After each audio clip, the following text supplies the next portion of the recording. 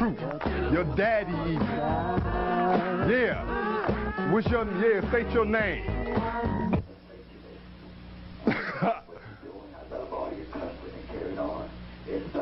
You the devil.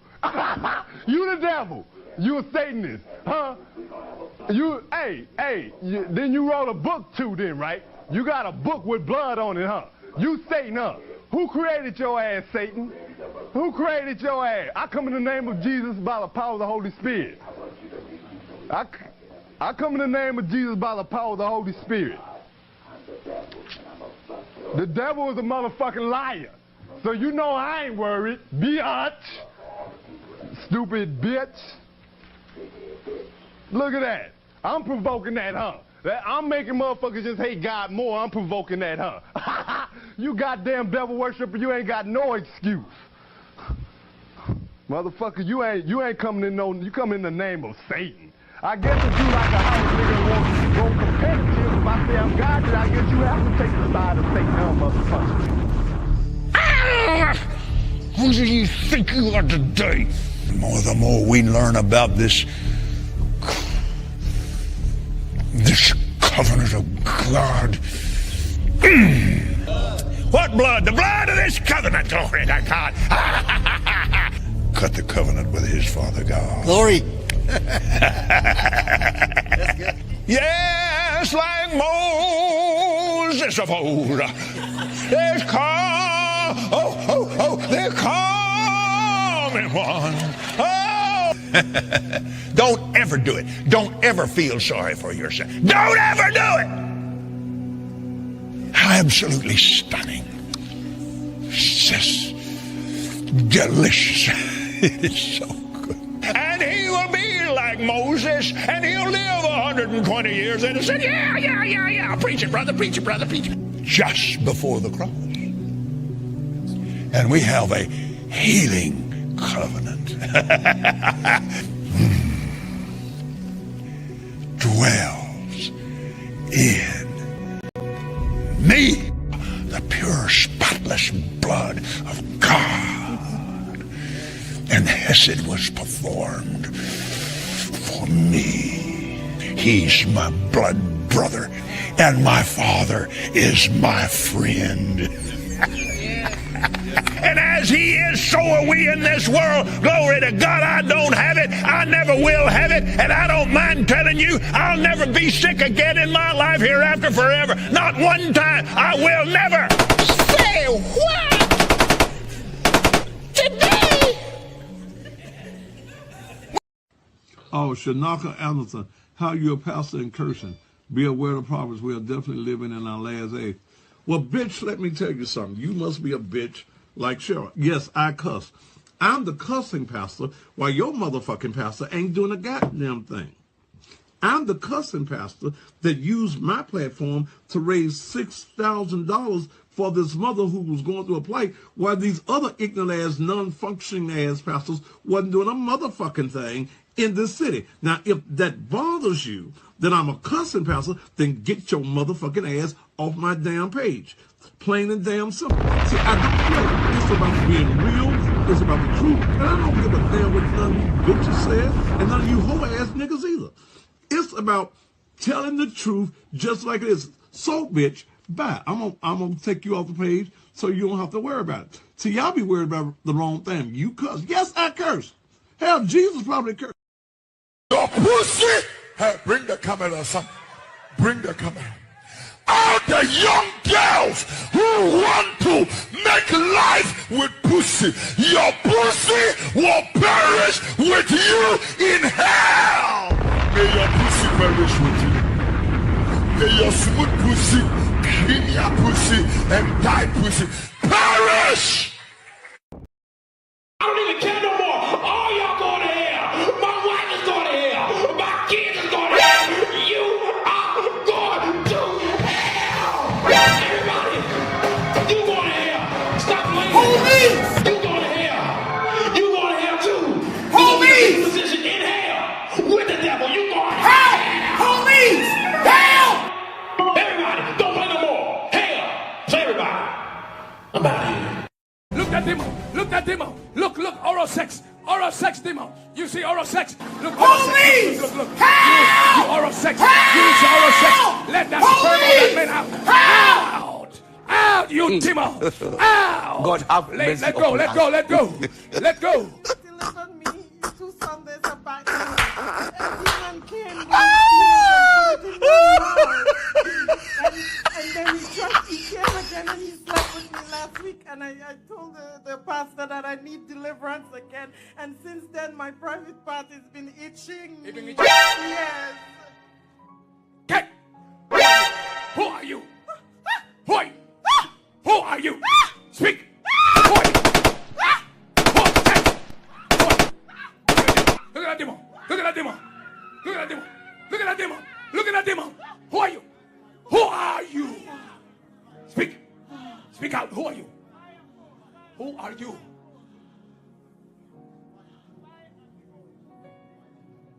Jesus' name. You demon can help you. Yeah?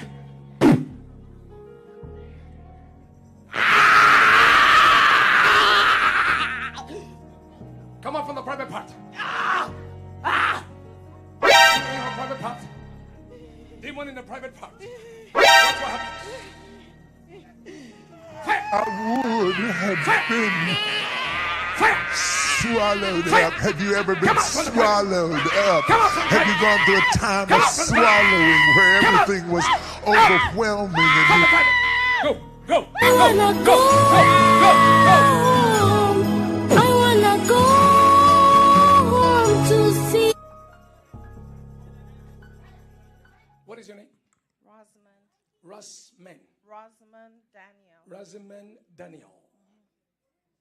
Bumbucklad. So you Bumbucklad.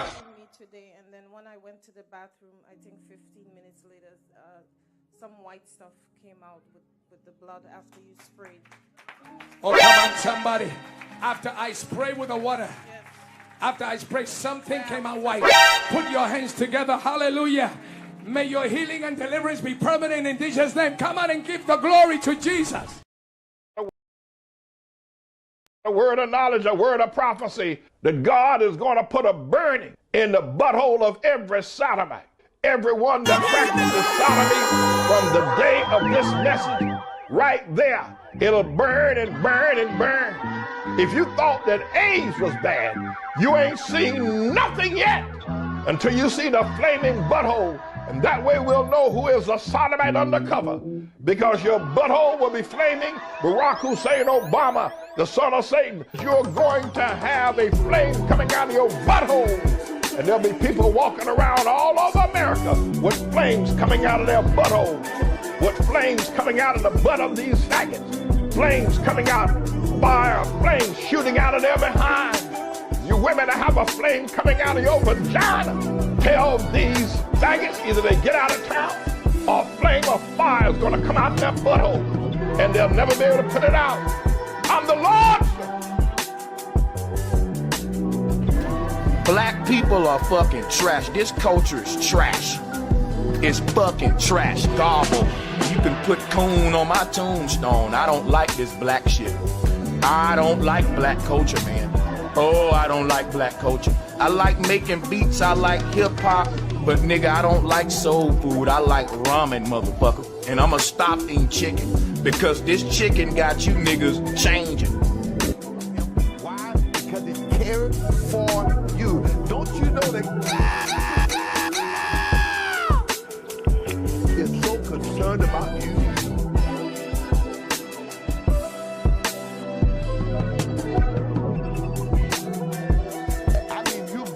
Hell right now, and you need to work the middle phase. The God will not only hear, but God will answer my prayers. The prayer of faith for you, for God to work in your family, and God will do a prayer of faith for you.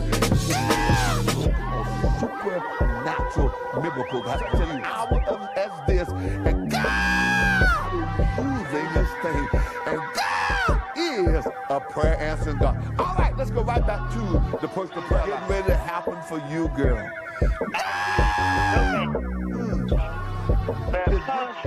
Quickly right now. If you're tired of the devil stealing, if you're tired of the devil killing, if you're tired of the devil destroying your life, you must order the personal package, and you got to order it right now. Woo! And get ready for supernatural miracles to take place in your home in your life. Hallelujah. Causing those powers to be destroyed. And never is healing you. God is healing you. Oh, that's it right there. Oh my God. Tell me how you feel now. I feel good. I feel the Spirit of God. I feel him all over you too, Deborah. Yes. God is touching you in such a powerful way right now. Oh, thank you, Jesus. Oh, Hallelujah. lift those hands before God and tell God, thank you. Ooh, and the snakes, I command you to loose your hold off of Thelma's life now. Jesus. Ooh. I'm the ninja, nigga. Come on, bitch. Y'all like how this shit sounds. I like how this shit wow. Nigga. We don't want no devils in the Fuck house. you talking We want the Lord. That's it. I'll be under your goddamn couch when you sit on it and I give her money. You be like, how the fuck you dead? And stop trying to figure shit out. Boom! You dead, bitch! Fuck.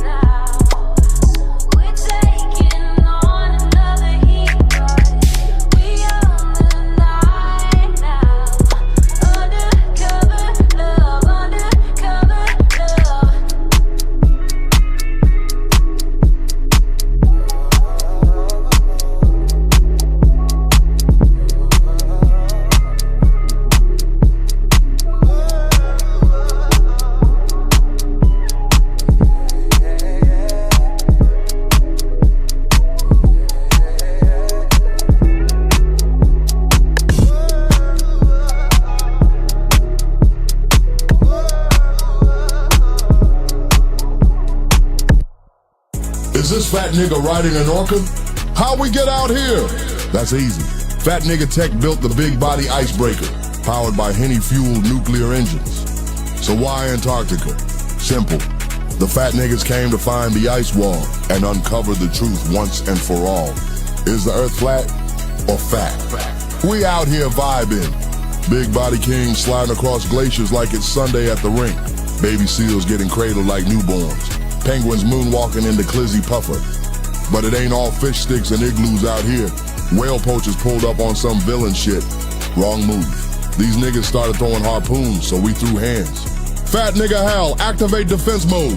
Activating defense mode, nigga. Then a narwhal popped out and handled business. Skewered the ops like a polar kebab. Niggas got aquatic alliances out here. Oh shit, what the fuck was that?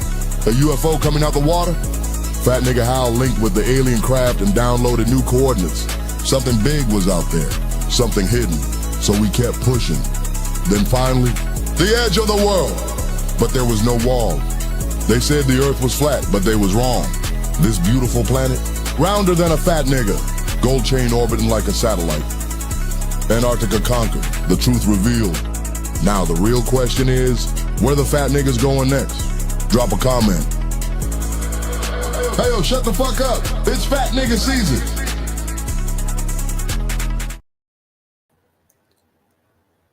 Y'all thought I was out of the game. Every time I try to get out, y'all keep pulling me back. Welcome to the motherfucking Sunday service. Talk to you about Bobby Knight, the shit show. You know what time it is. Give yourselves a round of applause.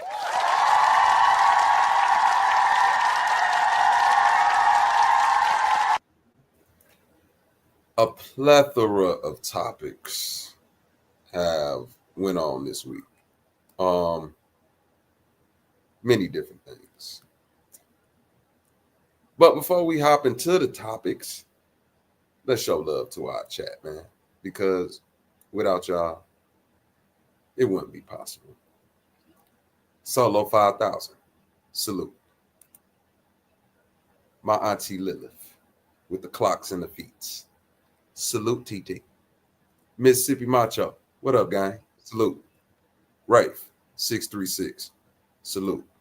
Famous Malo, salute. D3DD, salute. Town Finesse, salute.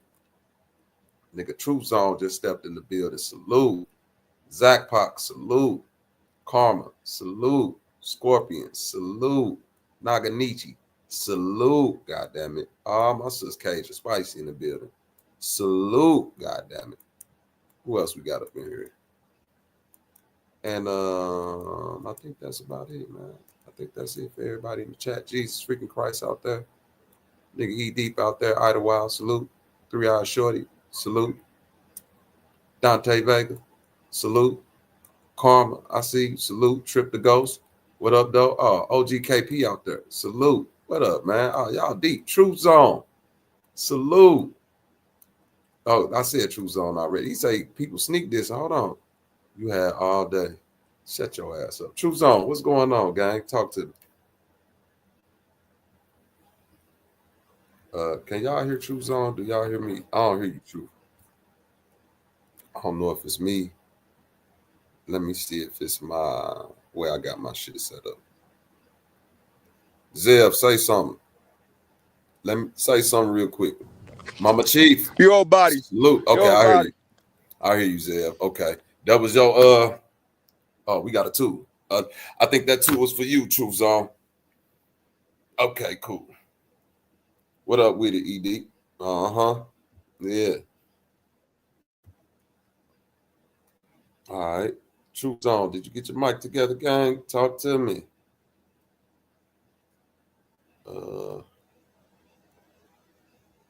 I don't know. I ain't hearing nothing from Truth Zone. Zeb, say something. You can hear me, Bobby? I hear you. I don't hear Truth for some reason. Can you hear Truth Zone? No, I can't hear that, nigga. Hey, Truth. I don't know if it's if you got some headphones on, maybe, or you got a mic hooked up. You might want to going to your settings, because sometimes when I hook up new devices, you know, or you know, it might be some Bluetooth shit that's hooking up that you don't even know you got turned on, man. That shit go like that a lot of times. You dig what I'm saying? ED, what up with it though? Y'all got to hit this link today, baby. We got a lot of shit going on. Goddamn it. Mic check. Can you hear me now? Yeah, third time's a charm. There you go. What up with it? Hey, There cool. you Yeah. go. What's good, gang? What's good, my nigga? What's good, Bobby Knight? Yeah, I played some of your songs earlier, bro, on my channel, man. You know, showing love, man. Like vice versa, bro, because you did the same for me, man. Man, So I yes, figured I sir. would. Salutes. Yeah, man. Talk to me. What the sneak dissing? Talk to me. Nah, it ain't that. It ain't no biggie, bro. You know, I be seeing motherfuckers throw they slick shots. You know, It ain't no biggie. it's a microcosm to the dime, bro. I don't, man. You know, I ain't. You know, motherfuckers. That just shows me motherfuckers is lame. Like you in my chat acting like everything's all gravy, but then come over here, you know, comment about Mommy Chula.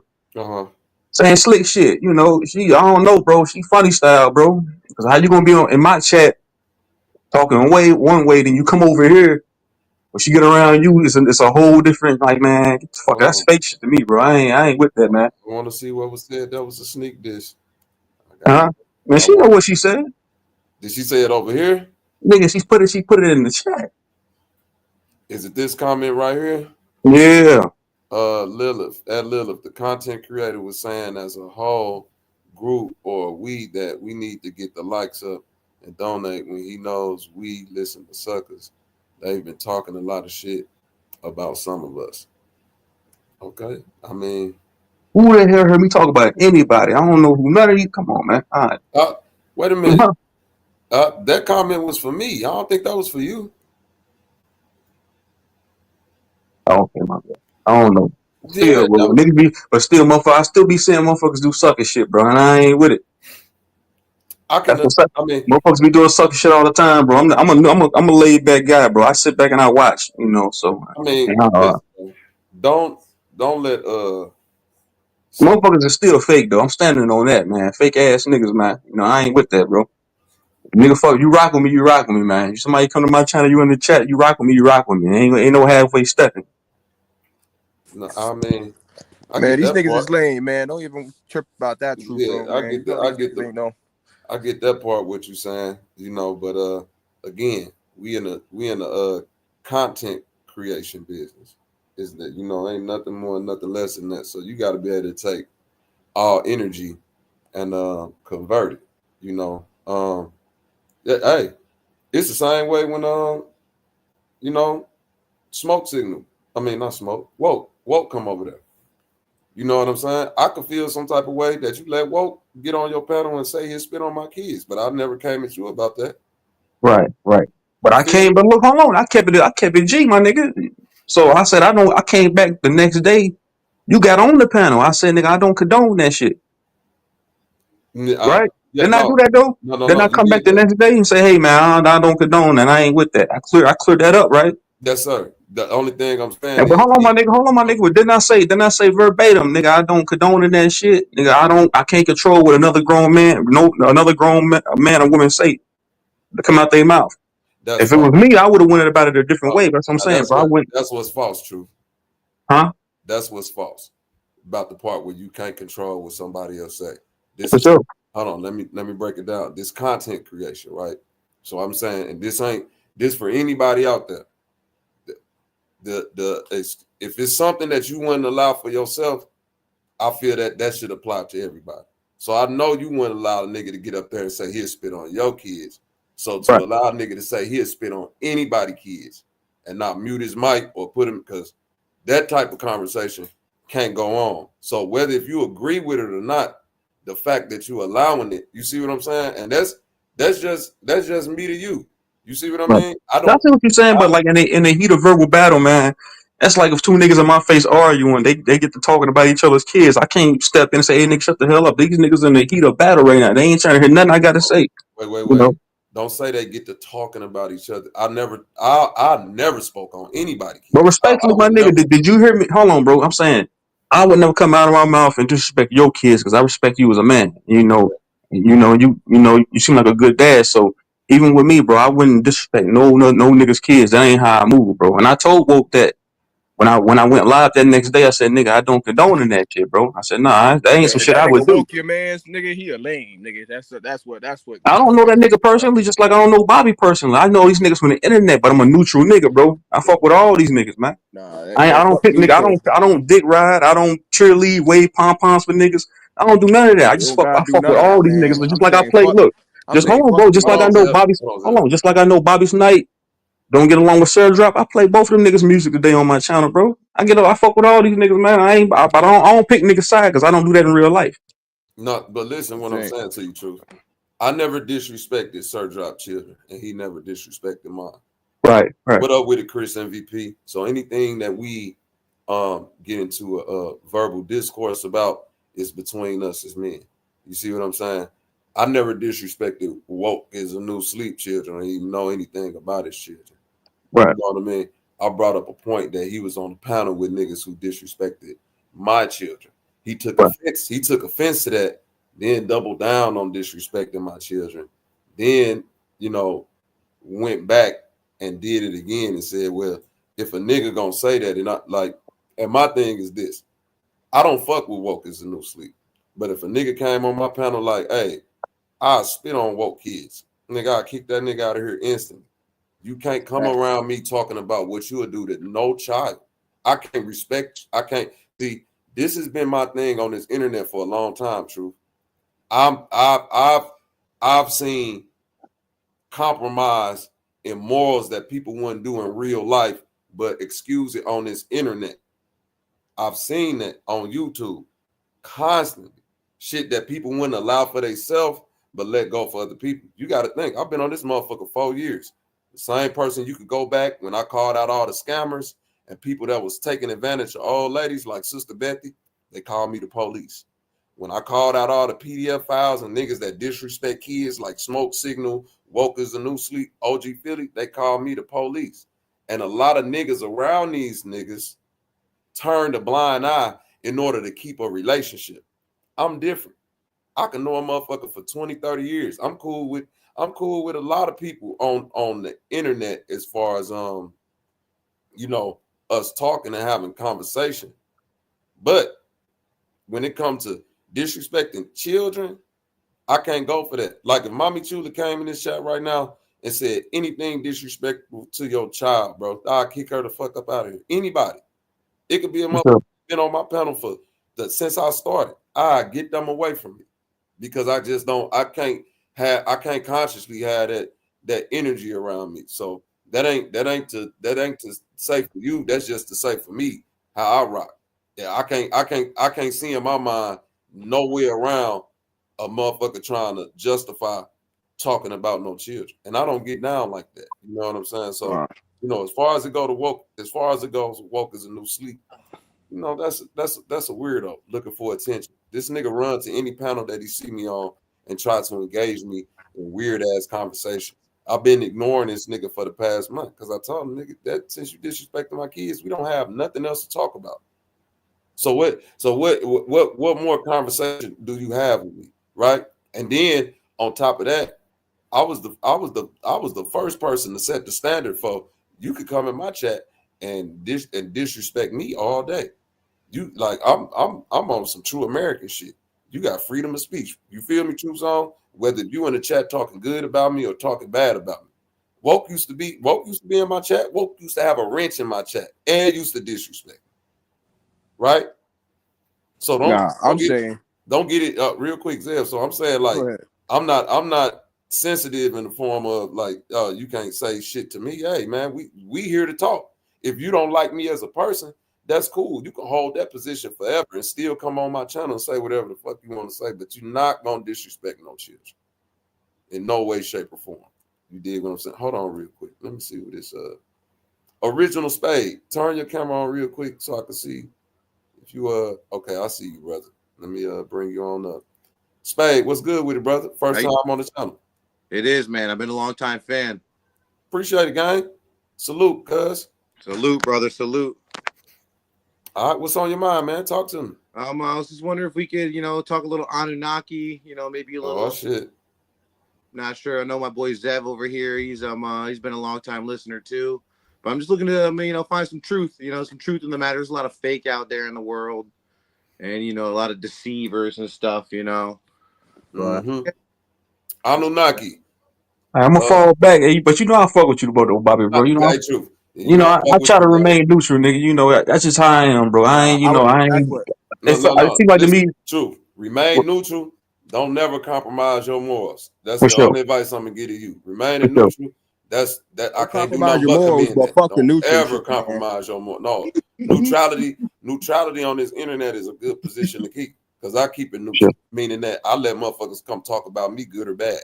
That's my level of neutrality. You feel me? Nah, I ain't with the fake shit though, my nigga. I'm like that in real life. A nigga, if I see a motherfucker moving fake energy, man, keep that shit away keep it away from me, man.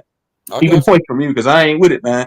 Don't come at like if I seen somebody moving like that in my real life, and you trying to come show love to me 1 minute, it's like a nigga looking for a reason to have a problem with me, man. It's all gravy though. Yeah, but I'm talking about that slick shit, motherfucker saying in the chat. You know who you is saying that slick shit. Again, when you come over there, you smiling all them off. Get your fake ass on somewhere. Fake ass shit, man. You might have got it confused with that comment again, bro. Nah, my nigga. Nah, I've seen this motherfucker do fake shit numerous of times in the chat. I'm like, man, fake motherfucker, man. I call that shit out. I call it out. I see it for what it is. I see sucker shit all the time, bro. I just don't say nothing. I stay quiet about it, but I be seeing motherfuckers do sucker shit all the time, bro. I just don't say nothing. That's the type of nigga I am, bro. But I'm gonna fall back though, man. You be easy, my nigga. All right, true. Salute. One. ED, what's good with the game?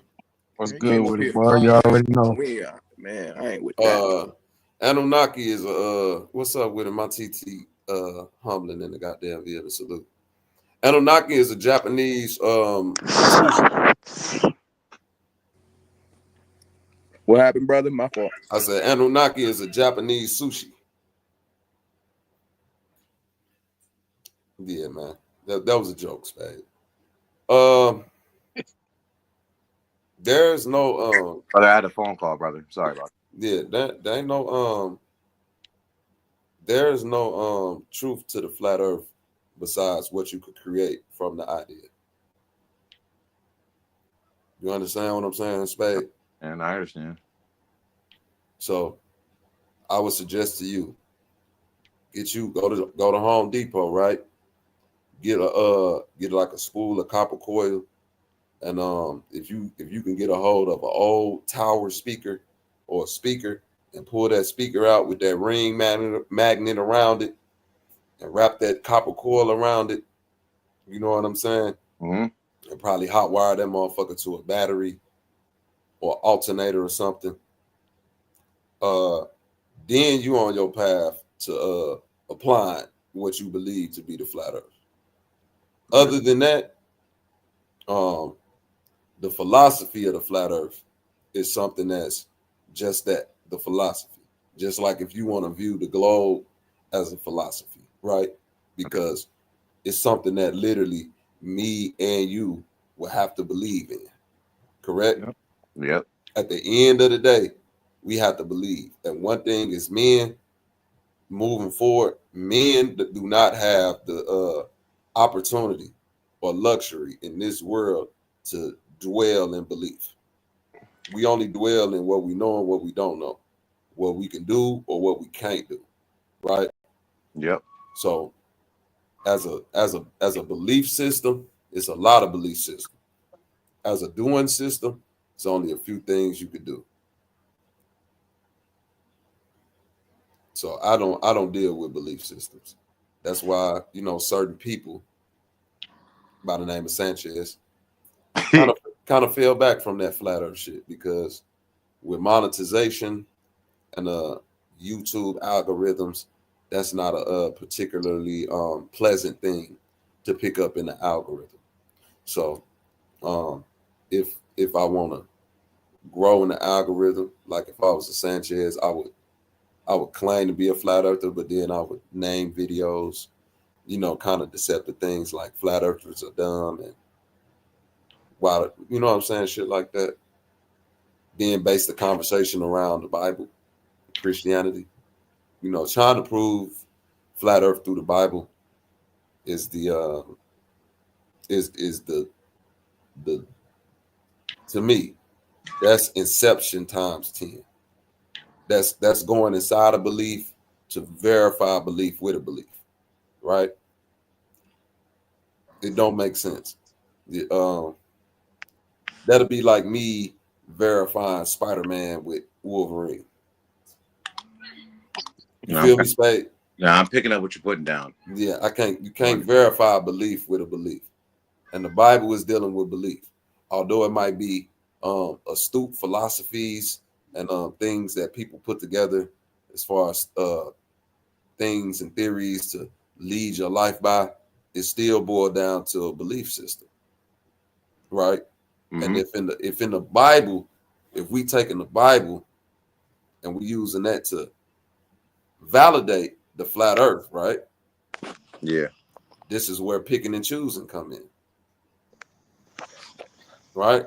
Because now we got to take the Bible and validate heaven and hell. We have to validate witches, dragons, Ark of the Covenant. You said no, ED? I was saying, yeah, you on point with. Yeah, like you can't accept one thing from a theory and then don't take everything with it, unless you're willing to break it all down and create your whole new thing, which then will become your theory. And it'll still be a belief, but it'll just be yours.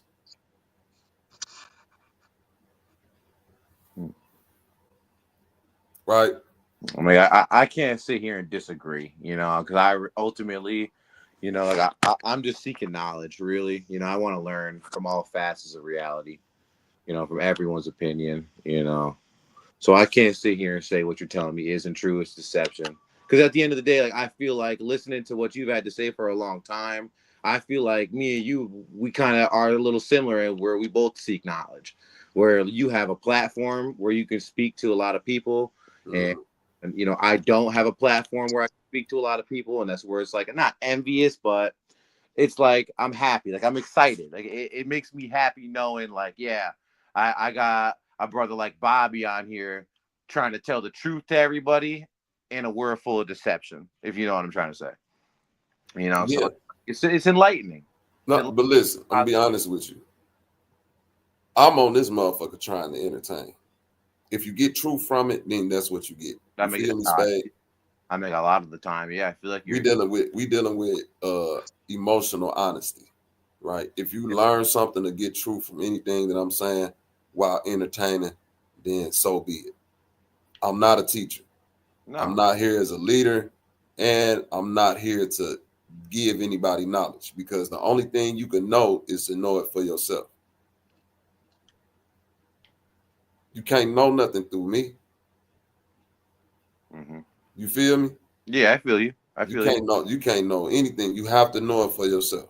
That's why when it comes to flat earth and globe earth, it ultimately boils down to belief. You could know it, you could do the numbers on it and all that, but we're talking about actually seeing, touching, feeling, observing. That's lost on both parties. So you can only know what you know through yourself, right? I can't teach you anything. I can guide you to a couple things, but I can't teach you anything, which is the biggest flaw. How old are you, Spade? 22. It's the biggest flaw that I see from I ain't gonna say flaw, people in your age group, right? We did y'all a disservice. The elders did y'all a disservice, because a lot of niggas took y'all into outer space without a spacesuit. You feel me? Yeah, I do. Right. Yeah. Right. Because what's the unknown, right? Everything that's unknown, if it's the other side of life after death, the only way you will know it is by going through that process, right? Yep. You ever played basketball in life?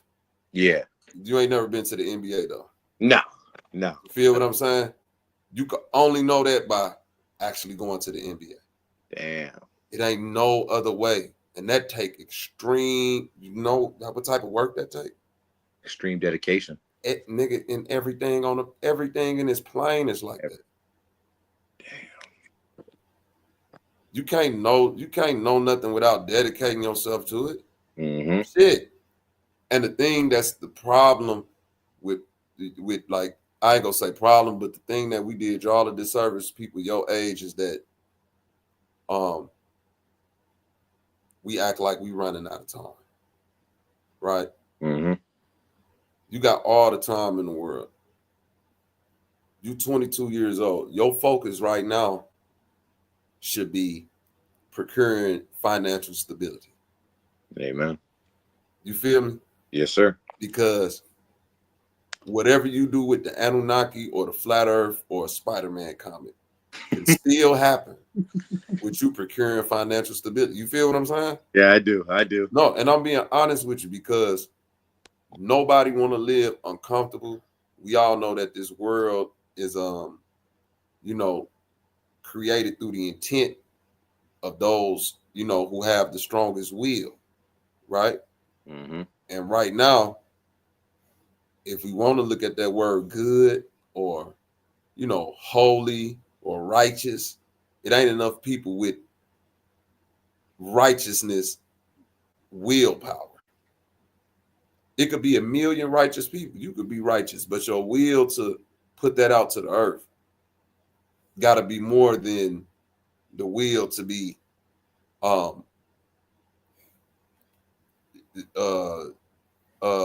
like this knowledge seeker or this ultimate knower of everything. Because the things that we trying to know don't exist in this spectrum of light that we exist in. We separated from that experience. We are. So why even try to vicariously imagine a nigga spending his whole life vicariously living through the NBA, breaking it down, Skip Bayless ass. You feel me, Spade? Nah, I do. Because at the minute you listening and you like, bro, you average 0.4 points. Like you really invested in this, but you obviously not, because you ain't willing to put no work in on it. You just willing to talk about it. Right. Mm-hmm. Right. So it's like, I like to entertain. I put in years and years of work into making beats. You know what I'm saying? I dedicated myself to that. Mm-hmm. You know how many nights I stayed up late, falling asleep at computers, fucking with a beat for hours, downloaded programs, crashing computers, taking it to this since 19 years old, since 15 years old. That was my dedication. So when it comes to applying, I'm not talking about music from how I feel or what I think or what I believe. You feel what I'm saying? It ain't a belief when I say, hey, you should use this snare instead of that snare. It's fuller. You should use that hi-hat instead of this hi-hat. It stand out more. If you choose not to take that advice based on what you think you believe, then do that.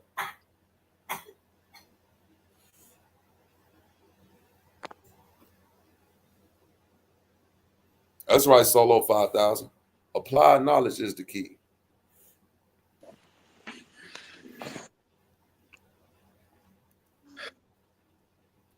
Hey, 𝐾𝐼𝙎𝙃, what's up with it, gang? Salute. Applied knowledge is the key.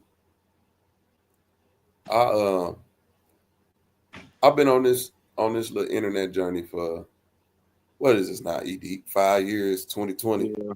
Mm-hmm. The amount of disappointment I have in people has reached, and I'm only talking about on the internet, these so-called teachers. The amount of disappointment in these people has reached a level of like they can't come back from it. because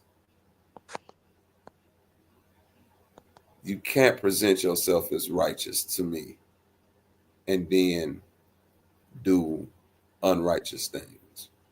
You, as people, this ain't a man thing, this ain't a woman, that's people. It's certain moral codes that we should all apply, in my opinion. Right? When it comes to children, when it comes to the elderly, when it comes to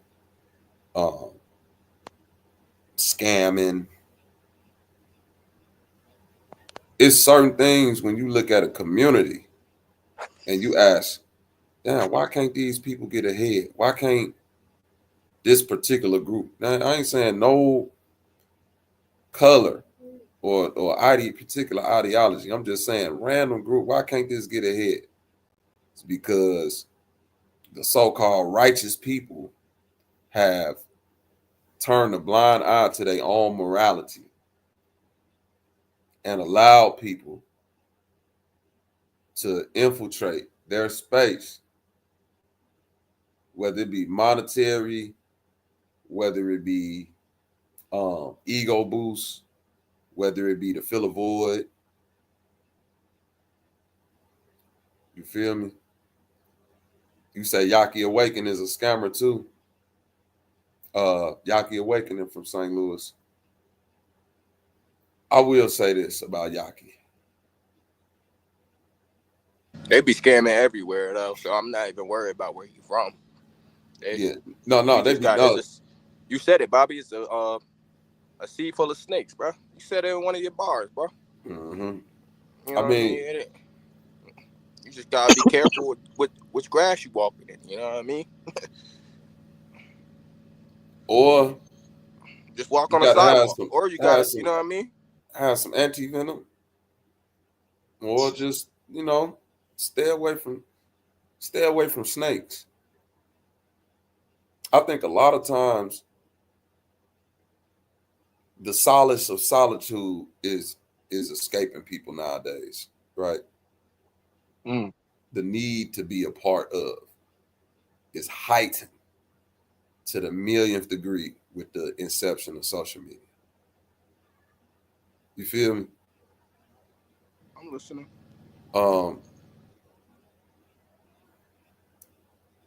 Not enough people take pride in building with their own family, their own community, right? You have to separate. Like, as much as I like and love coming on here, chopping it up with y'all and all of that shit, my life outside of YouTube brings me way more joy than my life on YouTube. You understand what I'm saying? My son turned 6 3 days ago. You know what I've been doing for the past 3 days? Not worried about what the fuck going on YouTube. You feel me? So I say that to say, like, find happiness in life again. Find happiness in yourself and just being by yourself again. You feel me? Niggas even go to the park and sit under trees and read books anymore. Nope. Right. Because that's the only way you're going to tap into these type of great thoughts, right? All the niggas who wrote history and science, right? Like some of the greatest minds that so-called wrote this science and shit, they got their thought from being outside, not in no university lecture hall, right? Whether if you believe it or not, a nigga was sitting under an apple tree and got hit with an epiphany, according to the story. You feel me? Literally. A nigga was outside with a kite and a key. You hear me? It's white boys right now in a fucking truck chasing a tornado.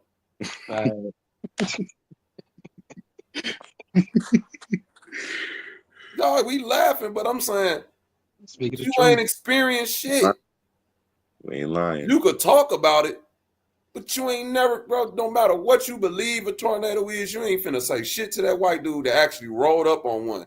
You ain't finna tell him nothing. And you could have read 1,000,000 books on tornadoes. And that nigga could have never read a book on tornadoes. But guess what? I done chased enough of them to know what they really do. Not that book shit you talking about. Right? And that's what it all come down to. You got to really go outside, man. People don't go outside no more. People don't go outside. The niggas you listen to ain't even outside. They closeted. They closed up. We talking about community work, right? Listen, man. Most of your YouTube content knowledge creators do not live in a community that's conducive to what we would call growing anything. It's an individual process. Think about it. A nigga would get on this bitch and say, what we need to do as a community, the knowledge that these people keeping from us, and they will extract funds out of you, move their individual family to a place of comfort and safety, and continue to preach to you this we rhetoric. Right? No, that's facts. Niggas be in Las Vegas with no casinos. Yeah, like when it comes to the we got it. I'm saying this, bro. I'm saying it like this. For my first 2 years, damn near, year and a half on YouTube, I had the cash app of a 14-year-old kid that used to live next door to me, right? That was the cash app I had up on my page. He used to live next door to me until his mother passed away. They was, I was here. I seen him take, yeah. And I said to myself, look, yo, if anybody got anything to send me, send it to my little homie Tom. He going through something, he need to woo. If I had something, I'll send it to him. If he needed something, I'll try to get it for him. I'm talking about whether I'm on the internet or off the internet. If he called me and said, hey, big bro, I'm on the way to school, I ain't got no lunch money, I'll send him $10, $20. I'll call one of the bros and say, hey, y'all, everybody scrounge up $20 and cash app it to Tom so he can have some money for the week, so he can give his little brothers and cousins and shit something to eat. I say all that to say that once he graduated from high school, once he moved to Arizona and got into construction, that was one of the best feelings I ever had in life, bro. Do you understand what I'm saying? And it wasn't, and I'm saying that didn't take knowledge. It didn't take me to know nothing to do that for him. It just take for me to do it. Yep. You see what I'm saying? It just took for me to do that. And once I did that for him, he went and did the rest. But if we're talking about community, we gotta apply that. We gotta apply that, bro. We can't trap ourselves back into this YouTube leadership shit. You know what I'm saying? We cannot. And to all the people out there that, rock with Sanchez, the 56 eyeballs out there, hit the like button. I know y'all like the conversations that go on over there. I do too. I can't, for good consciousness though, allow my need for a conversation to override my know-how for morality. You can't, for instance, Einstein, E equals MC squared, correct? Yep. But he wasn't smart enough to not marry his cousin. You see what I'm saying? It's something missing. It's something missing on this internet when it comes to intellect. When I hear niggas like Sanchez, Umar, Sarnetta, Jabbar, like it's a lot of niggas out here on here say smart. I'm smart. I'm intelligent. I'm this. I'm that. I've said this before. Your IQ, the IQ test, right? Do you know that's the least? Meaning, as far as socializing, that's the least. Niggas with high IQs is borderline psychopaths, sociopaths, serial killers. You want to know why?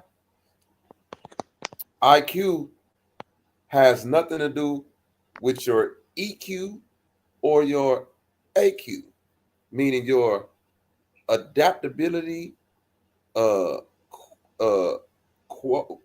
equivalency, or your emotional equivalency. See, a lot of people have intelligence, but they have low emotional intelligence, right? For as smart as Einstein was, he had a very low emotional intelligence, right? For as smart as Ben Franklin was, he had to have a low emotional intelligence if he was killing babies in his basement and keeping slaves. You feel me? So, and then when it comes to adaptability, what would you rather be? A nigga that know everything or a nigga that can adapt to anything? Adaptable. Adaptable. Right. Because who do we, when you look at all these niggas that talk across this internet, who do they look at as the most prominent people as far as on the spiritual side? Niggas in the woods. Right? Tribal people. People that's totally separated from civilization. We oftentimes look at them as some type of measuring stick of either what we used to be or what we could build using that model. But the problem is that don't come with intelligence. That come with adaptability and emotional intelligence. Them folks ain't out there wasting their time reading and writing books. For what? What do the word tree mean in a book to a nigga that's actually in a tree? Right? You can't look at him as dumb if you bring him a dictionary and he don't know that that black and white word means the thing he's sitting in and can't define it according to Webster. But that's how we move in the civilized world. We look at them people as idiots, right? But they some of the most evolved chromosomal people on the earth. Their bodies have adapted to be one with nature. Why the fuck would I need to know the word tree in a book? I don't never need to know that word if I'm actually out here with the trees.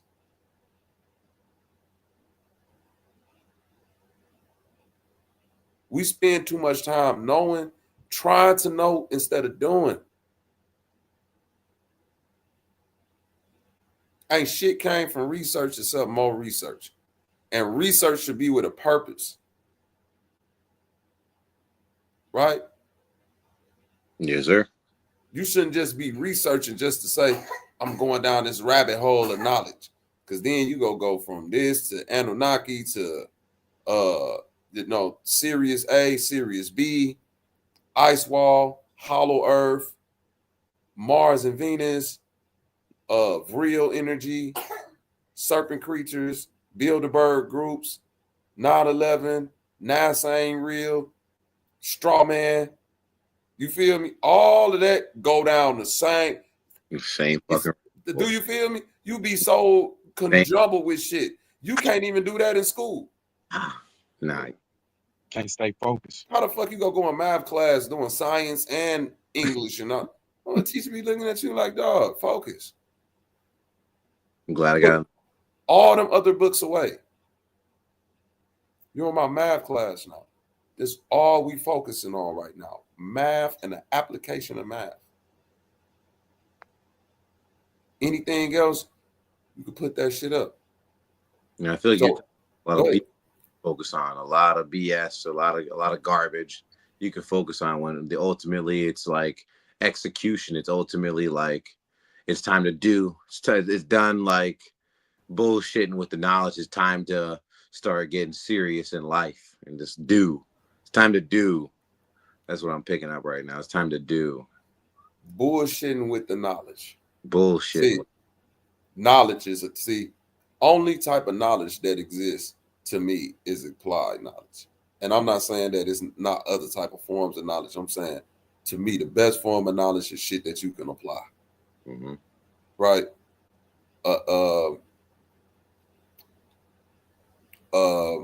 When, like, for instance,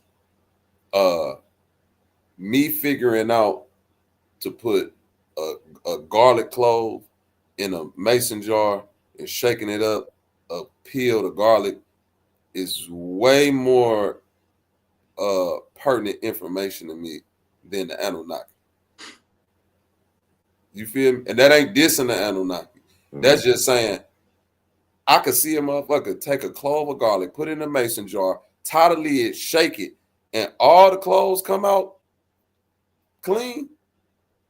And then when I do that, it worked. Simple things. We gotta get back to enjoying the simplicity of life, man. We done made this shit complex.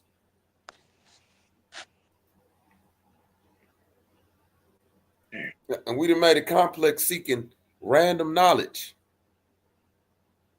to debate, not even to apply, to debate. I would love this shit if it was applied debates, meaning that, yo, I'm finna create this and you finna create that. Let's see who shit work. Right. That would be so dope. You feel me? Mm-hmm. That's progress. You can't get nowhere with this shit. You cannot. And the people that you trying to say are keeping shit from you, if they keeping shit from you, guess what? They applying it. They not keeping nothing. They not really keeping nothing from you because you know these niggas out here smart. They know every day to research so much shit. So how can you not go apply some of this shit? Because you're not willing to dedicate yourself to that. Boy, it's niggas out here that really believe in electromagnetism, right?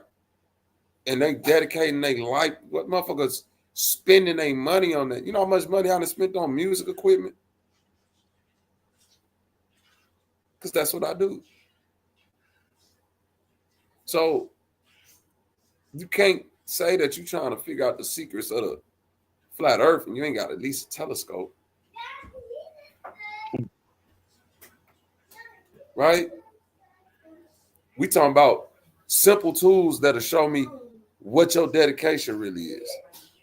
Because it's nothing anciently, and I'm saying this as a fact, it's nothing anciently, I don't even know if that's a word, but I just made it up. Nothing anciently, goddammit, use that. Put in the website. Yeah. I said anciently, I'm using that. I know, but the word is ancient, though. I know it's ancient, nigga. That's why I put the L-Y. Anyway, it's nothing anciently. Nothing ancient that we need to be so focused on that we don't live in a now. Mm-hmm.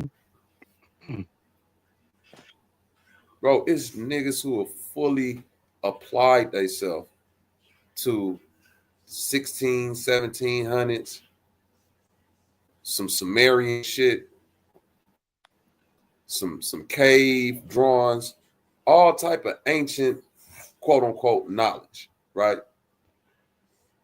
And I want you to really think about this. If we live in a world that resets itself, like people claim, reset itself, go through cleansing period, niggas die, niggas come back on, why would you even be trying to figure out why try to live in that past instead of prepare for your now? Because cycles gotta happen. Hey man, I believe so if it happened before, it's gonna happen again. The only thing you could do is be happy in the moment. The biggest lie that's being told right now is all this apocalypse, Mad Max survival shit that niggas got going on, end of the world fearmonger, right?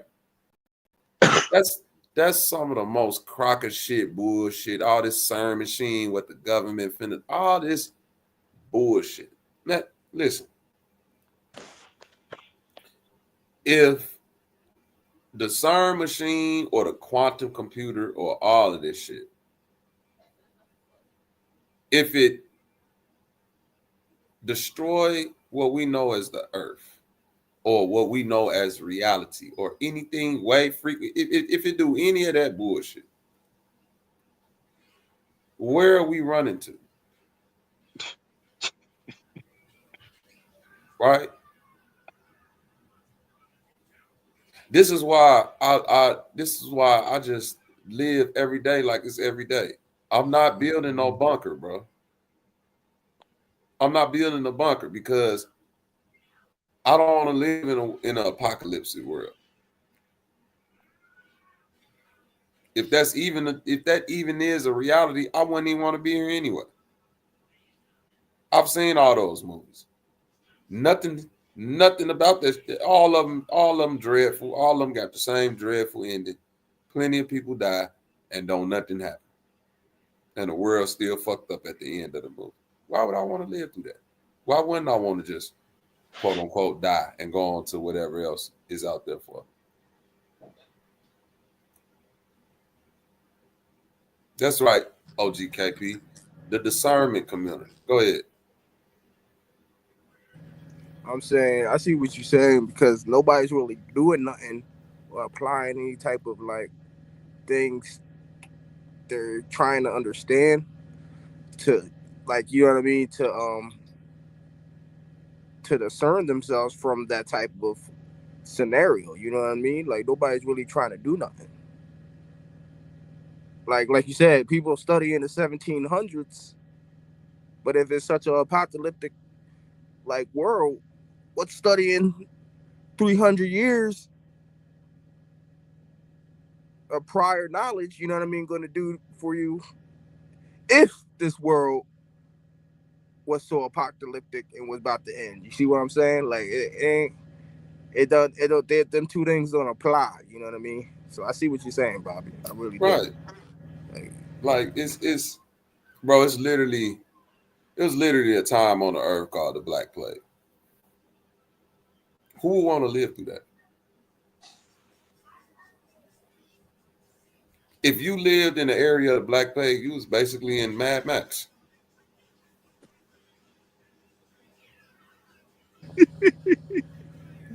Right?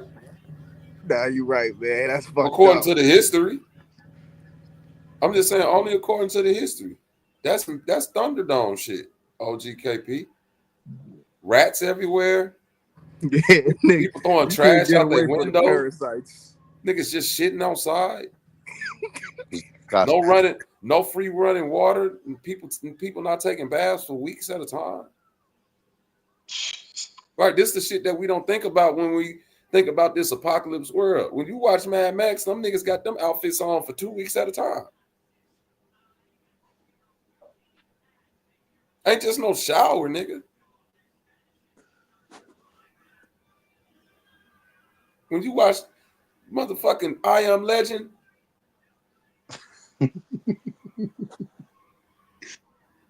You feel me? This nigga, like, that's the only one where he had some type of, you know, at least he took a bath and shit, but that nigga had to sleep in the bathtub with a gun every night. What type of reality is that? I don't know why it's not letting you up, Hamlin. You can say your device is not connected. Go ahead, Spade. Anybody in chat want to hit the link? Pull up. You know what time it is. I wish I could speak like some of your previous guests have come on the panel and speak. You know, I do have one of my favorite streams I listen to is with You can't speak. You said with who? With Hostile Hyperbeam. He spoke of the demiurge. You know, he went on for hours. You know, speaking. Oh yeah, he went in that night. He did, man. That was a great one, man. I find myself rewatching that a few times. That's a good one, man. It is. You know, but you know, I can't really bring too much to the table if I'm going to be quite frank. You know, I can't. You know, I really hopped on here. I just wanted to, you know, I just wanted to get out there, get involved, and really just listen on. You know. No, but that's what I'm saying. That even when he went in on the demiurge, at the end of that whole diatribe, at the end of everything, it ended with, "Boy, ain't no hope." Yeah. You feel me? Mm-hmm. You're gonna die, and the demiurge gonna eat you because this is reality. Reality. No, we laughing. He's right now. He's being real. Right, nigga. You right. Yeah, he gonna get you. I cannot. The merge, bro. Listen. And my thing is this: demiurge, right? Demiurge and Shaitan, Satan's, demons, gods, entities, all of that shit, right?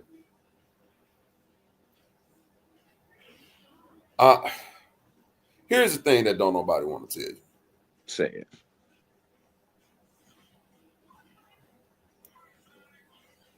You don't know what the fuck a demiurge is.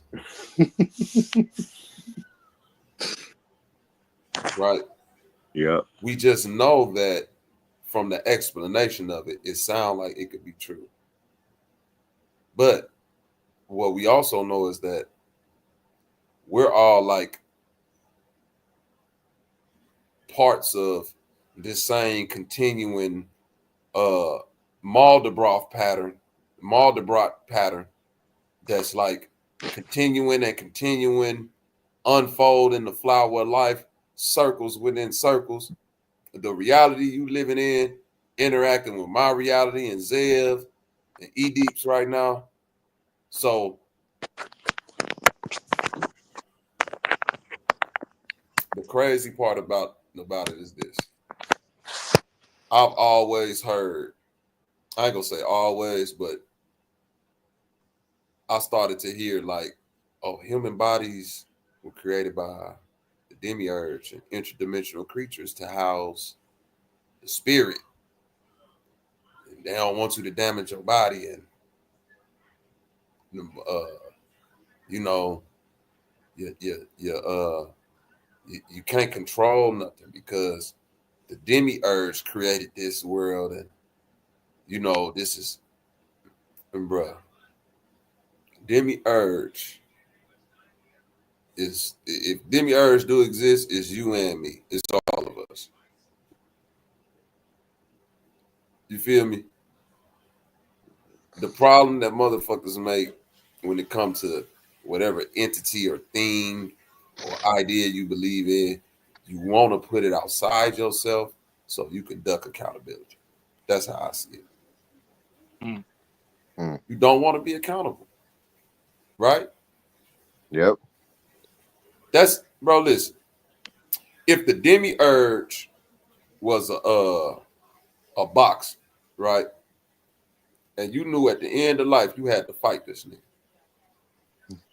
what would you be doing in life? Training. Man, see how easy you got to that? Real fucking easy. See how easy you got to that, dog? It ain't hard. Nah, it ain't.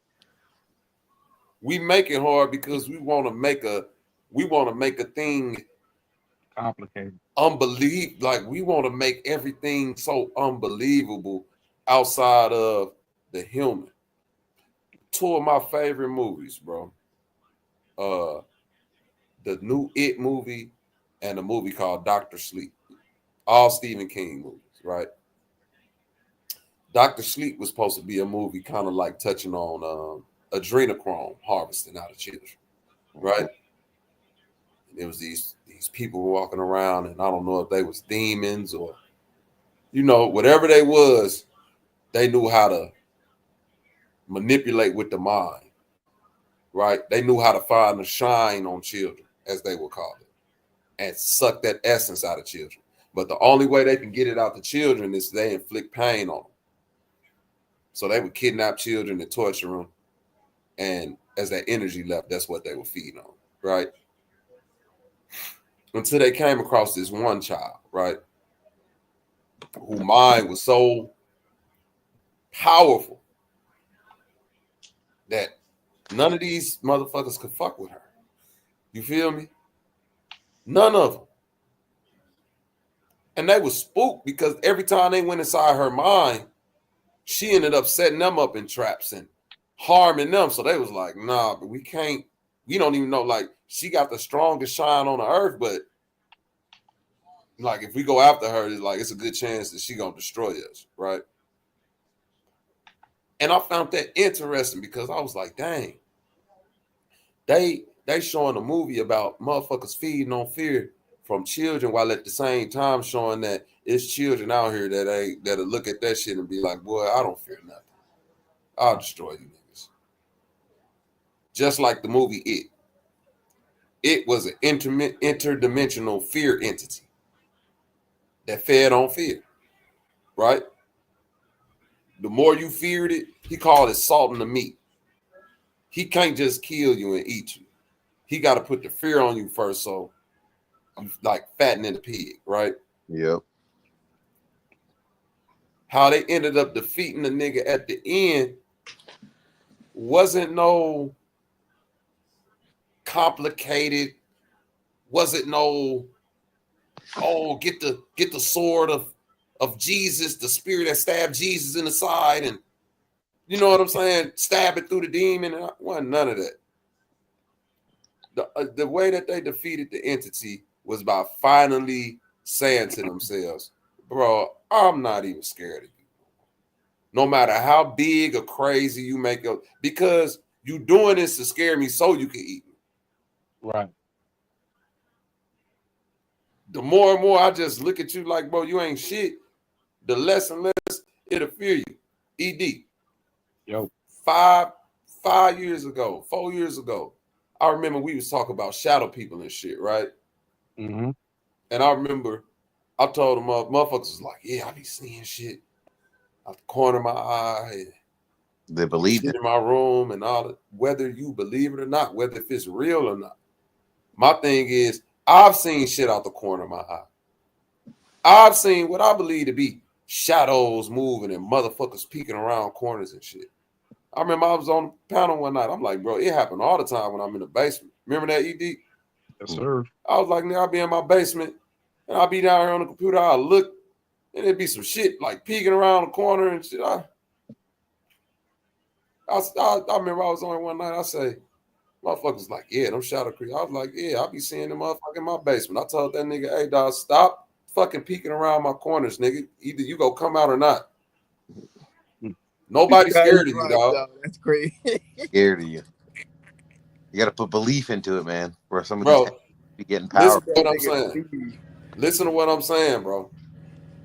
I got one, bro. Listen, I'm finna show y'all something. This how I feel about entities, demons, all that type of shit, right? This is what I mean by having no fear. Hold on real quick. Watch this shit, y'all. This is lit. And this nigga right here, this is what I mean by having no fear.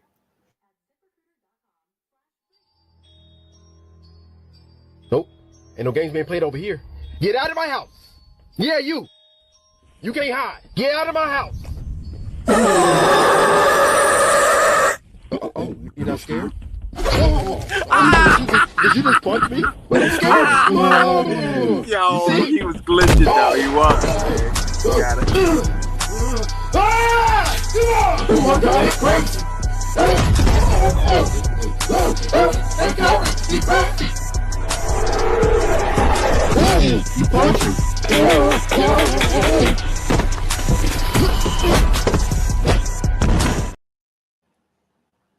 That's how I feel about entities and demons and shit. In the words of Red Fox, if you see a ghost in your house, cut it. Pull a knife out and cut that motherfucker. What you so afraid for? Bro, ain't no motherfucker shadow creeping around my house going, ooh, man, I'm just like cuz. That motherfucker will be like, oh, this nigga punching. He really not scared. If it is a 𝑾𝐼𝙎𝙕, that motherfucker, nigga, if I die and I meet the 𝑾𝐼𝙎𝙕, I'm slapping the shit out of him. Nah, That's a fact. I seen that, Bobby. I seen that shit. And I thought that at first, when I first saw it, I seen it on Instagram, bro. The bro was recorded in his house. He was all alone. He was like, man, there's a motherfucking demon up top my stairs. He said, as soon as this bitch come down, I'm knocking this shit out. That shit started running at him. He knocked that shit out. I promise you, Bobby. I was like, damn. I'm like, that's how you gotta move in life. Like, you gotta really like, bro, this shit try to put the fear in you, right? This shit try to put the fear in you. I ain't afraid of shit, bro. Like, when I, like, you know, when you young, you had them nightmares and shit. Because when I was young, I used to have, like, nightmares, bro. Scary nightmares. Like, wake up out your sleep. Ah, mama. That type of shit. And I remember one night I had a crazy-ass nightmare. And when I woke up, it was like a face or something that I saw in the corner of my room. And I woke up, My mama came in my room, and my step-pops came in my room. They was like, what's going on? They thought something was serious now. I saw something in my room. It was, man. My step-pops came to me. He said, nigga, if you don't stop being on bitch, man, I'm like 12 years old, 11. Ain't shit in here. And ain't shit that can stop you. When my daughters was young, and they used to have them little nightmares and shit, and they used to be like, Daddy, there's a monster in the closet. You know what I used to do? Man, I used to open that closet up, go in there, and act like I'm beating the shit out of somebody. Beating up the monster. Oh, God. I did that for my daughters, too, bro. Go in there, fucking shit up. Then I come out, I'll be like, listen to me. It ain't shit on earth scarier than your daddy. It ain't a demon, monster, Slender Man, got nothing. Freddie, Jake, none of them niggas iller than me. Straight up. Long legs, Pennywise the clown, none of them niggas iller than me. So don't be afraid of that shit, because you come from me. And if I can defeat that shit, you can too. Don't be afraid. They roaches. You don't do that. You don't get them. You don't get them energy. You step on them. Step on them. Hold on, real quick, y'all. Give me a second. We're good. Go ahead, hump TT. Give us the update. The update is shouts out to the chat. Shouts out to the chat. I just want to apologize on behalf of Robert that he is 12 hours late for Sunday service, that we were in church on time with our offerings and communions, and he comes in late and then had the audacity to say, shut the door. So to the ushers in the back, we know who they are. Shouts out to Carmen. Shouts out to Cajun. Shut them goddamn doors. We ain't going nowhere. We just getting started. Hallelujah. Won't you do it? Close the doors. That's terrible. The doors. That's right. We listen. we in the Church of the Benediction of the Black Christ, we do not follow the unholy one's ideologies. See, that's right. Getting up early in the morning and going to church is a sin. God said he did what? He did what? He rested. He rested. Huh? He rested on the Sabbath. Now, Robert. And then on the next the Sabbath day was yesterday. The Sabbath day was yesterday. On the next day, on a Sunday, that's a right. Oh, wait. Didn't he make the sun on a Sunday according to the bull? See, he didn't make the sun early in the morning. He made the sun whenever he made them. He was resting the day before. So that means he got up the next day with no sun. That motherfucker got up on Sunday, and what was it, homie? Dark outside. It was. Yes, it was, because he hadn't made his that clocks sun up. yet. That's right. He ain't switched it up yet. So I'm saying I'm following the true and living God. God. Oh, so God was he was using that flat Earth calendar. Man, you guys is all fucked up. You guys is all fucked up. That's what you're telling me, Bobby. He was on a flat Earth calendar. Oh shit! Sanchez That was a good one. That was a good God, I'll sell you this marker, brother. You can just X out the days. I got a flat Earth marker for you. Just go through 12 months. What's that marker that Bill Cosby used to use? Mortimer Ichabod. What was the name of that thing? Mortimer. That's right. The Mortimer marker. The Mortimer marker, goddamn. With a flat Earth calendar. That's all discombobulated. Won't he do it? Your flat Earth calendar come with an authentic Gordon Gartrell shirt. Yeah, and gold, that nigga rose gold, on black, Sunday and white. Gold, with black, no sun. That nigga thought it was Tuesday. Exactly.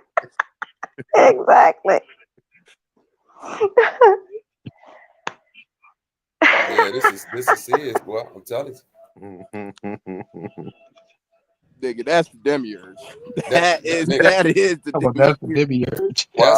That's the true and living demiurge, nigga. You hear me? Hallelujah. It don't get no more wicked than that. I'm telling you. No, it does not. Now, I'm finna show y'all something that these mega church preachers be on. These niggas have lost their mind. Where is this video of this motherfucking preacher doing this nefarious Negro shit? Hi, babies. Oh, I'm sorry. And just for the record, I'm talking to Robert's children. No, nobody else. Won't he do it? That's right. God bless the babies. That's right.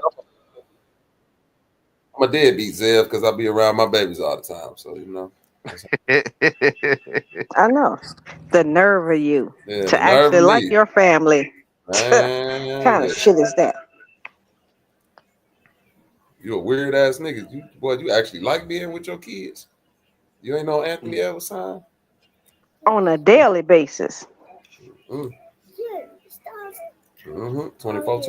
Ah, baby. Is that my little boxer? Oh, okay. That's my youngest. Oh, okay. Yeah. Your little boxer birthday just passed. Oh. You know, y'all tell my son happy birthday. His birthday was 4/3. Happy birthday, Happy birthday. Aries in the building. Happy birthday, little boxer. Yeah, man. And just so y'all would know, those while Robert pulls that up, those are who are newer to the Bobby Nice channel. My little boxer, when he gets 18, he gets bigger than his daddy. I'm gonna be his trainer. Don't judge me. And that's right. We're gonna knock Bobby out. That's right. Won't he do it? And I got Backbone son and Cortez son on the team. So yeah, we knocking them all out. Won't he do it? All bets. I'm taking only cash. You know, you people's check bounce. So you can't no checks, just only cash. Won't he do it? Oh, now watch this weird ass pastor right here, homie. And ends up caught single mom too on her security camera.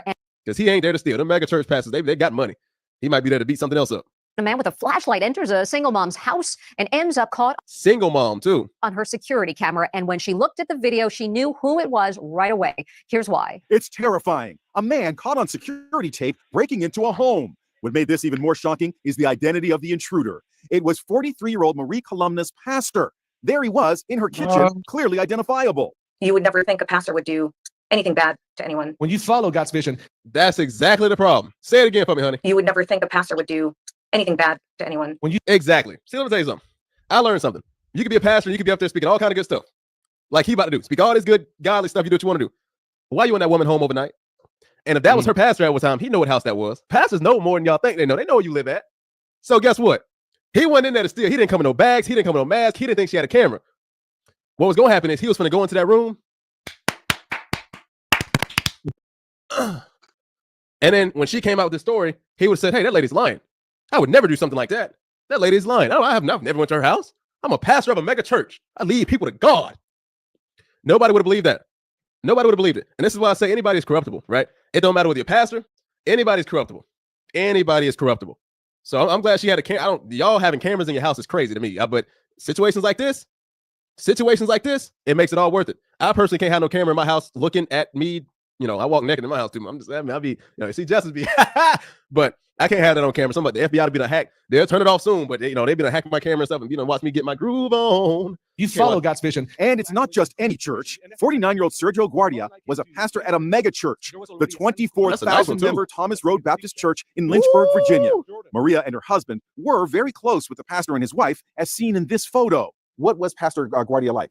Very charismatic, extremely nice. But after she divorced her husband, Marie says the pastor's behavior became increasingly odd. He started just showing up to my house. Yeah. Once she got divorced, he been trying to hit. And she said, if she ain't giving, I'm taking. So, I mean, hey. Started just showing up to my house. My kids wouldn't be home. It'd be in the middle of the day. And he would just show up and bring me groceries. He did that a handful of times. Oh gosh.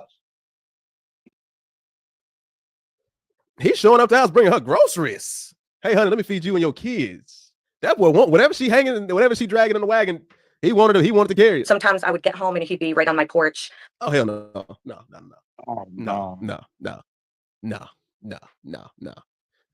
You get home off a long day at work, your pastor sitting on your porch, waiting on you to come home, waiting on you to walk up. He's sitting there, he think he's so smooth. Did you pray today? Let's have us a little prayer, a little private prayer. Sitting on that lady porch. He said he's trying to get the fruits of his labor. Woo! I'm trying to put somebody in labor. One of them. So I couldn't even avoid him. But nothing. Oh, you could have cut this off. You could have avoided this. You could have let him know off the jump. Boy, you sit on my porch again while I'm not here. You come to my house again. Hey, I got something for you. Don't worry about the police. I got something for you. We got things out here that get these demons gone. Prepared her for this surveillance video, which was taken while she was away for the weekend with her 2 kids. She wasn't even home. Just couldn't process that it was Sergio. Lo and behold, he came back the next day. He seen the camera and came back the next day? Was watching the live feed of him entering my daughter's bedroom. Why is your daughter's bedroom? Why is the door unlocked like that? She called the cops, and you can see them with guns drawn. They even use a police dog in their search, but the pastor had already fled. Guardia was charged with burglary and stalking. Guardia has been found guilty, and a senior pastor confirms he's no longer employed by the mega church. I mean, I would hope not. Thoughts, family. Diabolical.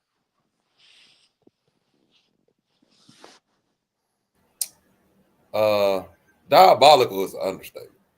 Hey, Rocketers, if Corey Holcomb need beats, nigga, tell that nigga to reach. I'll send him some beats, man. What's the email? Nigga, you know I'm 5150 all the way, nigga. And I done tried to send Corey beats before. Go ahead, Ziv. Oh, that's Spade talking. My fault. Go ahead. Gabar, what's your opinion? That's evil. About this? Oh, yeah. My opinion about this is that it's a par for the course. Par for the course. I'm not saying that every pastor is an evil person. I'm saying that we risk too much when we put somebody at such a pedestal to where they can't be infallible. You feel what I'm saying? Yep. And that's the problem with this spirituality mumbo jumbo, because the closer somebody is allegedly to God, the more just innate morality we give to them without them even showing it. We just assume they're a moral person because, oh, they go to the Bible and they close to God. You gotta have morality. When literally throughout history, they've shown that they're no different than any other person that live on this earth. They'll rob, steal, kill, and rape just like the rest of them. Just like the rest. Yeah. You know, I So feel, that's my thing. Go ahead. I feel like, and I can't speak for a lot of I'm going to say churchgoers, and I'm speaking as like a broad term, you know, whether it be temple or, you know, people who are versed in the Quran. I feel like a lot of people that are very deep with the spirituality might find themselves immune to sin, and that they can't do wrong because they'll find forgiveness in whatever God they might believe in. But you know, I find that a lot of people like that in that sort of sense is kind of, you know, no better than the average man, the average human. You know, people, like you said before, you know, people will, you know, murder, kill, steal, grape, whatever it may be. But I just find, like, you know, almost a level of self-righteousness. You know, but really what I want to know is Gabar's opinion on this video. You know, because this is wicked. Wicked in the sense where it's a light word. I say it was inevitable, man. It's the preacher, you know what I mean? He thought it was his God-given right to be intruding on that lady, you know what I mean? Once she got single, you know what I mean? Once she got into divorce, he knew more, you know, he knew more than what he should have known, you know what I mean? But probably because, I don't want to assume, but you know what I mean? By the looks of it, because he was the pastor, you know what I mean? Like, I mean, I don't think any random schmo would have knew exactly where she lived and where to enter through the door, you know what I mean? Like, yep. He probably having Sunday school for the kids in the church, and he's expelling information from, because there's no way he just walked up in that little girl's room like that, man. That's crazy, bro. It's crazy. Dude, like, they let him off easy, but you know what I mean?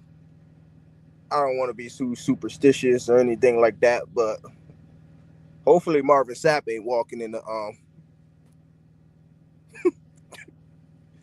females' cribs like that, you know what I mean? In the middle of the night. Because something worse could probably happen to him, man. Closing the door is one thing, but I mean, something worse should happen to him. Yeah. And that's a problem. It is. People getting, like, I'm seeing what Eustress just put in the chat. Salute to Eustress.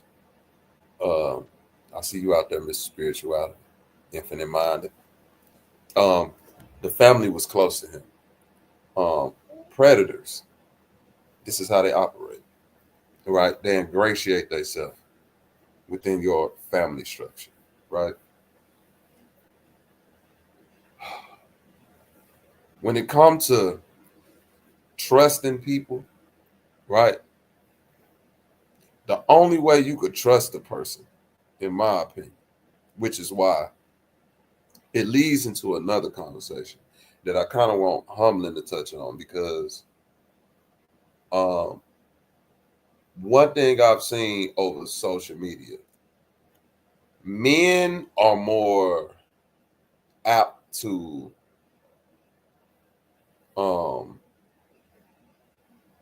argue and debate and do, you know what I'm saying? Just like anybody. What am I trying to say?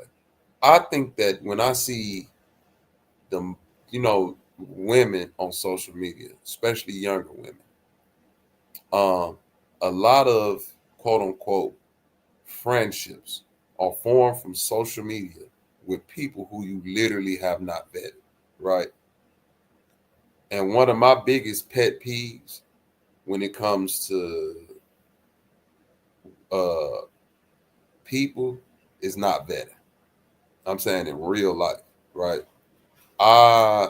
You know, the same way that I'm a person that'll stand on my morals and lose a friend that's been my friend for 20 years, is the same way that I will go through the due diligence to vet somebody that I feel like I will want around. You see what I'm saying? And it ain't hard. It just take the work, right? Yep. Let me explain. ED, you heard me talk about my brother L before, right? Yes, sir. L was friends with my best friend Jay for years, right? Mm-hmm. Me and Jay been friends since 13 years old, 14, right? Okay. Know his sister, she was a championship boxer. Know his mama, know all his brothers.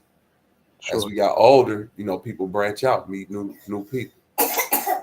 Jay, let's say Jay met L, he was like 19, 20, right? Mm-hmm. From 20 to about 28 years old, I had never physically met L. You hear what I'm saying?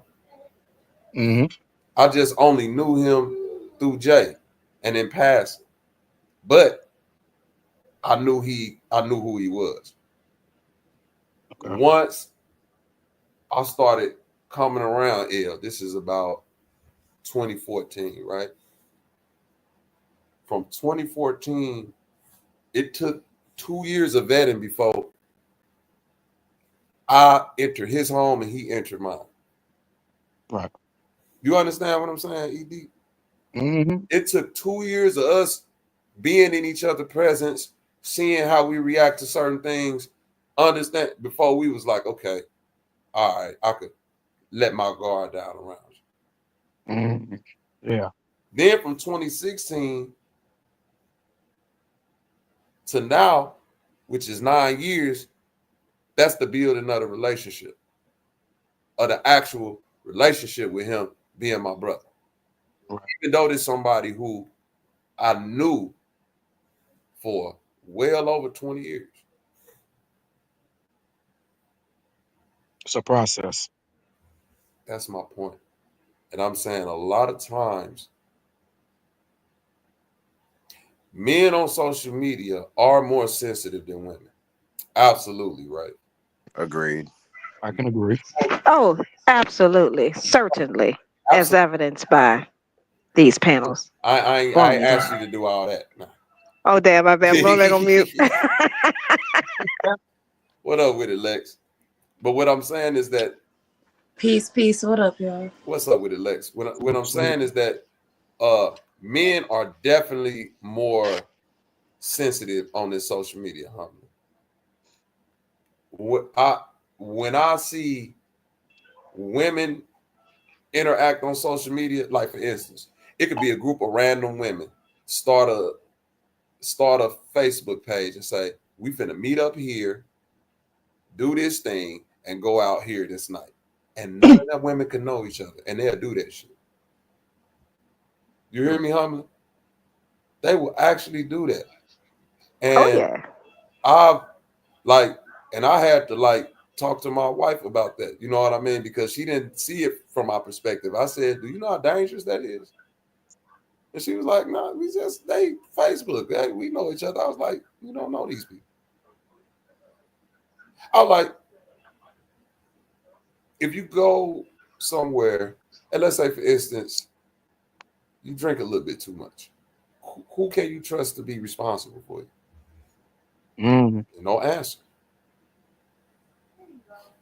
if you go somewhere with a bunch of strangers and two of the strangers want to fight you, who can you trust to be on your side to stop the situation? Or are you just going to get beat up? True. Men normally don't put they like ED. You could meet a group of niggas in a Facebook group like anime nerds, and then they be like, all right, we finna all meet up here, fellas, and go watch One Piece at the thing. You be like, nigga, we could do that in the Discord or something. Like, I don't gotta sit around you niggas to like do nothing Yeah, Bobby, because I don't know y'all. I gotta pick with you, right? I gotta pick with you, right? You know that did happen from some of these people on you. I'm not talking about the weirdo. I just had to pick. Listen, homie. Everybody who that happened with, most of them niggas, most of them is in this thumbnail right here, right now. Most of them niggas right there. That's why I had to pick with you. That's why I had to pick. But no, you're right though. Go ahead. Right. And I'm not, and this ain't to put no like no shame on a woman or say like, oh, you doing it. I'm just saying that women are more open to adventure, in my opinion, nowadays than men are. Because I know I'm not. And I'm not saying that I'm not adventurous. I'm not stranger adventurous, right? It was this meme. It was this meme video going around, and it was a dude walking with his girl through an airport or something, right? And it cut to the dude what he was thinking in his mind, right? ED, and in his mind he was like, okay, there go an exit right there. There go another exit. If anybody come, we can go through there. You know what I'm saying? It's emergency right there. They go that like when they went in the woman mind, she was making my way downtown, walking around, Yeah. And that ain't this a song, but not all. Right? And I had to like, and that's where the responsibility of relationship between man and woman got to come in, because that's the due diligence that fathers, uncles, brothers, cousins have to put on they women relatives, that you can be free, be aware. You know what I'm saying? Always be more aware than free. Don't just expect a situation to work out for you. Right. Set it up to where if it don't work out, you have an exit plan. This, how do I say? My wife used to say that what's that word? Pessimistic, because I'm always thinking of what can go wrong. But in my mind, that's the only way to think when dealing with situational awareness, right? Mm-hmm.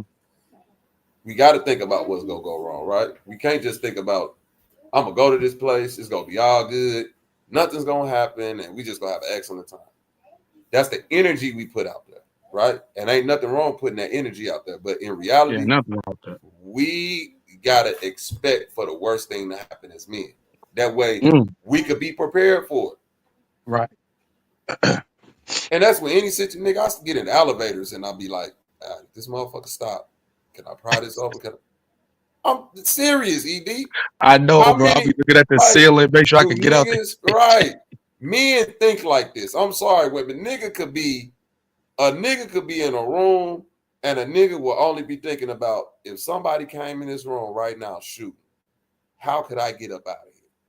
And you will be like, nigga, where that thought coming from? It's coming from understanding that it ain't gotta happen, but if it do happen, I want to be prepared for it. And living and that's the balance between men and women, right? And I'm only saying that to say that we, like, men, women, we gotta take advice from each other a little bit more. You know what I'm saying? When it comes to this internet, that balance, we got to take a little bit more advice. When Humlin say niggas be too emotional, we got to take that advice, because she ain't lying. When I say y'all be a little bit too loose, we got to take that advice. You know what I'm saying?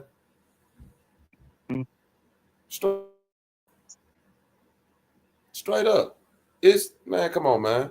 You know I ain't lying, ED. This motherfuckers on, it's motherfuckers, man.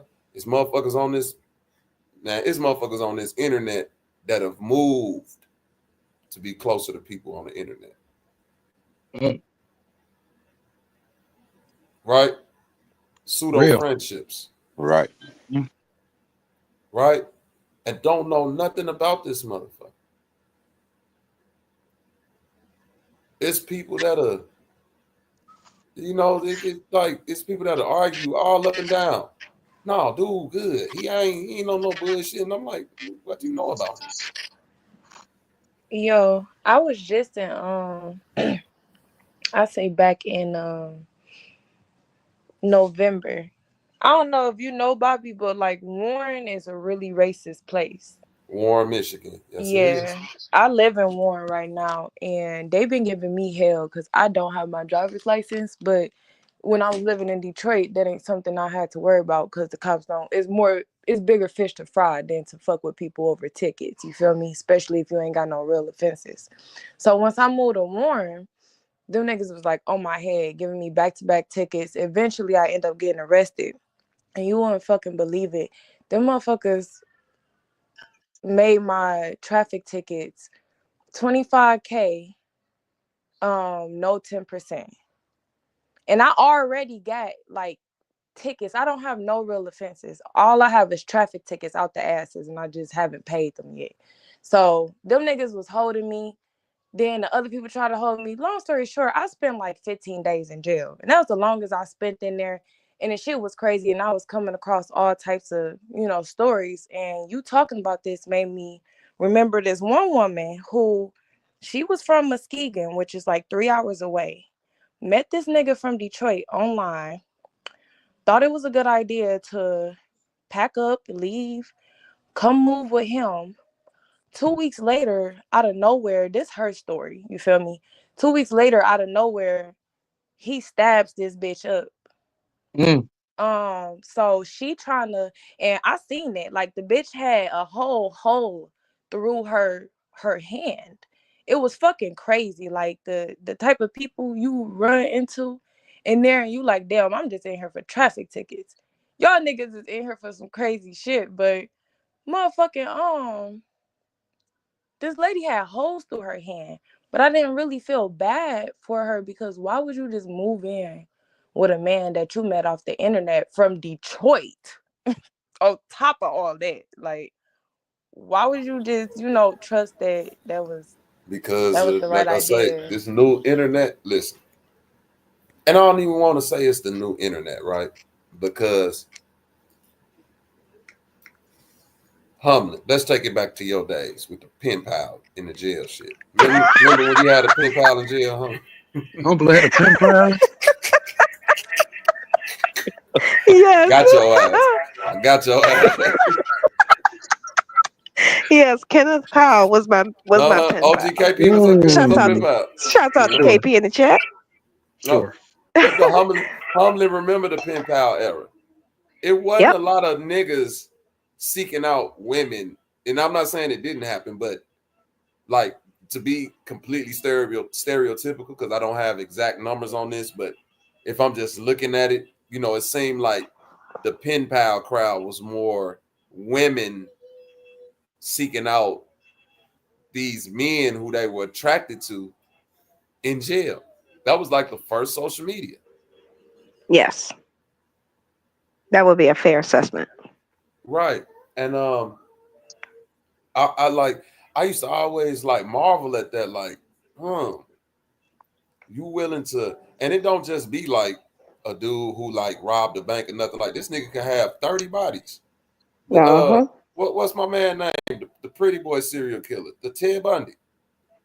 He had hoes in prison up until the day he died. Yep, marrying him and everything. Wanted to marry him and, to have conjugal visits just to have his children.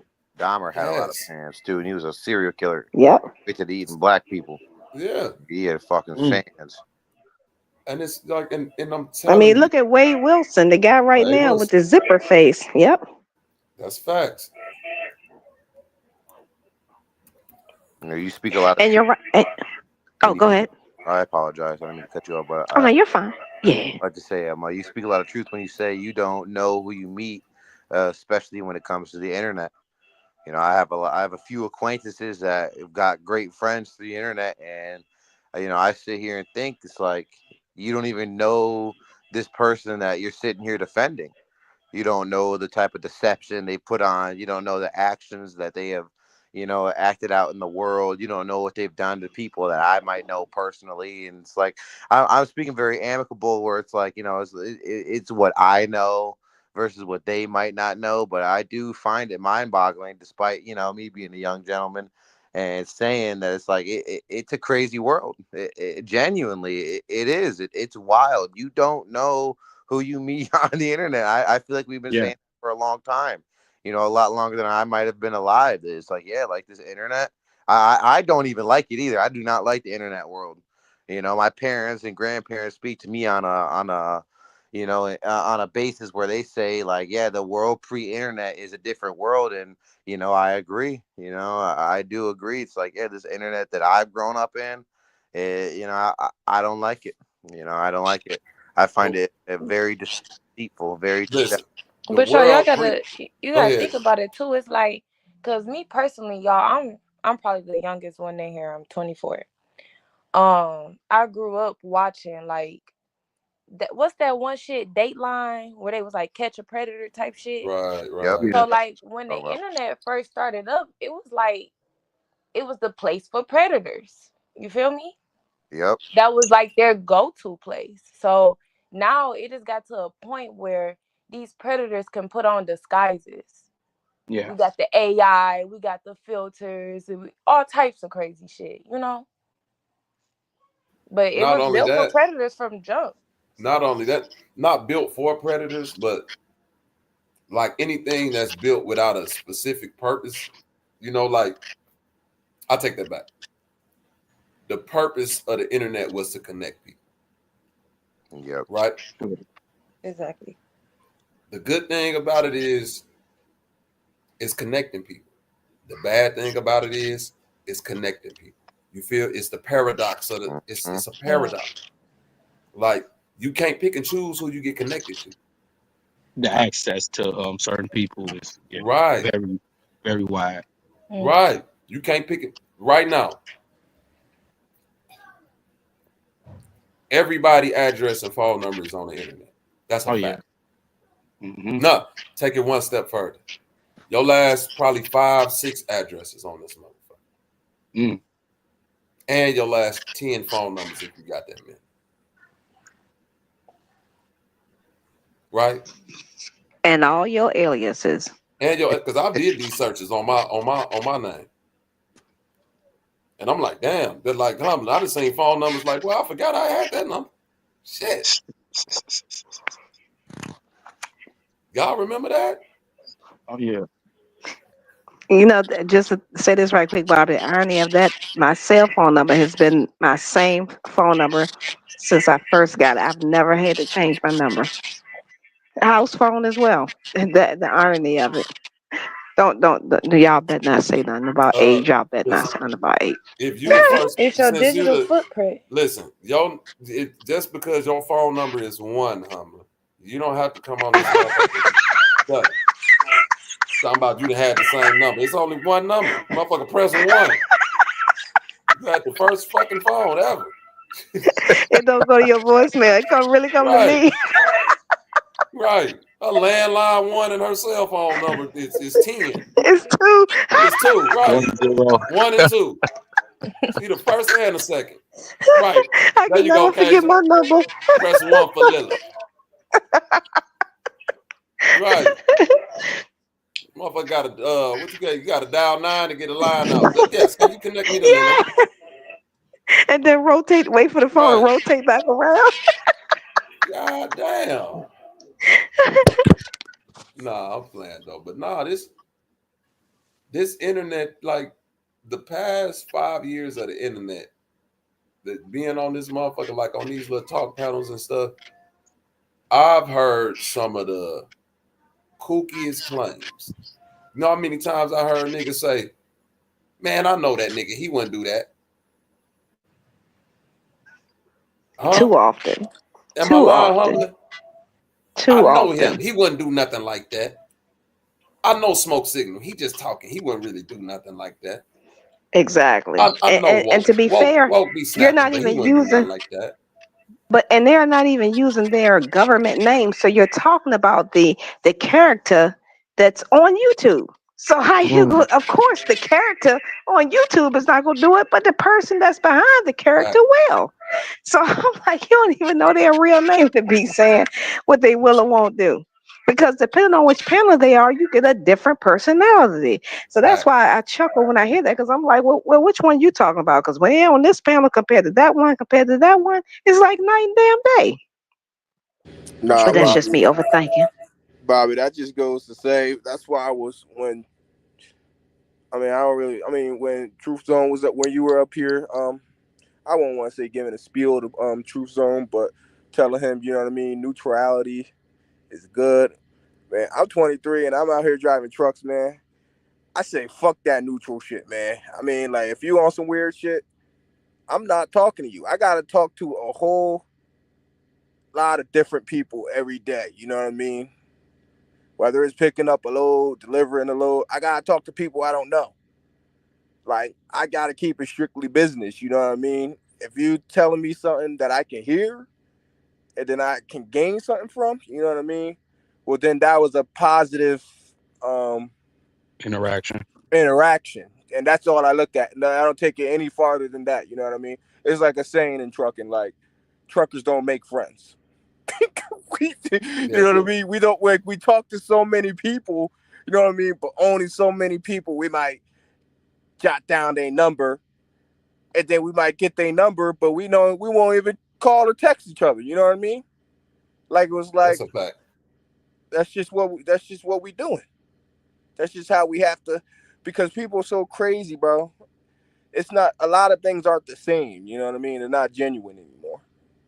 And what I was trying to tell Truth Zone about neutrality is that I understand keeping a neutral position, like for myself specifically. I understand keeping a neutral position when it comes to the content and what people have to say, right?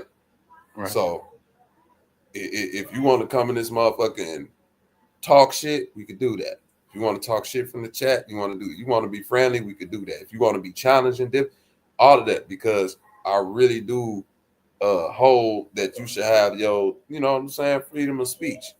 But in that same breath, I am bound by morality, and it is a level of dictatorship in there. So certain things that I deem immoral, I can't. You see what I'm saying? I'm not gonna allow it. That's where you know you can't be neutral at, because I can't sit back knowing somebody's scamming ED. Like if ED signed up for Sister Betty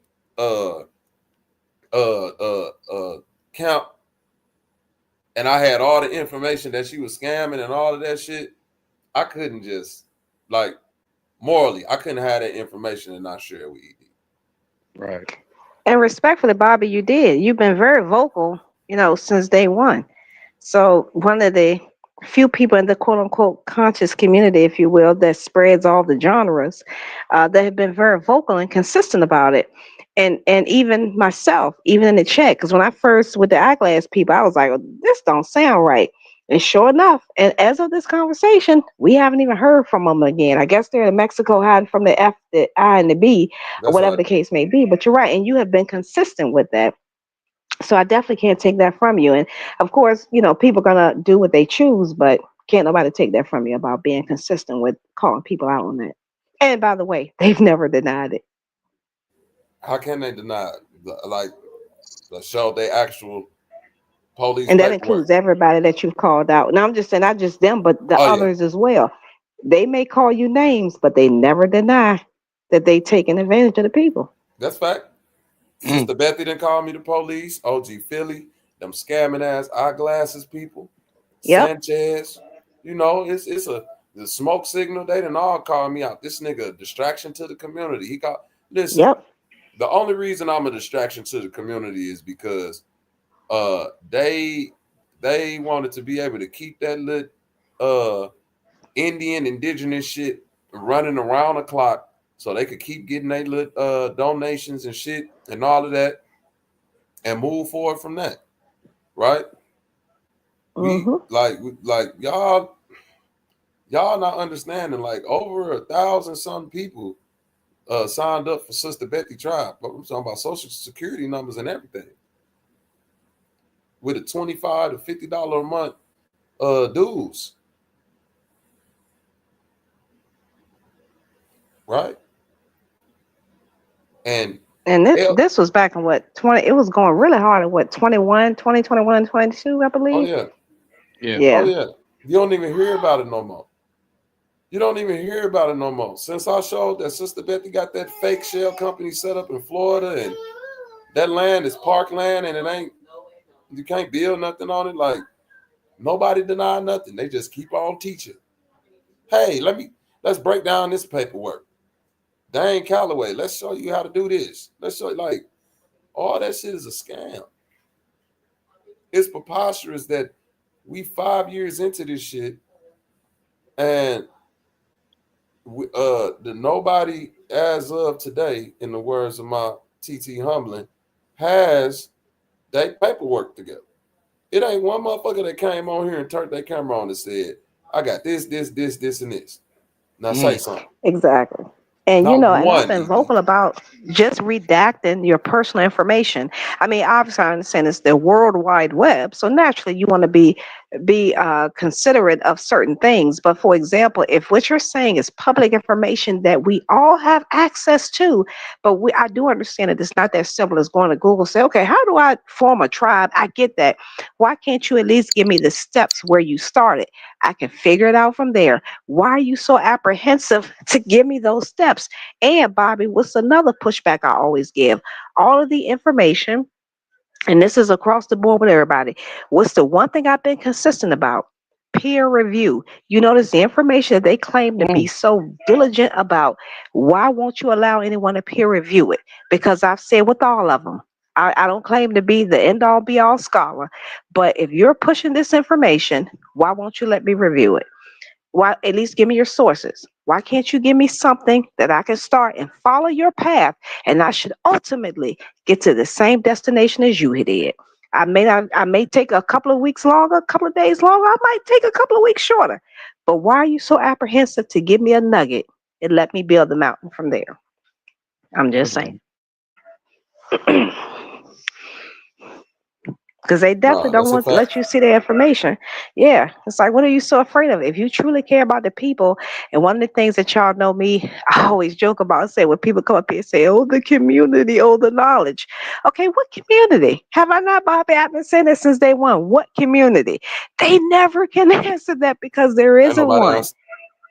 Exactly. And what knowledge? When they say the community, they talking about they houses that they live in. That's the only community that they talking about. You know, and of course, I know it's rhetorical. Yeah, I know it's rhetorical when I say it, but it's just the context of, I keep hearing it ad nauseum, and all I'm asking for is specifics and Pacifics, and we have yet to get them. Again, if certain things you don't want to give privy to the people on the internet, that's fine. But again, you should be able to say, you know what, if you're in the greater, Houston area, if you're in the greater Chicago area, meet up, we can do this. I can provide you with the information in person. I'd rather not put it on the internet. I'm going to redact all of that. Because if you truly want the people to wake up and stop calling themselves Black and African American and just, be indigenous, then you'll be more than happy to provide them at least basic information for free. If you truly care about your people the way you claim you do. True. But you got to hit the cash app first. Then I might give you a little bit. It's a grift. It's most definitely a grift for those who will fall for it. Yep. Yep. And shouts out to the chat, of course. But absolutely. And that's why I say, I'm not here to say, any more, any less who's authentic and who's not. But based on consistency, you see it all the time. There is no consistency there. There definitely is no consistency there. And y'all know me, I've never asked anyone for anything. And not one time. Even when people be like, well, just give me your cash app. Respectfully, I'd rather you give it to somebody locally in your community. But it's like these other people, I'm like, you got good government jobs and you still begging for the money. Well, wait a But minute. you don't trust the government. But You need I to stop digress. that with the good government job now. The good government job. You might be stretching it with good government job. I know, right? That is subjective. Great point. Great point. Lord have mercy. All right. Let's get into some bullshit now, y'all. Now that we got the quote unquote real shit. Let's get into some Negro shit. Have y'all heard what Terrence Howard said? No. That nigga lying. For weeks asking me to come and teach him how to, wanted me to be his acting coach for a while. Go there and he's sitting around just looking. I'm like, okay, what's the material you want to work on? He's just looking at me. Then next thing you know, okay, hey, will you help me? I want to hear your music. So I come over there and I play the music and he's sitting there just looking at me, like waiting. Okay. So then my assistant was like, he wants to hang out with you next week. And I was like, for what? He's like, I think he's trying to fuck you. That's what my assistant said. And I was like, oh, okay. Now I get it. So now no more communication. Now you know to be hands off with somebody. A number of producers come in and make the approach, and you threaten to punch them in the mouth or threaten to knock their head off for talking to you or looking at you like you're a woman. When you approach a real man about his masculinity, you're going to get a real reaction back. He invited me. Hey, Puff and mine. Listen to me, mine. I ain't with that guy shit, man. It's hard out here for a pimp, but it ain't that hard, man. You hear me, Mike? I think he's lying. I don't think he's lying because Terrence Howard. Why would he say that? Why Yeah, do you think he would say this? Can I explain? Go ahead. Because why the fuck? When the fuck has Diddy made good music? Oh, Diddy always made good music. Now, don't we ain't gonna do that. I'm not gonna. I am gonna do that because Last Train to Paris was an excellent. He may have been dancing. He may have been dancing in niggas' videos and shit. You know what I mean? Like Suge Knight said. Wait. He may have been a dancing ass nigga. Wait, you know Puffy is responsible for Jodeci, right? Yo, Puffy responsible for Biggie. No, I'm saying Jodeci, Mary J. Blige. I'm outside of the rap shit. Yeah. You know what I mean? It's a lot of music that Puffy is responsible. Like, this is the thing this is what we gotta realize, Zeph. This is how people infiltrate, by being excellent in their craft, right? This is how people infiltrate, by being excellent in their craft. For instance, I could have took advantage of a lot of women that wanted to rap and search for beats, if that was my intent. You make sense now, Zed? I'm not no trash beat maker. But if I wanted to take advantage, I could. Because I'm that good at what I do. You feel me? It's something intoxicating about that. You feel me, ED? It's the same way if a motherfucker goes to a basketball court and you see a motherfucker out there really hooping. It's something intoxicating about that. Not saying you gonna be infatuated with that person, but just saying like, oh man, that's cold. It's woo woo woo. Now, if that motherfucker got ill intent, were they willing to try to use that against weaker-minded people? Their ability or their prowess, that's where it become fucked up. Yeah. And it's all crowds like that. Bro, I used to be around the skaters. The best nigga at the skate park could pull this same shit off. I would be like, that nigga weird. Like why he telling us now? You know, they're like, bro, like people talk about Diddy now. Like, I'm not trying to advocate that Diddy is like any innocence for Diddy. I'm just Sure. trying to say, bro, like what is it? What are you gaining from it now? Views? Yeah. Because that's why I say I wouldn't even go too far to believe him though. That's what I'm trying. That's what I'm saying. That's what I believe. Two things could be true. He could be telling the truth and he could be doing it for views. Both of those could be true. This ain't putting some moral, you feel what I'm saying? This ain't me saying Terrence Howard is doing an excellent thing or now he's a morally just person. No. He using this for clicks and views like everybody else. Right? The same way the sister that was on Soft White Underbelly told her story. Right? That shit would, I believe that. But that don't mean that she wasn't doing it for clicks and views.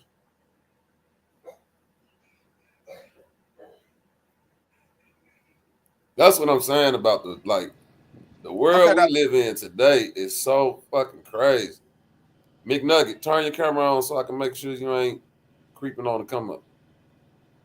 I'm just saying he lying about like the masculinity part, like bro, you liked when Diddy looked at. Like I'm not saying, bro, like I'm What just would saying make him like, lie though? That's my question to you. What would be his reason bro, for that's what lying? I'm saying. He's lying, bro. Like what he coming on? He's coming on social media trying to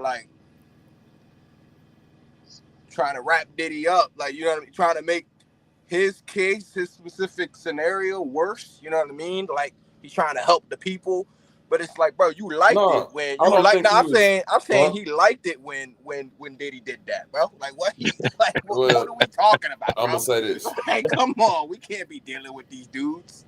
I don't know Terrence. I know him for talking about 2 + 2 is 10. Right. Like, come on, bro. I'm not gonna take a dude like that serious, bro. No, but this is what I'm saying. Come on, Terrence man. Howard has always been vocal towards Hollywood, which is why he lost a lot of opportunities. Right? You got to think this nigga was the war machine.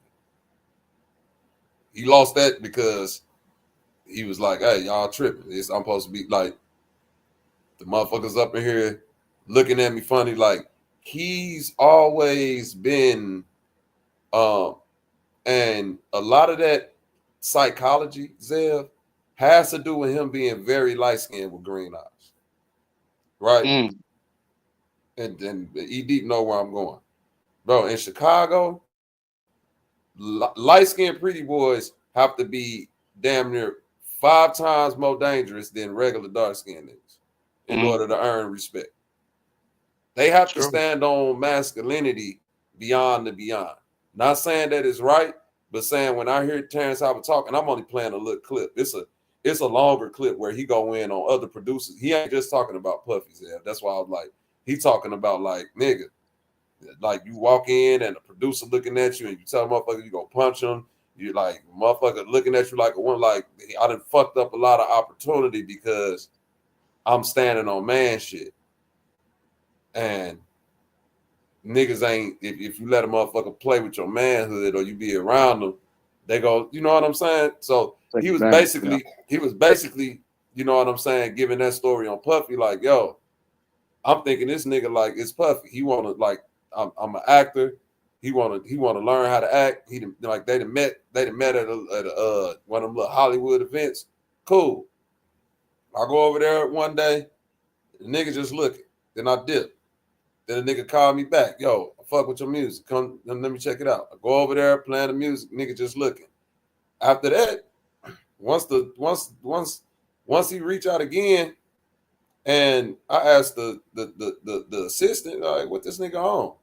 And the assistant like, yo, I think this nigga trying to fuck you. It's like, nigga, oh, okay, all right, okay. More Hollywood bullshit. You feel me? Like, okay, now that's another relationship that's fucked up.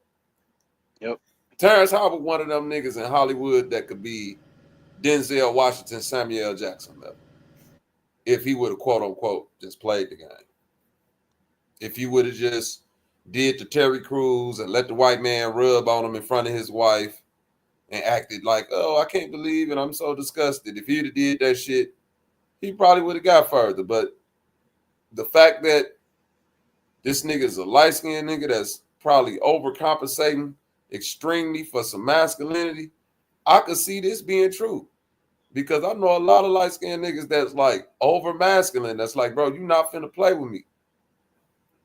And it's because they light-skinned and motherfuckers think they can approach them like that. I'm telling you, I didn't seen it. So in a weird way, I could see what Terrence Howard was saying to be true. I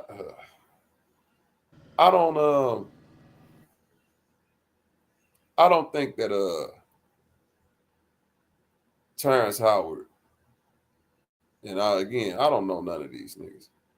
I don't think that he would come out and say that if it was any validity to something actually going down between him and Puff. Right? Because at the end of the day,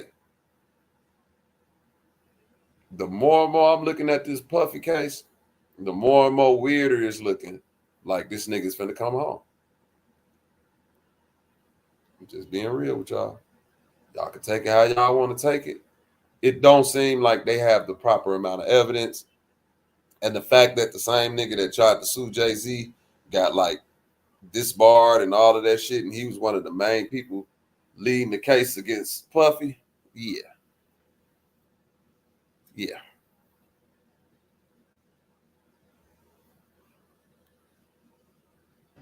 Well, dude, that's where it fucks my head up, bro. Because it's like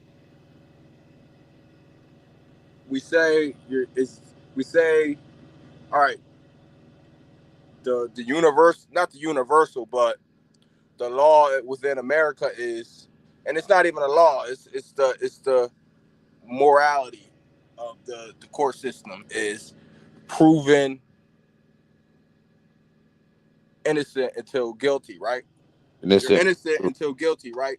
But then people are like, oh no, the court systems are ran. You're guilty until proven innocent. What, we gotta pick one.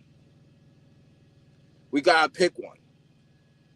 Because he did assault Cassie, but I mean, how many people went to that Diddy party? Those Diddy parties. But listen, Diddy party is a loose term.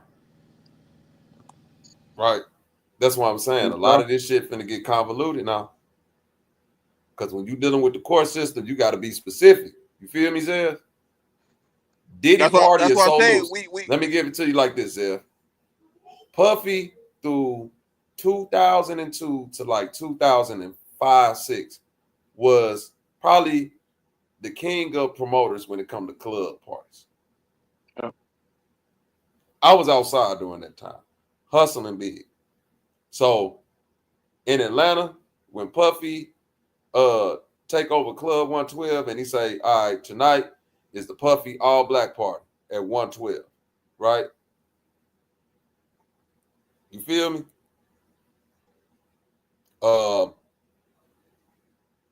Once that happened, I'm up in there. We ain't talking about no after party. We talking about a party that this nigga threw at clubs. It's a lot of niggas that been to a Puffy party. Hell, you probably been to a Puffy party and didn't even know this nigga was promoting that club that night. That's the misnomer. It ain't that old. That's the no. I'm saying I'm joking. I'm joking, but I'm being serious. I know what you're saying though. Yeah, you're right. So look, you're right, because I mean, look, this is Puffy all black party, 2004 maybe. This 2004. Mind you, this an all black party, bro. Do you see how we dressed in this motherfucker? Club 112. All black Puffy party. And I'm only saying that to say that if a motherfucker come out and be like, Bobby Knight, you was at a Puffy party. Yeah, nigga. A lot of motherfuckers was at a Puffy party. I never was at Puffy house.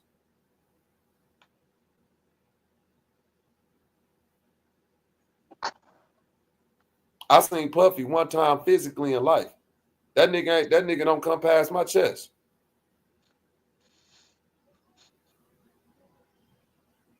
That's a little dude.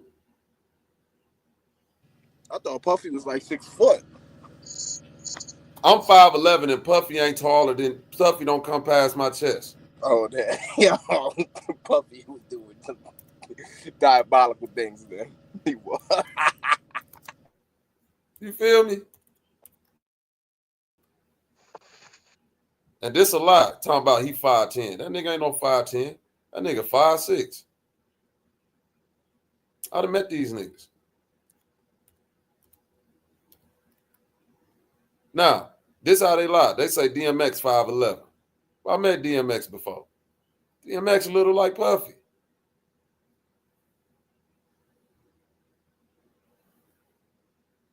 Anyway, I'm saying all that to say that Puffy party don't mean just Puffy party. If you was at Puffy house, like Terrence Howard, yeah, you might have to do some extra nigger explain. Other than that, if you was outside from 2002 to 2007 and you was getting any amount of money, moved from state to state, in and out of clubs, yeah, you done went to a Puffy party before. You done went to a Puffy party. You done went to a Jermaine Dupri party. I've been in a Funkmaster Flex party before.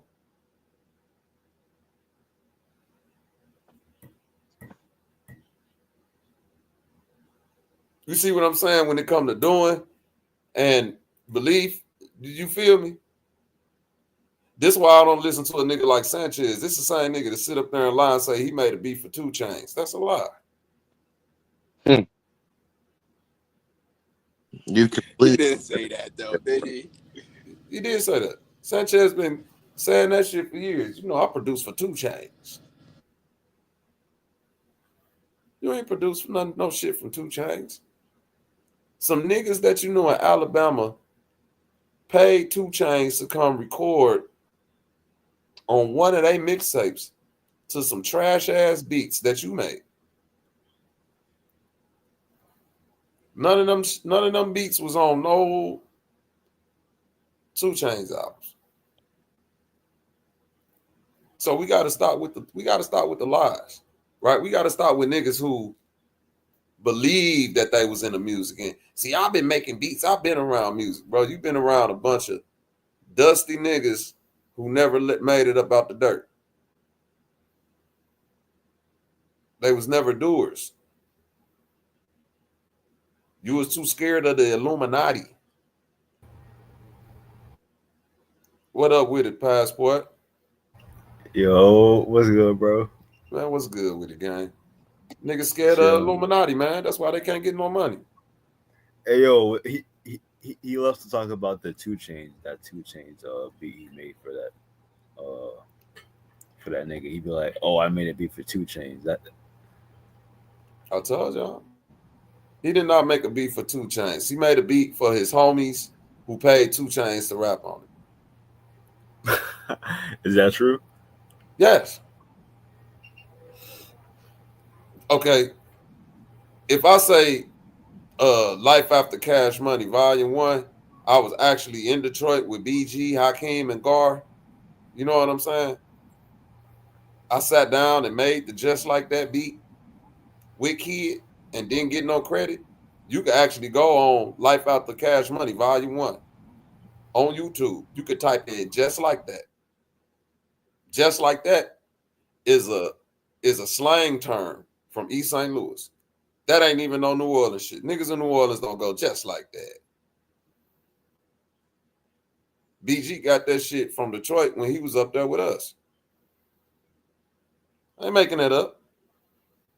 I lived in the same house with BG for months. Watched this man record in the closet for months. Him and Soldier Slim. RIP. Yeah. And I remember he admitted one time that if he needs beats, he's gonna go to you. Why wouldn't he? Yeah. I mean, that's probably the smartest, most honest thing he ever said. But I don't gotta come up with no fanciful stories about my career. I didn't make it to no big ass levels of music stardom. But when it comes to being in the industry, oh yeah, I was in the industry. I was around people in the industry. I was, rubbing shoulders, like all that shit. One thing I noticed early on from this shit is that you gotta have, it's just like the dope game. You gotta have no heart. That's And the what. only Go and the ahead. only thing, real quick, the only thing that made me during that time, if I would have focused in more on the music, y'all probably would have knew me more for music. Like I probably would have got out there, but I'm not saying it would have been something sustained. I probably would have put a couple songs out there and videos and hits. Niggas, oh yeah, I remember Bobby Knight. You the one dude that had that song. Yeah, I probably could have been somebody like that. But I said to myself, early on dealing with music industry people, right? That I don't have the heart, meaning that I don't have the emotional intelligence to be this cold. And this from a nigga had a record deal at 19 with my brother, right? Me and my brother, all my brothers, we go up there to Detroit. Me and my brother had a group, DMC. Me and him, we rapping. My other brothers, they had their shit going on, but we all in Detroit signed. I'm up there making beats, rapping my ass off, all of that, right? One day we in the crib, and it's just a bunch of niggas up in there from Detroit. Record label people, A&Rs, just back in the day shit. And I remember they up in there playing my beats and a little bit of my raps, right? And I remember this dude, right? He pulled me in the kitchen. He was like, hey, you Bobby? Let me holler at you real quick. He pulled me in the kitchen, right? He was like, hey, look, bro. That other nigga you in the group with, you need to get away from him. You the star. I'm 19. I'm like, huh? He's like, bro, I mean, he good. I know that's your brother and everything, but nigga, you the one making the beats. You the one with the best raps. You the one with this and this and that. My manager at the time, Maurice, shout out to him. To this day, still a real nigga. And I'm glad that when my mom entrusted him with me, he took that serious because he knew I was still young. You see what I'm saying? Even though he was older. So Maurice saw this nigga in the kitchen talking to me, came in the kitchen, nigga, right in front of me. He pushed me to the side. He looked at dude. He was like, hey, cuz don't ever say no shit like that to this little nigga again. I'll slap the fuck out of you. Don't be putting shit like that in his mind. Matter of fact, get the fuck up out of here. You weird as hell. Why the fuck would you come up in here with some shit like that? Don't ever do no. This nigga was snapping. I ain't never seen that nigga snap like that before. That nigga was like, boy, don't ever say no shit like that again. And I remember after that nigga pulled me to the side. Like a day later, he was like, bro, that interaction right there is gonna be your normal interaction within the music industry. He was like, you very talented. You can rap and all of that shit. People are going to single you out just like everybody else and try to use you for what they can use you for to get you away from your safety blanket, so to speak, right? And then they gonna burn you up.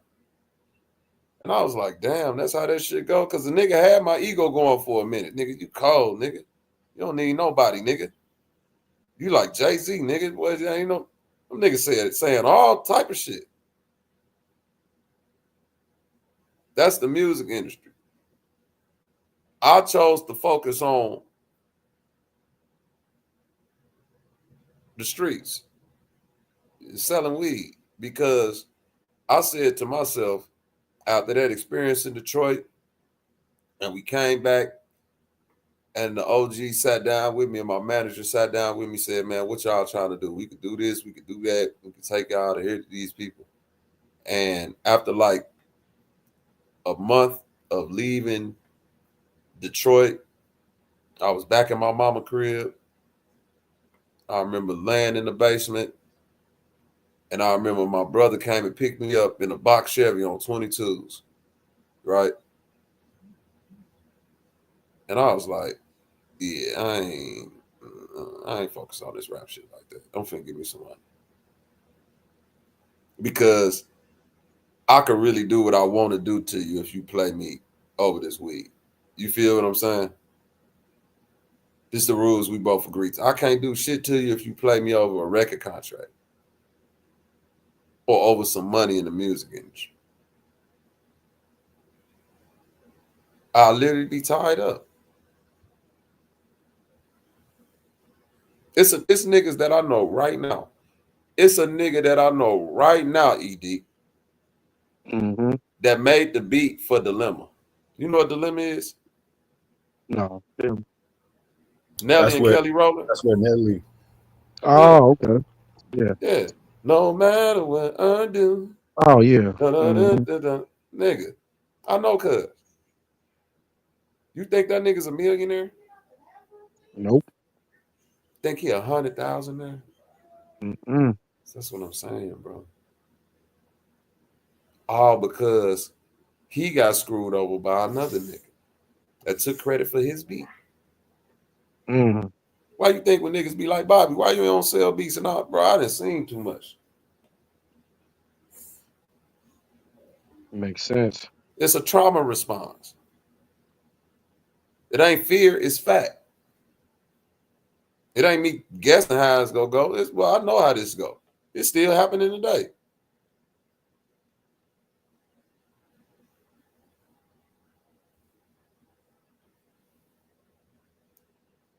What up with it, Nathan Roy? What are you going to do, bro, when sipping on do, bro? That's funny.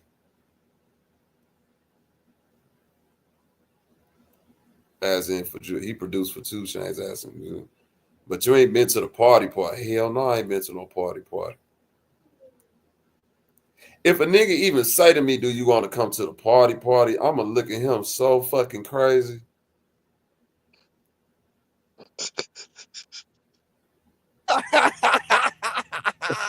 The party? What are you talking about? Nathan Brewer getting the salutes, Nate. Salute. Getting the panel, Nate. Nathan, what up with it?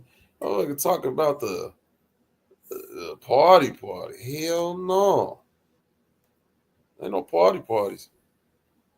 Ain't no after parties, none of that shit. Nigga, I would have been on the news. I would have been like, young man banished. That I would have killed Diddy. I'm sorry. The way Meek Mill was making them noises, I'm like, bro, what the fuck's wrong? That is been crazy. Don't do that. That wasn't Meek Mill. Don't do that. That's why I'm like, what's going on with them? What is this supposed to be the conscious community? Is this the demiurge? That's the demiurge. Sanchez weird for that shit. That's demiurge. That's the demi splurge, goddammit. That what are you motherfucker talking nasty. about? Diddy splurge. Yeah, Sanchez over there playing sex videos of Puffy and Meek Mill.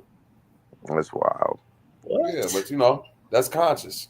You don't remember that, ED? Wait, hold on. Wait. He's live right now? No, this is a while back. You know, Sanchez deleted all that shit. He don't want to be. Oh yeah. I remember. Yeah, the stream with the Nickelodeon shit, and then the whole Diddy thing. Yeah, I remember. Yeah. That boy had that audio clip of some wickedness going on, and them niggas kept saying, "Play it back, Sanchez. Play it back. We want to hear it again." I was like, "This is some." Yeah, that was weird about it. Getting excited about it. Yeah, let me see that one more time. I'm like, okay. I remember, this was And the this was in the summer. sounds. Yep. Yeah, damn. That nigga deleted all of his videos, bro. That's crazy. That nigga got bro. Wow, nigga, all that evidence gone. No, all his flat Earth shit on his Flat Power channel now. Oh, okay, all right. Yeah, it's on his Flat Power TV. But he don't do nothing on there no more. Like Bobby was saying, he don't do that. He can't do that when, you know what I mean. He had to do it a certain way. He gotta be like, flat earthers are dumb as hell versus globies. You know what I mean? Yeah, he has to do something crazy. You know what I mean? Yeah, because he got to still get paid. He got to still get that bread. Bro, listen. You know what I mean? That's what it's about for him. He got to do the same. He got to do the same shit that anybody else do when they saying some shit on the internet and they know it's not the truth or an extreme fabrication. He got to put a disclaimer out there that say this is not the truth and this is a fabrication. So anything that we talking about, don't take this as definitive, right? Because all right, look at it like this. This the same nigga that argued. These are the same people that argue for years that how can you trust the DNA test when that shit say for entertainment purposes only, right? How can you trust anything that say entertainment purposes only? These are the same people that said that shit. But when you look at the new monetized version of this shit, it says the content presented on this channel is intended for informational and entertainment purposes only. It does not claim to provide factual accuracy or definitive conclusion. See what I was saying? See what I'm saying, Spade? See what I'm saying, y'all? Like, I see it. He gotta put this out there now so you can get y'all on here to talk about all this shit, and he's protected under the guise of I told you it was fake. The views expressed in the videos are speculative and should not be interpreted as verified information. So again, when I said we looking for knowledge, what type of knowledge we looking for? No, I never Speculative knowledge? Yes. Never was a fan of him. He's a deceiver. Entertainment purposes only knowledge. Mm-hmm. Even with Zev cornered him with his question, and he had to keep muting Zev. I saw that stream. That was one of my favorites, man. He's a deceiver. He can't even say he doesn't associate with pedophiles. Because he does. He does. It's deceptive. That's an easy thing to say, ain't it? And see, none of this would be a problem. Yeah, none of this information on here would be a problem if you didn't present yourself at first as saying, I'm giving y'all factual information. He's doing it for the people. I'm leading the community ahead, right? Why? I'm asking on a serious note, where has all the content went? One Mason don't stop no show. Huh? Flat earthers are dumb. Is the Bible based on flat earth? Trump, Elon, and DEI, Stargate AI. Kendrick and Gil Scott. Meat, morality, and what? The Bible. 607 35 and 11. Divine being.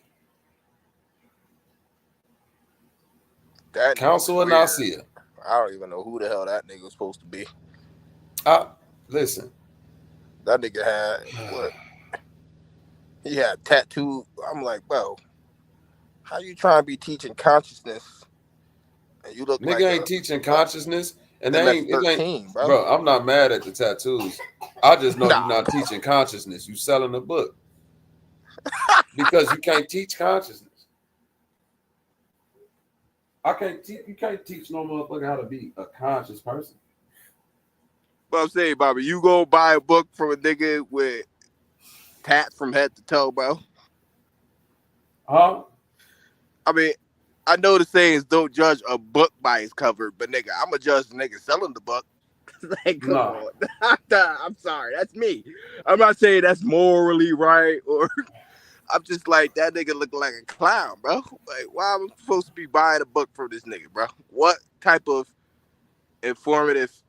Obviously, in the book, it would have to tell me at some point, like, I need to get this many tattoos and look like this and be this spiritually divine. The tattoos mean this, because there's no, like, that has no correlation to how he was talking. You see, sometimes you can look at people and be like, bro, what's going on? You know what I mean? Like, you can. You know what I mean? You just I have to look have at that it type of like, discernment, man. That's I me, look at though. this dude right here, and I see the overzealousness of what is today the modern day woke person, right? Because if you look at the tattoos, it's pi symbol or phi, I believe that is. Then you got truth. Then you got this look like a flower of life of some sort. Then you got waves. See, like he trying to tell a story through his tattoos instead of just live. Instead of just live. Y'all out here scamming this flat earth shit to sell books. That's it. To sell merchandise. That's it. This shit ain't got nothing to do with no type of knowledge. A nigga done figured out, hey, the jig is up. Ain't no more conscious community as we know it. So I gotta switch it up. I gotta fall all the way into my pseudo bag. So what can I do to make myself more prominent in the algorithm while at the same time not losing my fan base? I know what I'll do. I will still focus on the flat earth, but I will center all the conversations around the Bible, because everybody want to talk about the Bible. And I do Bible breakdowns. It's the Bible, the flat earth, you know, this and this and that. You know, this dude claimed to be a Christian now.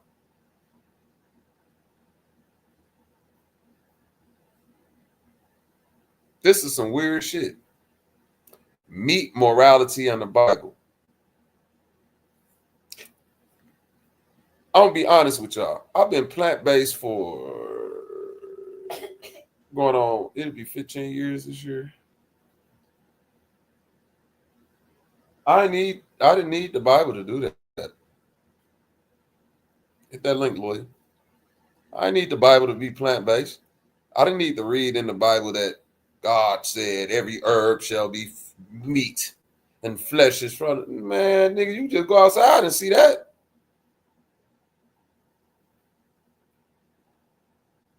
You go outside, grab shit off the tree and eat it and know that. Like, you ain't got to read the Bible to tell you, oh, eating fruits and vegetables is good for you.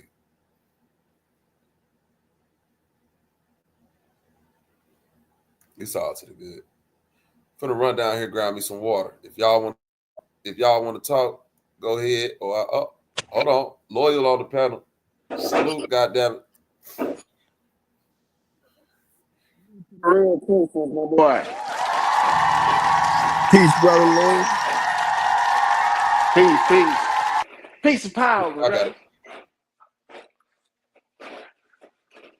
Peace and power, everybody. What's peace up? and power. Peace and power.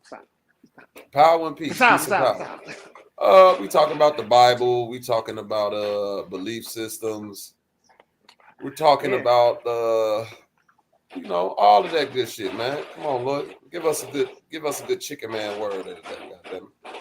Chicken man word of the day. Y'all talking about religion. Y'all ain't talking about the Bible. The Bible's not religion. Sorry. Fake Christians. Talk about it, Lloyd. Go ahead. Fake Christians want the Bible to be a religion. It's not. Yep. So what they're doing is they're just perpetrating a fraud. So it's popular nowadays because people feel like they have nowhere to go. And they reaching out for something, but the Bible ain't what they should be reaching out for. Well, don't just say that and don't tell us what the Bible really is. Now, come on, Lord, give us the full meal. The Bible is like the Hitchhiker's Guide to the Galaxy book. I'm showing my age now. You know what I'm saying? You know what the Hitchhiker's Guide to the Galaxy is? That's what the Bible is. But the galaxy is the earth. Okay? When it starts talking about at the beginning, that's building a garden, building an area for them to start their experiments. That's all that shit is.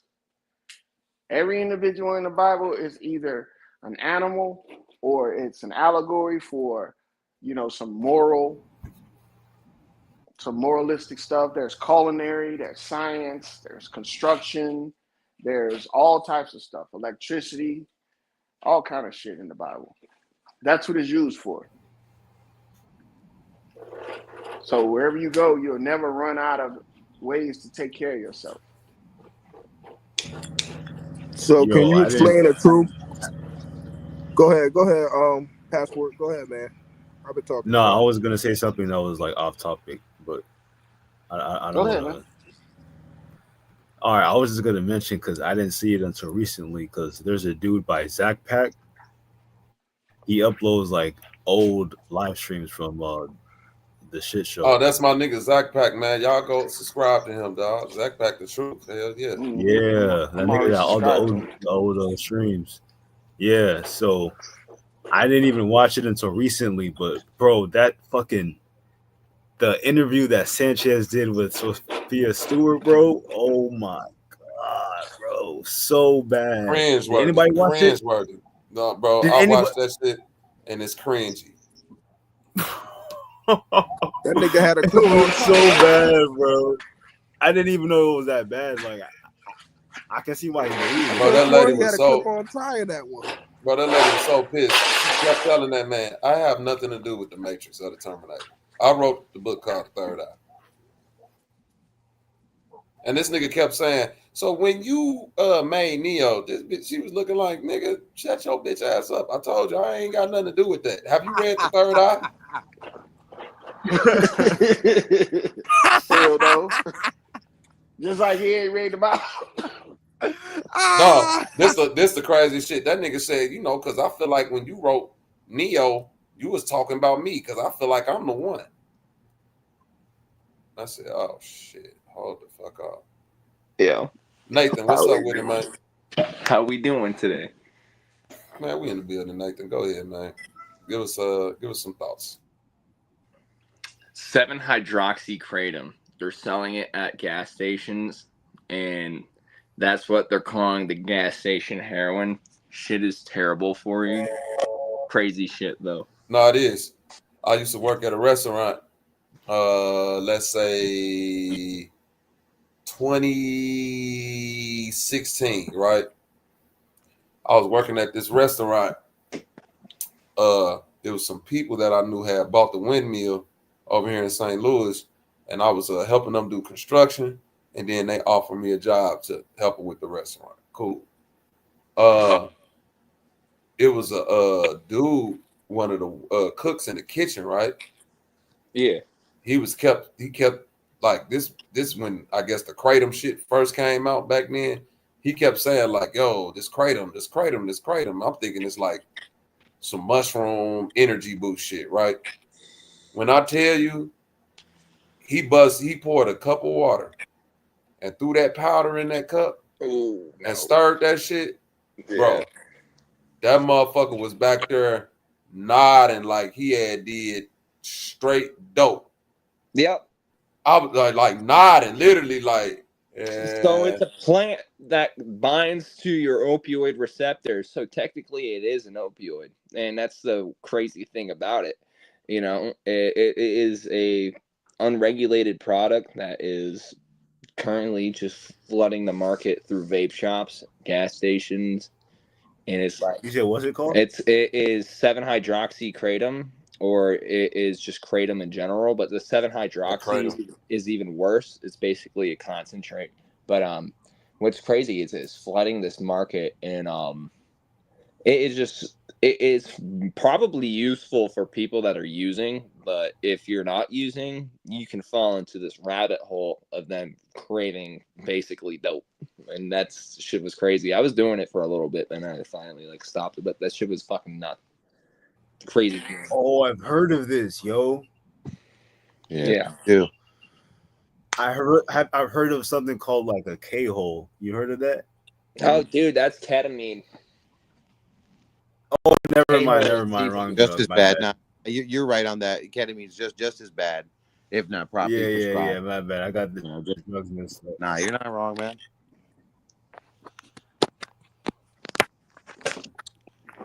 It's crazy what they sound the same. All right, so kratom. So like, what's the effects of kratom? Like, does it feel like a high? 100%. I'm not trying to condone that shit. That's what I'm saying. It's just weird how like it is flooding the market. It's on FDA regulated, and it's just basically, it's like legal yerks on the counter. You can just fucking get it. It's bad. It's bad. It's crazy. You're telling me It's something that I feel like it's gonna start issues. You know what I mean? It's gonna be more. Just like as this vape shit, like I don't know if you guys can see this, like this shit is definitely made for like kids. Like they're promoting shit for kids. Like it's just like 80 at this point. That's just like a fidget toy. Like you can just, I don't know. It's crazy, crazy shit, man. This world is definitely getting weird. It is, Bro. man. You see kids vaping in public, like outside. It's getting weird.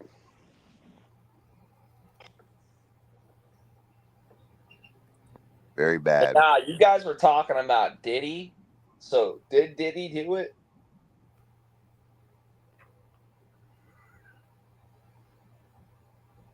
What you say? What happened? He's talking about Diddy. He's asking about Diddy. Asking if he did it.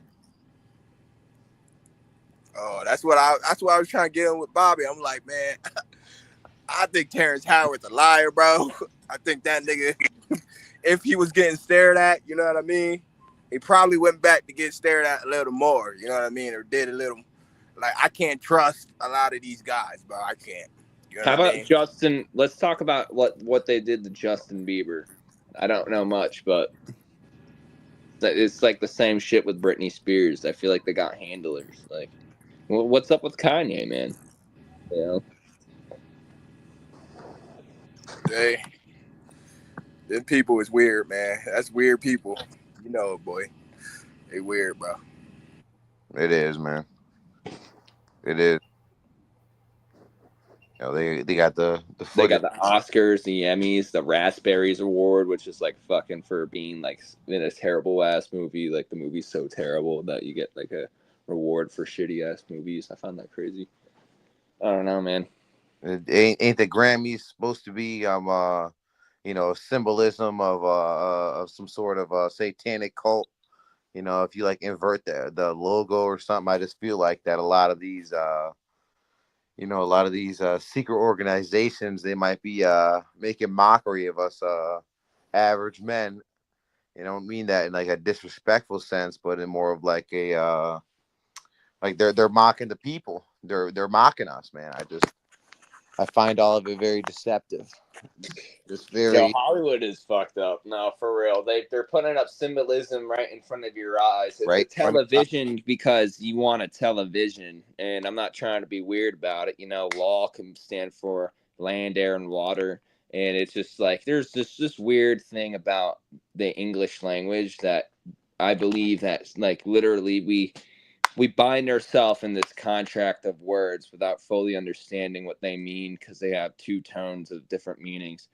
Like the English language is a combination of Latin and all different sorts of amalgamation of other languages. So it's just weird. I feel like we use that for entrapment, and that's something that even contracts with signing with fucking music can happen. You know, you don't fully read the contract and understand the actual language in it, then you could be in some crazy shit. Crazy shit, dude. Crazy shit is right. I don't know. There's acronyms to everything. There's just double meanings to everything. A lot of double meanings in life too.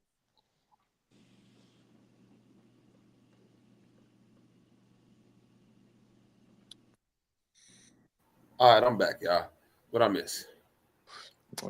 Just the deception of Hollywood and Grammys and what's going on with Kanye and Diddy and Spears and Man, Bieber. honestly, I don't give a fuck about celebrities, bro. I couldn't Me care. neither. Like, Me neither. no, I'm not. Yeah. Like the whole thing about these niggas even showing us like the interview. I think that's just some weird like distraction shit from the tariffs. You feel me? Oh, Like absolutely. some They actual. don't want us to pay attention to government. That's the whole entire point. Like, they use this deception shit just to fucking put us in this weird mental spiral to always feel like that we're on point, but we're not. How I feel is anytime like the government might make a move, whether it be in the court system or a legislative, there's always some sort of celebrity drama going on that coincides whenever that type of bill or law will be passed too. So it's like I definitely feel like Hollywood in general is deceptive. They use that as a tool to distract the mass to then make their moves. It's always coincided. It's always coincided. I just I don't. Especially the youth. They don't want the like that. That's the whole entire point too. Like, they want to fucking program the youth to be paying attention to this shit, whatever the case is, and then it just fucking in America in particular. Then they get thrown into this adult world like you're 18, and it's just like, oh, your school never taught you how to do taxes. Your school never taught you how to manage money. Neither did your parents. If you know what I mean, kind of shit. It's like weird. Then you're just focused on dumb shit, brain rot all over the fucking social media. It's crazy. It's crazy shit. It is, man, and them using like the Instagrams and the Snapchats and the Facebook, is another level of the deception that the world might be trying to put out, trying to distract us, so we're not paying attention to what really is going on in the world. And I live by that thing. That's why I'm not big on the apps. I got the YouTube, but I watch Bobby all the time. But One thing you gotta like put into account is the parents, because a lot of parents are giving their kids smartphones, and that's kind of like, you would think that you shouldn't do that, but a lot of parents do, I agree. and you feel me? Yeah, that's like a big issue. I would never give my son a smartphone too early on. I'd tell him go outside, experience it. Go walk around and find something to learn about. Go read a book. Go get a library. I'll pay for it before I'd hand him a smartphone, because I was talking earlier on the panels. I like to seek knowledge in the world, whether it be true or a rabbit hole I might dive myself into. But at the end of the day, like I want to learn. And I can't say I wouldn't condone it, because at some point in time, I do feel like a phone or an access to calling me or law enforcement, whatever the case might be, like, yeah, that's a useful tool to have. It always is important to have, but I don't believe just getting on the phone and start swiping. I don't like the swiping thing. I went down a rabbit hole on how the swiping, especially for women too, it's it hits the dopamine receptors in your brain, just that action and the constant stimulation. I don't like it. I don't. I don't. I'll sit here and Shit, outside of the swiping, the phone itself is sending you light signals. It is red and blues, the red and blue lights. I know. No. Outside of the red and blues. All right. It's a. You talking about? I'll show it to. Go ahead. No, I'm sorry. You go ahead. See, I'm talking about the way that a strobe light effect will work. It makes you stay up later. There's effect on your receptors on the. I don't know if it's called tryptophan, but there's two different like chemicals that your brain produces. Melatonin helps you sleep, and that's from being exposed from like so much light. But it depends. When you're looking at blue light, it actually makes you want to stay awake more too. So you end up staying up that's to what like it is. 3 a.m. You stay up to literally 3 a.m. and you're affecting your sleep. And sleep is important because you need to get. It sounds really silly, but if you're not waking up the next day like fully like refreshed and coherent, you just kind of go into work like all fucked. That's just my opinion. But yeah, that's what happens to even young kids going to school. And you know what? School isn't really that important though at this point, but it is. But it isn't because this fucking education system's Nah, crazy. school isn't important. It's like so I don't 50, think it's like necessary. 60, 40. All school is a I like to call it the public gulag indoctrination camp. All you do is just prep to be a slave. That's all it is. That's just true. I feel like the only important things that come from school is it teaches you to wake up on time. It teaches you to dress nice and dress presentable to, you know, the people around you. And it teaches you social skills that you wouldn't get being homeschooled. You're able to talk to the people around you. You're able to communicate with peers that are, you know, your age, you know, your peers. And yeah, that's really all I could really say is the importance of school. You know, I mean, anything that they're teaching you in the textbooks is old bullshit. I want to say in, you know, maybe 2016, 2018, Texas tried to rewrite their textbooks and say the slaves were workers. And I found that disgusting. I found that vile. They tried to say in the Texas textbooks that slaves, that they weren't slaves, that they were workers, that they were just working. And I didn't even really know how to feel about that. I just felt like that was, you know, vile. Almost like what the pastor did, creeping into a vulnerable woman's house. You know, she just got divorced. I feel like that kind of coincides in the same context. You know, man. The vileness of it never matched the outrage, though. Yep. You understand what I'm saying? Yeah. That's where the morality come in at. Because it's vile shit that go on and you don't get outraged from it. Then it's other shit that go on and people are so outraged that you have to say to yourself, like, wow, I must be really different because I don't feel no type of way about that situation. It's not outraging to me. You know, but to me it's crazy. Go ahead. It is crazy. They use debt, basically, what we use modern debt as.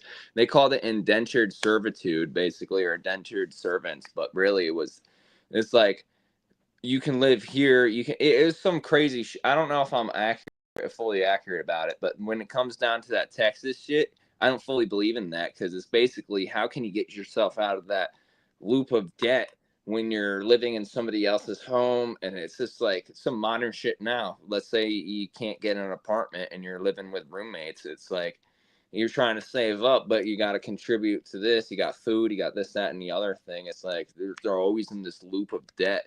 And then they weren't indentured servants. You're just, at this point, a slave, you know, and that's fucked up. That's what I was talking about, where it goes back to the whole school thing. All it is this, you're prepped to be a slave. Now, it's on the parents' duty, if not the kid, once they get a little bit older, to break from that system and you know break the generational curse of like, basically, like you said, that working day by day, check by check, because that's most of the world, to be honest. But you got to get out of that. You do gotta get out of it, and it's difficult when you got a whole system that's been built for years and years upon to keep you in your place and keep you in that sort of mindset to not understand. You know, as what Do was talking. You know, they don't teach you important things to thrive in our society. They teach you to be a slave. They do. They teach you to be, you know, uneducated. You know, that's why, like, maybe, like, you know, with the lawyers and, you know, the accountants, you know, it's like, can't really put a word on it, but it's like, it's a whole area that, like, you could educate the society on, but why would you educate the society when you are, as you were saying, trying to make slaves, make people that don't understand? Like, why They don't put nice things in poor areas, is what I've noticed too. When I was living in Lauderhill, there was so many cash check-in places, fast food, liquor stores, and places that sell like the kratom stuff. It's just like they want you to spend your money. And when it's like, okay, I'm trying to work to get out of the fucking the shits, and it's just like, yo, but they really want you to fucking spend your money on this shit, and you know, then it's just crazy. I don't know. They want you to spend your money on it. It's like redlining people. It's the motherfucking society as a whole that create the situation where people are going to gravitate to those things. Right. It was an experiment one time, right? It was an experiment where this dude put a bunch of rats, right, in this enclosure. And he put in one bowl, he put fresh, clean water, and then another bowl, he put water laced with heroin, right? Or cocaine. Or cocaine. I know it's one of them. And they all, 9 times out of 10, the rats went to the watering hole with the cocaine. And they would just sit there. They wouldn't even go to the food. They would just sit there and just Rat Park. Get high all day. And it took Rat Park. And it took for somebody to say, wait a minute, this experiment is flawed. You have these rats in this cage.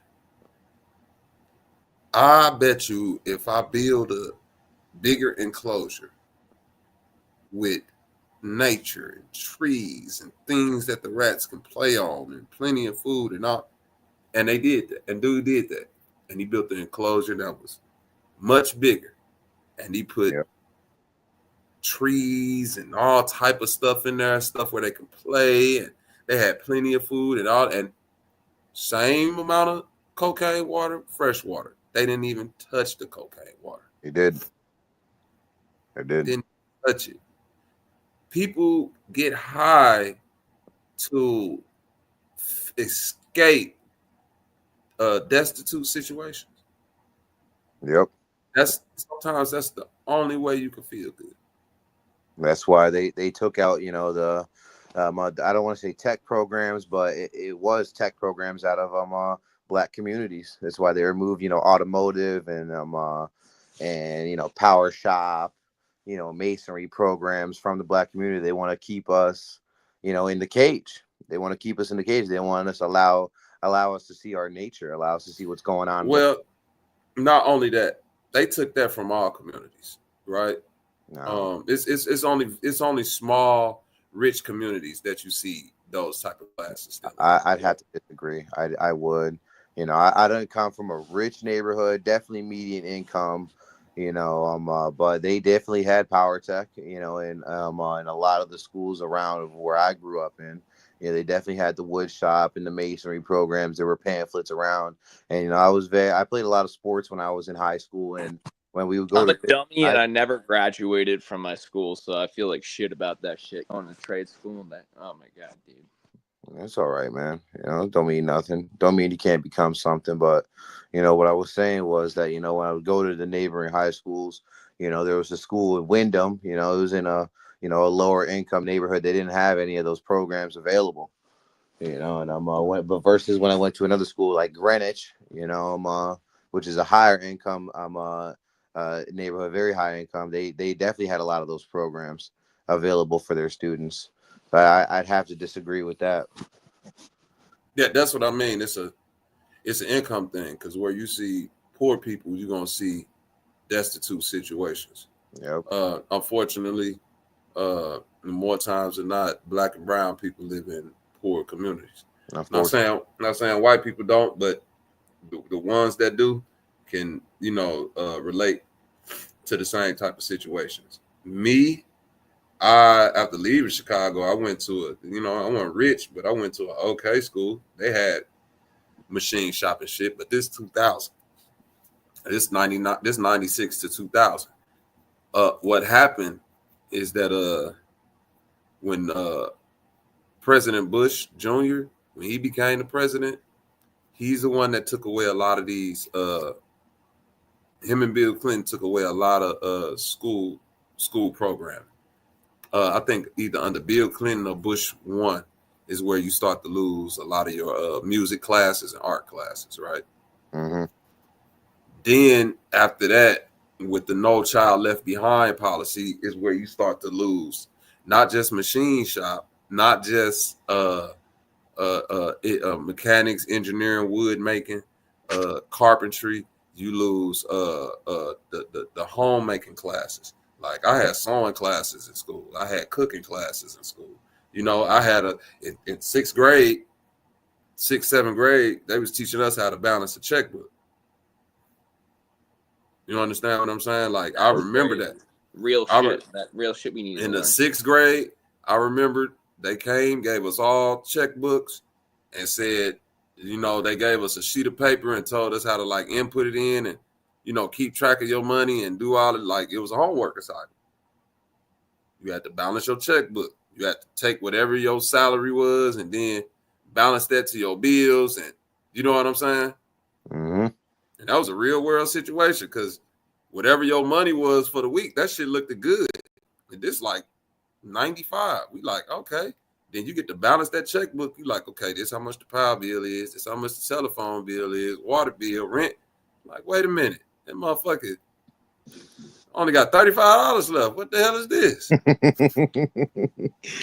Oh, man. I just feel like the education system has just, you know, ever since that, you know, 96, 2000 has just gotten continuously worse. Continuously. You know, it's just like unchecked worse.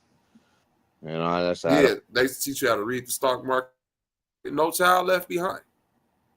Bush started that because we going in the era of war. So I don't need you to think if we finna be a war for the next 20 years. No, real talk, right or wrong. No, you ain't lying, God damn it. You ain't lying, man. Yeah, motherfuckers over there fighting niggas in flip-flops for 20 years. And so, I mean, that's where all that came from. And I get it. I think the bigger disservice is that those skills, right? Like if you wanted to be a mechanic back in the day, right? You didn't go to mechanic school. You feel me?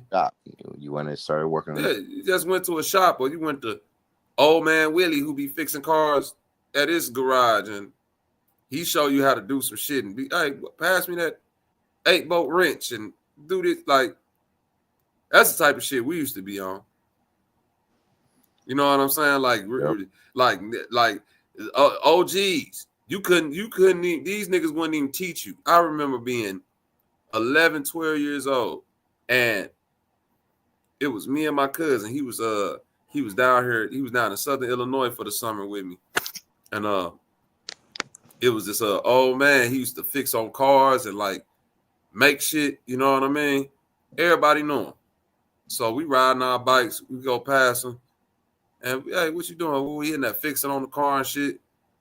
Building something. He was doing something where he was fixing on the car, building, doing some shit. And I remember we asked if we could help. That nigga looked at me and my cousin and said, look, only way y'all can help me if y'all could drive this nail through this wood with less than like 3 hits or some shit like that. Yep, I know about that. I swear to God, this is the first time I heard that nigga say, you can't drive this nail through this wood, you gotta figure it out. I remember that was my first time even swinging a hammer like that. You know what I'm saying? Because I'm thinking I'm knowing what I'm doing, man. I bent the fuck out that hammer. He was like, get your ass on. Bent the fuck out that nail, I mean. Oh, man. Get your ass out of here, buddy. You ain't ready. But eventually I got it. Dang. Eventually I got it. But that go to show you that a lot of those type of occupations were more of a community development than an actual school development, meaning that the guys in school that were in machine shop, usually they was already working on cars and shit like that their entire life in the neighborhood or with their father or with some, with some people that was around, and then they just took that knowledge onward. It wasn't a lot of people just willy-nilly going in a machine shop or wood shop with no knowledge at all. You know what I mean? Just like choir, right? Choir wasn't for you to go learn how to sing. Music class in school, it wasn't for you to go learn how to sing. Now you can go learn music theory in there, but when it comes time for them to decide who finna sing in a play and who finna get the lead and all of that shit, no, Like, love music. We picking the people who can actually sing. We not finna like sit here and try to teach you to sing. I've been trying to learn the piano, but that shit's a bitch. Why you say that? It's difficult for now. Maybe not in the future, but it's a difficulty. Only thing that's difficult about the piano to me is like rolling notes. That's something I that's have a hard time with different. So with one hand, you could be playing. Like, it's basically like patting your head and rubbing your belly. I got to get used to using two different muscle tones. Just like when you play a video game, you're using one hand to do another thing and one hand to do another on the controller. But I'm really having a hard time processing that when it comes to like my left hand for bass notes and then for the higher notes thing. It's really hard to configure and make it mesh together. Yeah, that's because you're trying to. Are you starting out with chords or single notes? Well, I haven't. You were just talking about music theory. I don't really know much about music theory, But all I've been trying to do is kind of teach myself some Radiohead songs and then do it by ear. What's your favorite Radiohead song? Right now, it is "All I Need" at the moment. That's a great Radiohead song.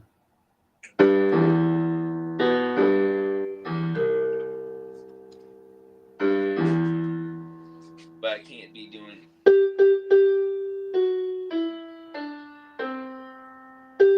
I can't do that at the same time.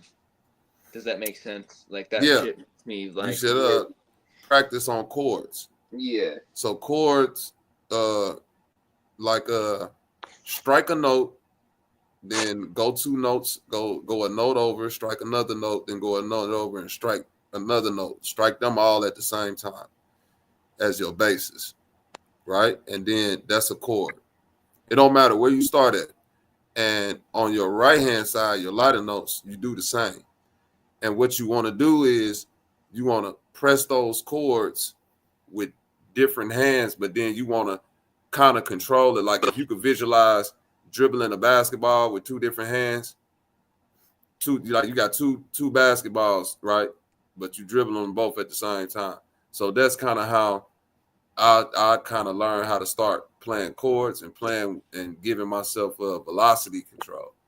That's what you're looking for, velocity control, right? When it comes to your two different hands, because basically what you're saying is you want to learn how to, press like where I press lightly on this side and I press hard on this side or vice versa. That's only gonna come with practice. Yeah. I'm really struggling with that. I've only had this thing since maybe March. I don't know, like 2 months. I've had this for 2 months, so it's something that I've been struggling with that I really want to learn. So it's pretty cool. I love music. It's a lot of programs out here nowadays that make it so much easier to learn the piano today. A lot of programs. They teach you the chords and everything. So I think you should probably look into that. What kind of programs do you know of? I don't have a computer at the moment, but I would definitely be down to check that out. Oh, if you ain't got no computer, it's a lot of YouTube tutorials. Heard that. Yeah, that's the best. That's for anybody that's trying to learn the piano. It seems hard, but out of all the instruments, that's probably one of the easier ones to like get a intermediate grasp of. Not saying you're gonna be no expert, but just saying, a good 3 months of just practicing on the piano, you should be intermediate. You should be. What I find cool about that is if you do like get accelerated good at piano, you kind of understand these notes. If you did want to play guitar or like a violin or another instrument, like you understand what G sounds like, E sounds like, F, like you just kind of. Yeah, that's the music theory part, right? So that's the part of like knowing chords and You know, that's the shit that you would get from like tutorials and stuff, right? It will help you with that, but the guitar is so much more difficult than guitar and violin. Probably like some of the most difficult instruments to master. To be honest with you, that's why most people who get a mastery of it, they start super young.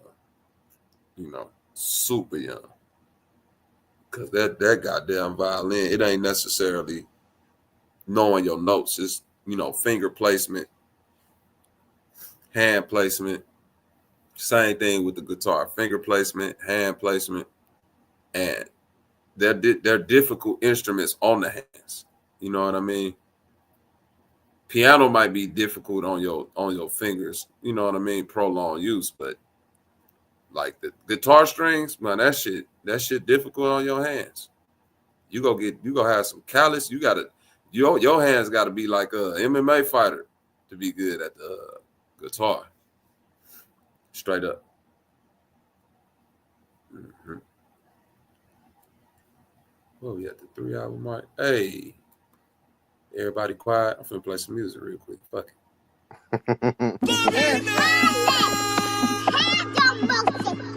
Yes. Jesus Christ. Yes, God. Hallelujah. I'm over here warming up. A beat was definitely needed. Yes, Lord. Oh, yeah. Yes, Jesus. Yes.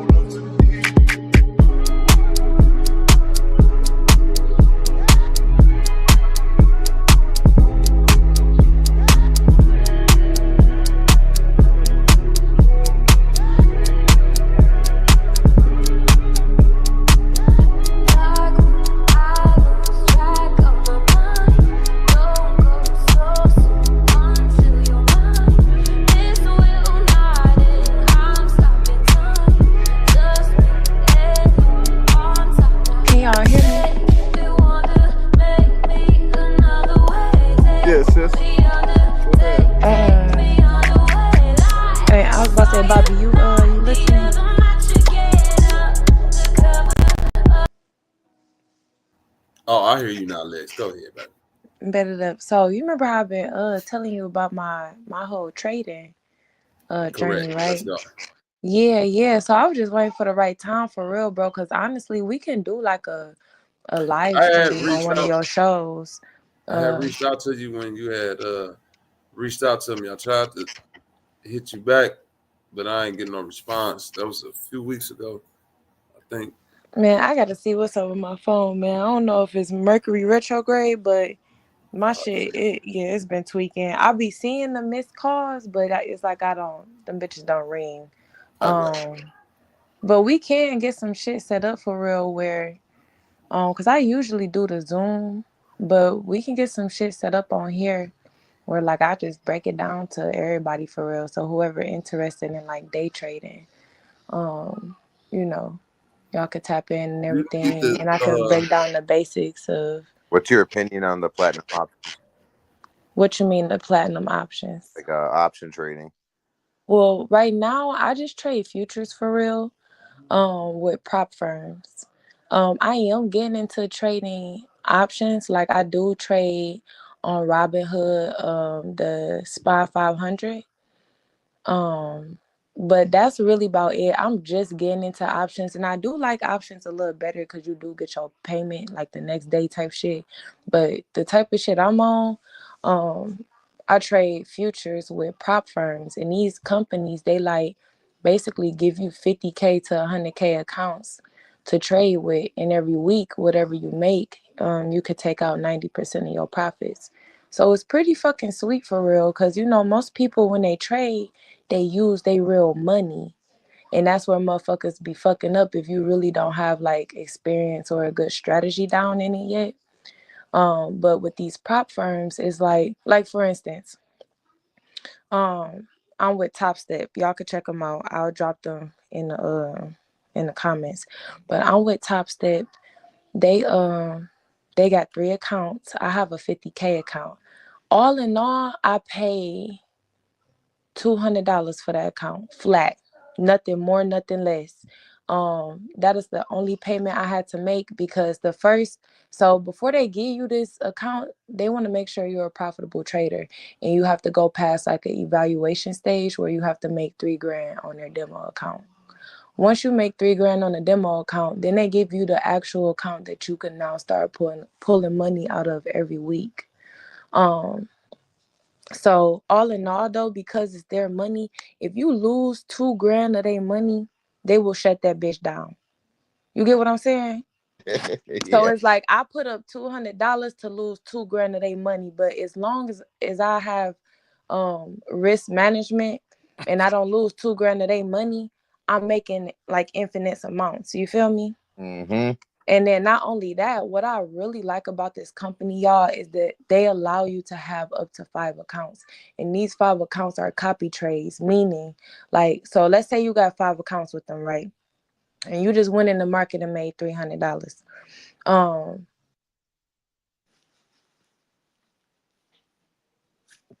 Because you have 5 accounts and you don't go back and forth in them accounts because the other 4 literally does everything your first one do because it's a copy trade.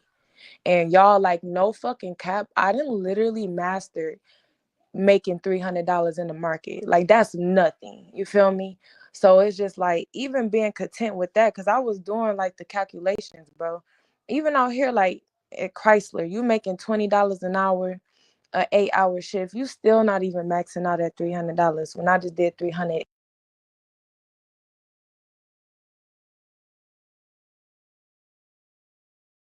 Yeah, it's what I'm oh shit.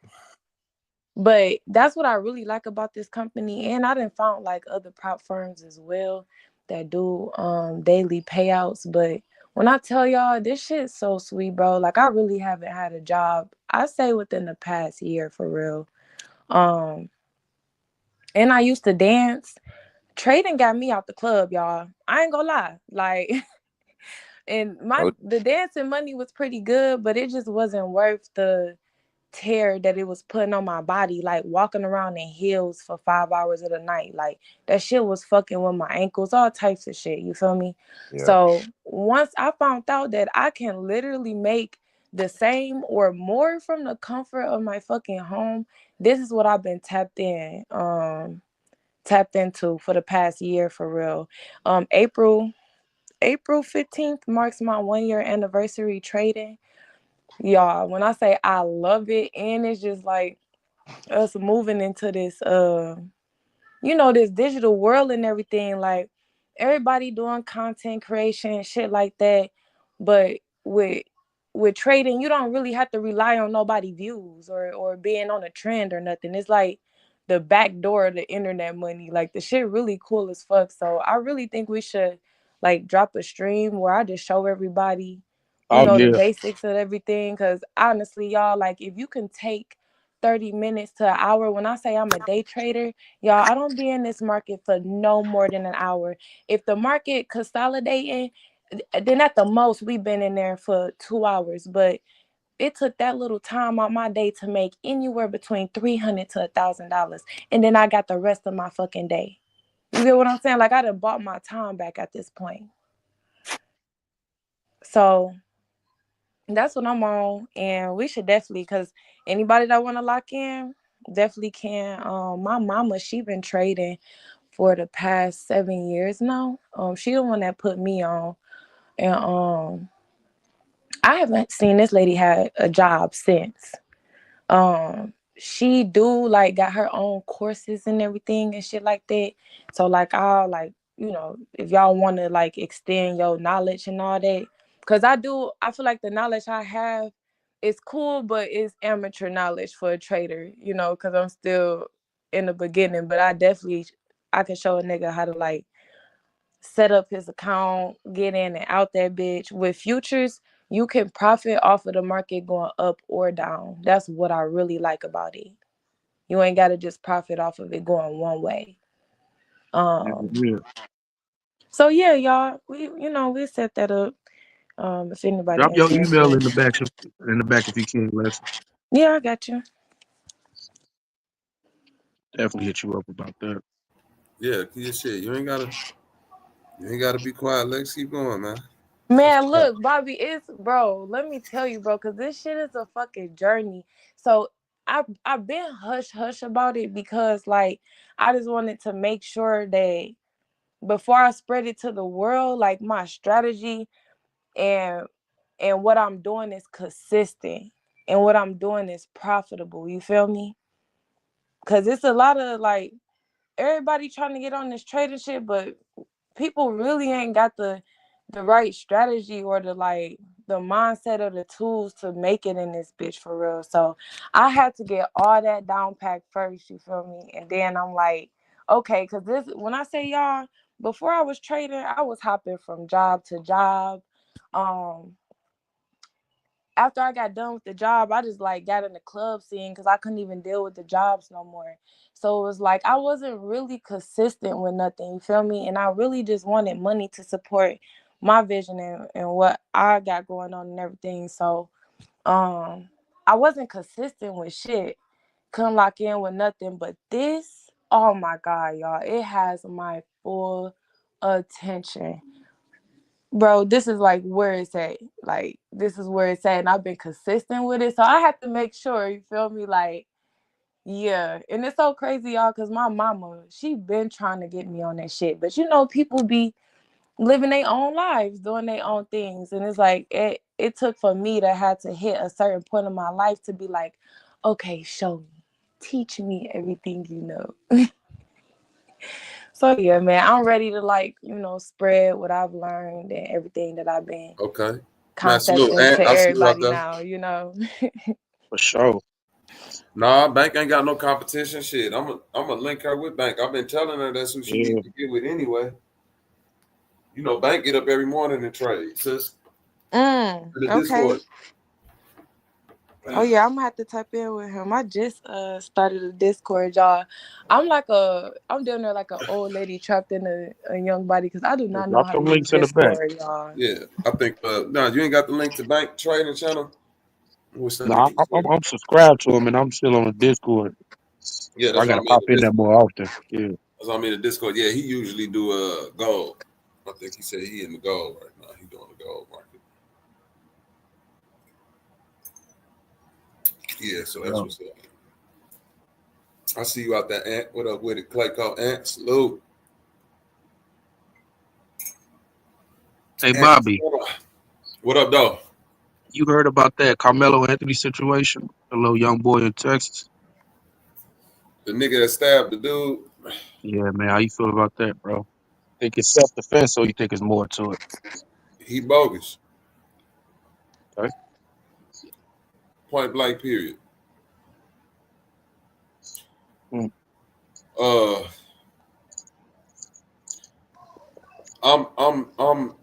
empathetic to life loss. You feel me? Unnecessary life loss. That could have been a fade, and niggas went on about their way. If it was anything like that, you feel me? Mm-hmm. The argument that I'm hearing for self-defense is that the dude put his hands on him or tried to push him or something like that, right? Some touched his property or something, yeah. That ain't self-defense.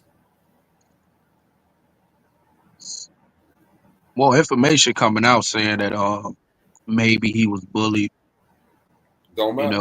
There was another rumor that prior to that event that they encountered each other beforehand, and all this I other thought they stuff. said the dude that got stabbed wasn't even from there or something like that. Yeah, he was. They was from opposite schools, but they knew each other. They knew each other. Yep, that's what's going around. I'm saying, is that from a reputable source or is that just niggas on the internet saying that? No, this is from news sources. Okay, the news sources saying that they knew each other. Okay, cool. I mean, Even if they did know each other. And if y'all haven't heard, yeah, there was two twins. One of them got killed, stabbed. That's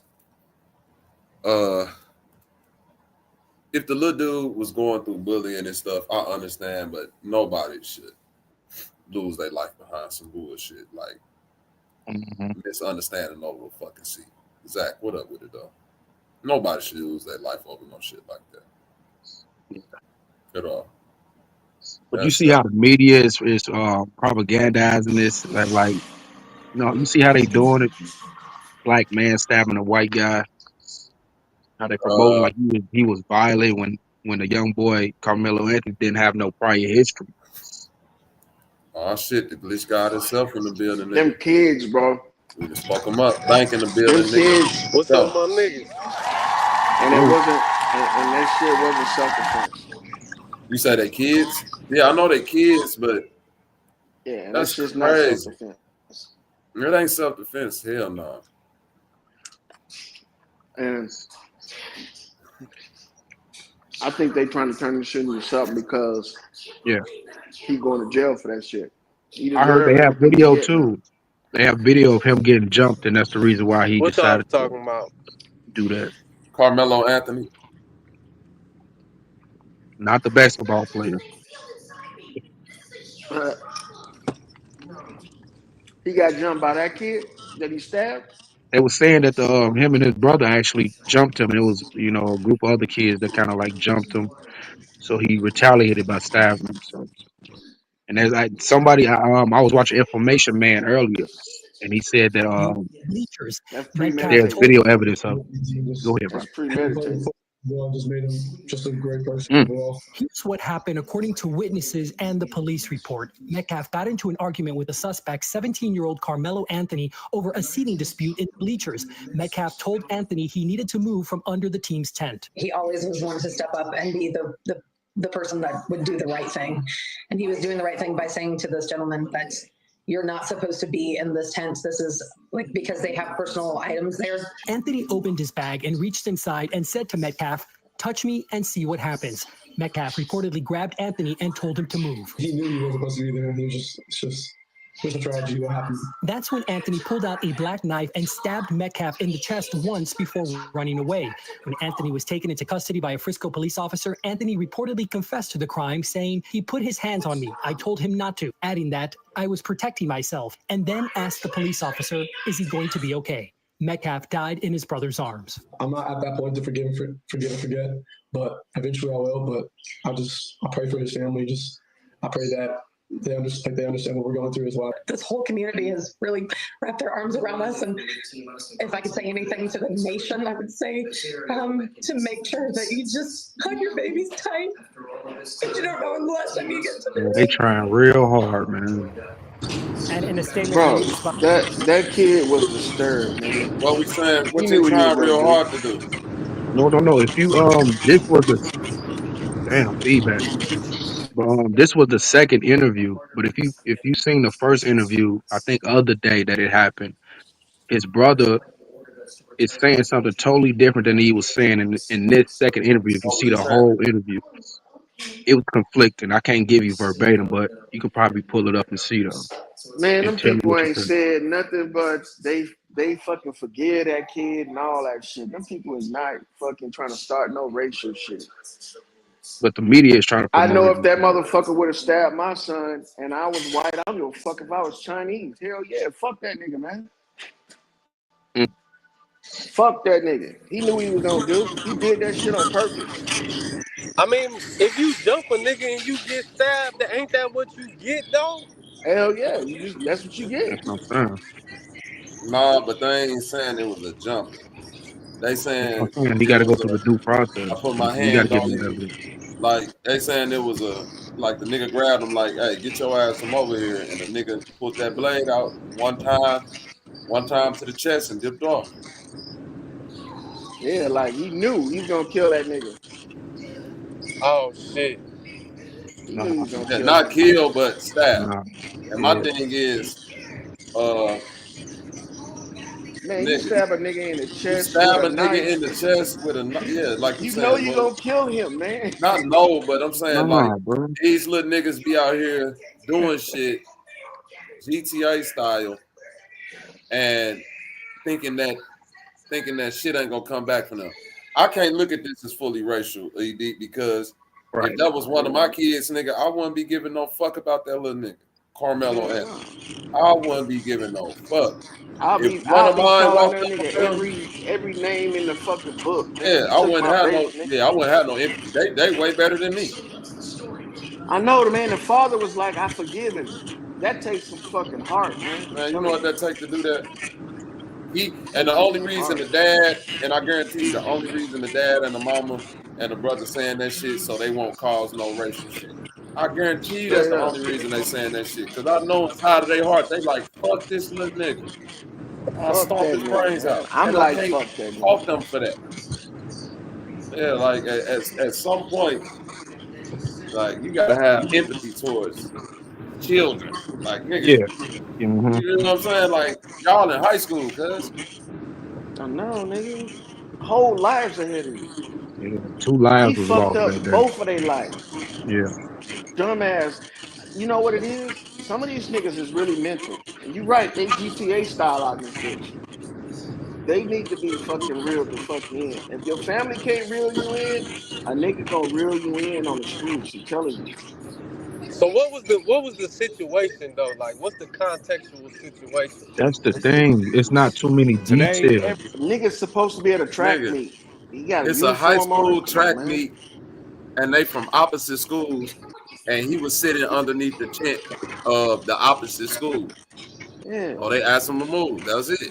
They told him, hey, and whether they asked him aggressively or whatever, you dig. If Damn. you up, And he just poked him up like that just for yeah, that? That's that what was it don't yeah, make. That's Bro, what he we could need have more sliced the nigga. detail. He bro. could He have hit him in Listen, the sliced the nigga heart. arm, he, nigga. he hit He him hit him in one the heart. time and In the dipped, heart. bro. And I'm telling you, bro, That takes some I've force, seen nigga. some weirdo shit go down in life, man. Like stabbings is the reason why I don't go to house parties. No, facts. Cause nigga, one of my little homies from Chicago, like somebody who I knew when he was a baby. I'm older than him, but I remember when they got older, him, my cousin, and a bunch of other people from the hood, they went to this house party, right? Fight break out at the house party, niggas punching. While niggas punching, he getting poked up. And he don't even know he getting poked up until he get like fall down. You feel what I'm saying? Yeah. And that's what's so crazy about that shit. Like, at some point, we can't give niggas the excuse of, he ain't know this and this and this. Like, man, I'll be wanting these young niggas to do better, but it's like what that shit Kendrick said, nigga, ain't no black power when your baby's killed by these cowards. It Yeah. can't be none. Like, I don't, you know what I'm Like, why saying? would you even bring a knife to a track meet unless you already knew That's something that's was kind gonna of go what I was down? thinking though. Low Cause high that nigga key, is like mental. track ain't even a sport where it's smoke like that. Like this ain't no football game where we on Twitter talking shit all week. Every business. Or some shit. No, this a track meet, boy. The Facts. energy different, dog. Mm-hmm. It's damn near respect shown on the track more so than disrespect. Like nigga, when I win 100 and I rip the jersey off like Superman, nigga, the motherfucker down there like, hey, act like you been there before. Like you get punished for dropping your nuts out that bitch. Like, Mm. so I don't know. That It's nigga crazy he came brought a knife there. down that bitch though. That's crazy. That nigga knew he was gonna get into it with somebody, and he was gonna jab him up. Cause that shouldn't take intent, nigga, to stab a nigga that hard through the chest. That's some up close. I don't give a fuck if you did run afterwards. Nigga, you knew that motherfucker was gonna die. They arrested him on the scene, so I don't. The media is like kind of making it seem like he ran from the scene, but he was there to get arrested. So So what? Nigga, what? That that's gives what them I'm merit? just saying. Though you can tell the media is kind of pushed this a certain way. trying to turn it into a racism thing. Yeah. They talking about giving Shorty the death penalty, man, in Texas. Life for a life, nigga. Shit. Right. If that was your boy, would you care? Oh, you talking about Hell Mello or no. the one that died? Either one, man. That's expected, bro. The way that shit went down, they gonna seek the maximum. Some point, man, these I motherfuckers need mean, to seek now that help I'm or reading something something. else, lawyer, they saying he might get off though. Self-defense. Yeah, basically they're saying that let me read this real quick.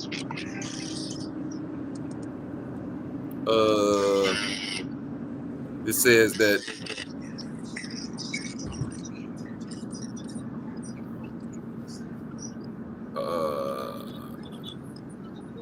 it said it's normal for students from different schools to gather under another school's tent. Carmelo had friends there. He wasn't trespassing, for one. Then they said Carmelo is a track athlete. The twins are not. He wasn't even expecting to see him there. Now, see, that's where he might win because he had a reason to be there. They didn't. Then it says the twins didn't just ask him to leave. They tried to jump him before attacking him. They tried to take his belongings, broke his phone, and stomped on him. Then they said they jumped the nigga. That's why I was like, they jumped him. Right. Then they said that like to ED point about the racism, like how the media trying to portray it, they keep showing this picture of him with this airsoft gun like it's a real firearm, right? Then it says dude is a 4.0 student, 0 criminal history, raised by both parents, lawyer. And then Bobby, if you pay attention, you'll see the And twins is on parents psychotic talking. medication. No. You'll see the white people. I'm just gonna keep it clear. The white people are on all social media, and then you see his family not even saying nothing. So it's kind of suspicious, and it's like, man, there's something more to this shit, bro. It's more to this shit, bro. I'll say this: more oftentimes than not, people lose in the court of public opinion. But one thing that's great about America, but still suck at the same time, is that you'll have your day in court, and even if you never gain your reputation back in public, from the looks of it, you might be going home free, based on the particulars of the case. Now, I don't know what side, I don't know who telling the truth, but all I'm saying is that if the details surrounding this event are more aligned to them not being track athletes, him being one, them not actually having a reason to remove him, them really trying to jump him, stomp on his phone. Like if he can get other people to cooperate that, which I'm pretty sure they will, because now I'm looking, they saying a lot of people coming out saying them two was bullies. Might be dealing with a different thing. It's two type of parents to bullies, loyal. And I'm not saying that's who these two twins are. It's parents to bullies that are complicit.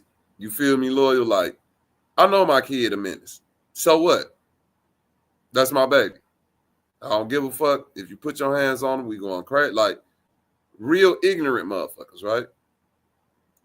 Then it's some people that are so blinded by the fact that a child is their child, they don't want to discipline them or even accept the fact that they might be a bully, predator, the thief. You feel me? All to a liar. No, my son will never do that until you go in their room and see that this motherfucker got $5,000 worth of stolen Best Buy shit. You feel me? That's what I'm saying. So I don't know what's true. I don't know what's not. If the young brother is who they say he is, Godspeed, young brother. Sound like a case of either he had a mental problem or he was bullied and said, fuck that, y'all not gonna bully me no more. Mm-hmm. Like motherfuckers don't say shit when those white kids get to shooting up schools and say, "Oh, he was bullied and that's why he." Come on, now. Now when a black dude, it's just he was a good kid. Yeah. Until he fucking wasn't. Yeah. So, hey, I don't feel sorry for no motherfucker that don't feel sorry for their victims.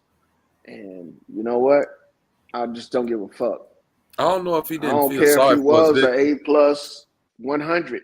I don't give a damn. Well, they say when he stabbed him, he ran. I had bullies. Hold on. They say when he stabbed him, he ran. Yeah, we had bullies. We had bullies, bro. But I'm saying, we in a new day and age, loyal. Like, information and fear is rampant, right? So, Kendrick Johnson, right, the little dude in Valdosta that got found wrapped up in that motherfucking tarp. Yeah. And they said that, it was an accident, but this man was a John Doe in a morgue for 2 weeks. And y'all altered these tapes in his school. And y'all know he was in there getting bullied by people, right? Not defending it, I'm saying if the particulars of what they saying is correct, he got a good case. If they did what they said they did to him and he pulled out, stabbed one time and ran, immediately confessed when they caught him and asked, was the dude okay? All of that way into your empathy and or sympathy when it comes to the judge judging. Because like you said, Lloyd, if he'd have been like, fuck him, he was trying to whoop my ass on. The fact that when they first caught you, whether if you meant it or not, you said, hey, I did it, and is he okay? That's going to go a long way. Yeah, for sure. Hey, if it does, it does. But if it don't, shit, if he gets the death penalty, hey, no, shit. It is what it is, shit. It ain't gonna change my life if that little nigga gets the death penalty. He not gonna. He too young for that shit. What state they in? Texas. I don't know. You might get the firing squad, nigga. Other shit. Texas is a firing squad, your ass. Yeah, you might be get you a good lawyer, my boy. It might be rough out here for you, but I'm praying for you, Carmelo. My thing is, if the nigga got away after he got jumped, why did he come back and sit under the tent with him? Nah, that ain't. You got the story mixed I up. was about to say, nigga, this nigga creating his own narrative. This nigga lawyer stay doing that. This nigga just say shit. Hold on. I would never use you as a fucking lawyer, nigga. So hold on. So the story with him being under the tent happened at the same time as getting jumped? Yeah, no, listen, lawyer. That's all. Yes, that all led to the same event. Yeah. Okay. In the second interview, the white boy it said that said he had his backpack and dude tried to grab his backpack.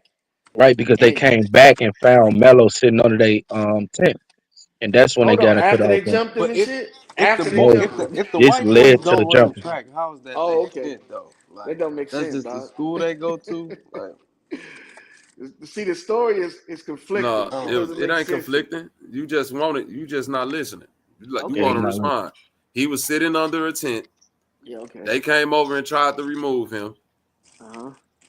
Jumped him. Broke his phone. He pulled out, stabbed, and ran. Yep. Oh, so he had his backpack on him. He took the backpack off. No. I don't know where the backpack was, but another story was that they grabbed his backpack and threw it. Motherfucker. No, look at the first interview. The boy will tell you. The boy will tell you. Hold on, lawyer, because you just saying shit, bro. If you look at the first interview of that boy that day, it was like 2-3 days ago now. Yeah, He's saying that his brother grabbed his backpack.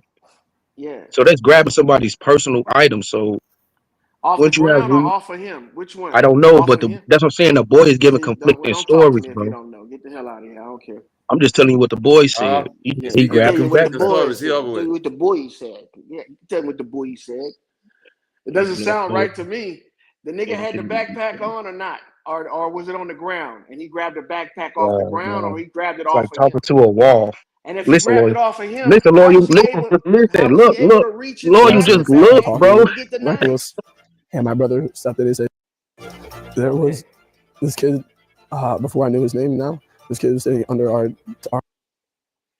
Lie number one. He said before he knew his name. Now, this is why they finna lose, lawyer. Go ahead.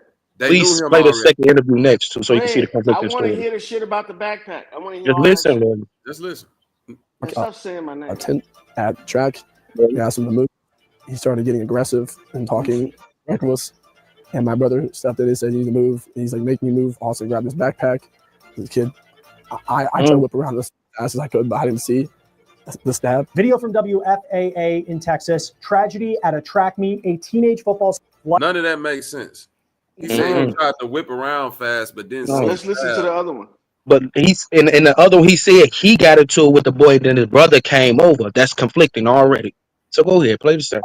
Cut short. His family says he died in his twin brother's arms. The suspect, according to police, was a fellow high school athlete who allegedly brought a knife to a track meet and changed so many lives, allegedly, in the course of doing so. We're on the case presented by Law and Crime. I'm Chris Stewart.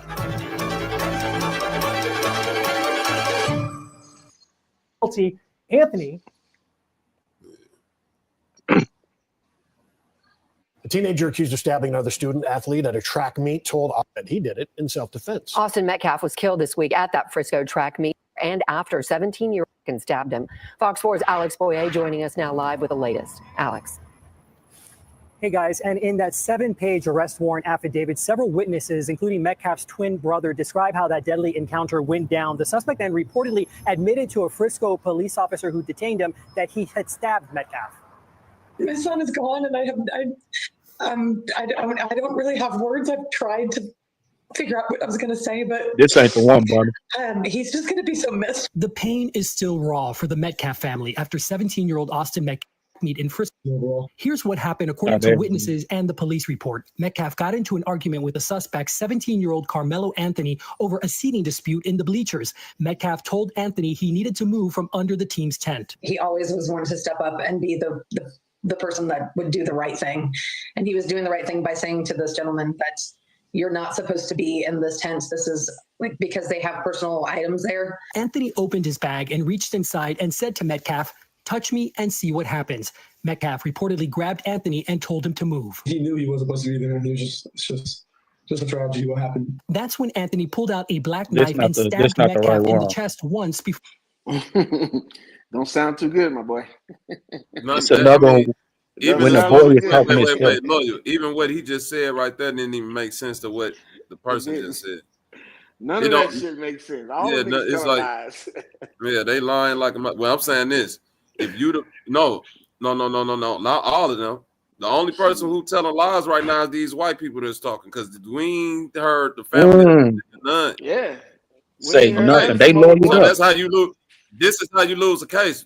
Yeah, you I talking don't too give much. a fuck, guilty or innocent. We talking about the American judicial system, and we talking about a nigga that got two parents live in the same affluent middle class neighborhood schools that you live in, right? 4.0 student, no Working criminal. Working two jobs, my nigga. Yeah, you gotta, yeah. I'm just saying, whatever trying to prove, you gotta prove that shit in court, not on TV. And the more and more your ass talking on TV, the more and more ammo you give for an excellent lawyer to say, hey, you said this on this interview, you said this here, you said this in the police report, and then you said that all of this shit is conflicting. Yeah, what really happened? Hold on. What you know what the parents ain't going to court, the brother ain't going to court. This is all on him. They already got him for the stabbing. It doesn't matter. The brother got to go to court. He's an eyewitness. It don't matter if they make an asshole out of themselves. They don't need proof. They got the weapon. They got him. He fucking told on himself. No. I'm telling you, nigga. Lawyer, are you crazy? Nigga. Lawyer, we talking about the difference between murder and self-defense. Okay. Self-defense would be if You know, if you was you know getting what? jumped Right, and a nigga right. stomped your phone out. Right. You right. Right. Stump your phone out. If you was getting jumped and a nigga stomped your phone out, yeah, it's self-defense time at that point. You want to know why? Because your phone, bro. Listen, your phone, the phone out. Yeah, because your phone is a part of your is a part of yourself, bro. It's crime. It's laws that go directly to the phone, bro. If you fuck with somebody's phone, you get jail time for that. Okay. You know what? Why you trying to minimize the fact that a nigga fucking took your property and fucked with it? Like, you gotta beat his ass. Hold on. So y'all saying you gotta beat his ass, but killing him is justifiable too as well. If you already been fucking with me though, they said they had prior smoke. I got you, bro. Right. I got you. But is killing him justifiable? Bro, I don't care if you get buyer's remorse after you fucking bought it ain't even about the materialistic shit that you. I don't care if you feel bad now after you did the do. It don't matter. Why? It don't he should matter. be able to stand on. I smoked them niggas. Fuck it. Hey, he should. Hey, he can. He can. Fuck you he talking can about? We ain't heard nothing from that young man yet. We ain't heard not a word from him. All we heard is the parents, the brother, and the news. That's it. So, you know, it sounds bad. And it is. Because they don't have to look for his ass. They don't have to find a knife. They don't have to get eyewitnesses. They already got him and a confession. So right now, all they got to do is decide on whether or not he lives or dies. Nigga, self-defense or murder?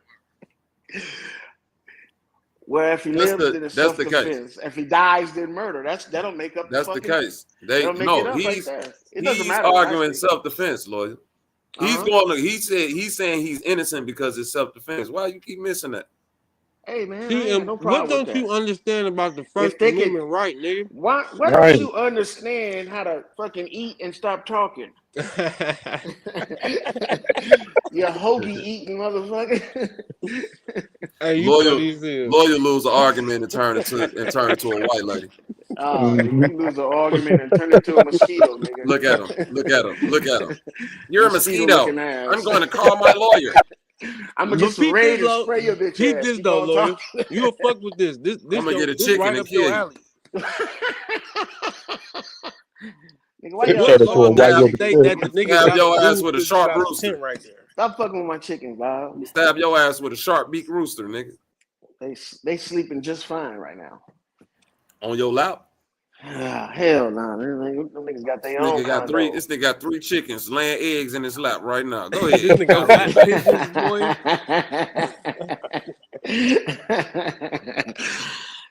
And you over there buzzing around trying to find a puddle to sleep in tonight, nigga. But all right though, peep this though. You know them eggs be having boo-boo on it. Go ahead. If a nigga approach you about some imaginary, like nobody owns the bleachers. If you got a tent up there, cause like I ran track though. So if I'm under your tent and there's some hoes over there and I'm shooting, like I'm just conversating with people at the meet, possibly. If I'm over by y'all shit, like ain't nobody finna come up to me and tell me to do nothing. Like what? Hey, let's say they do, Bank. Let's say they do, right? They come up and say, if I had prior smoke with y'all niggas and I know y'all might jump me, I might stab your bitch ass. Fuck it. Yeah, and then look, when you get caught by the cops and you confess, they're gonna do what they expected to do: arrest your bitch ass, and then you go to jail. And then you can say this. Then you can say this right here: it was self-defense. Why it's cool when they do it? It's a problem when I do it. It ain't cool when anybody does it, especially if somebody dies from it. You can lie all you want. It's up. Why they consequences don't have to have? It's up to a jury, bro. Accountability, though. It's not up to us.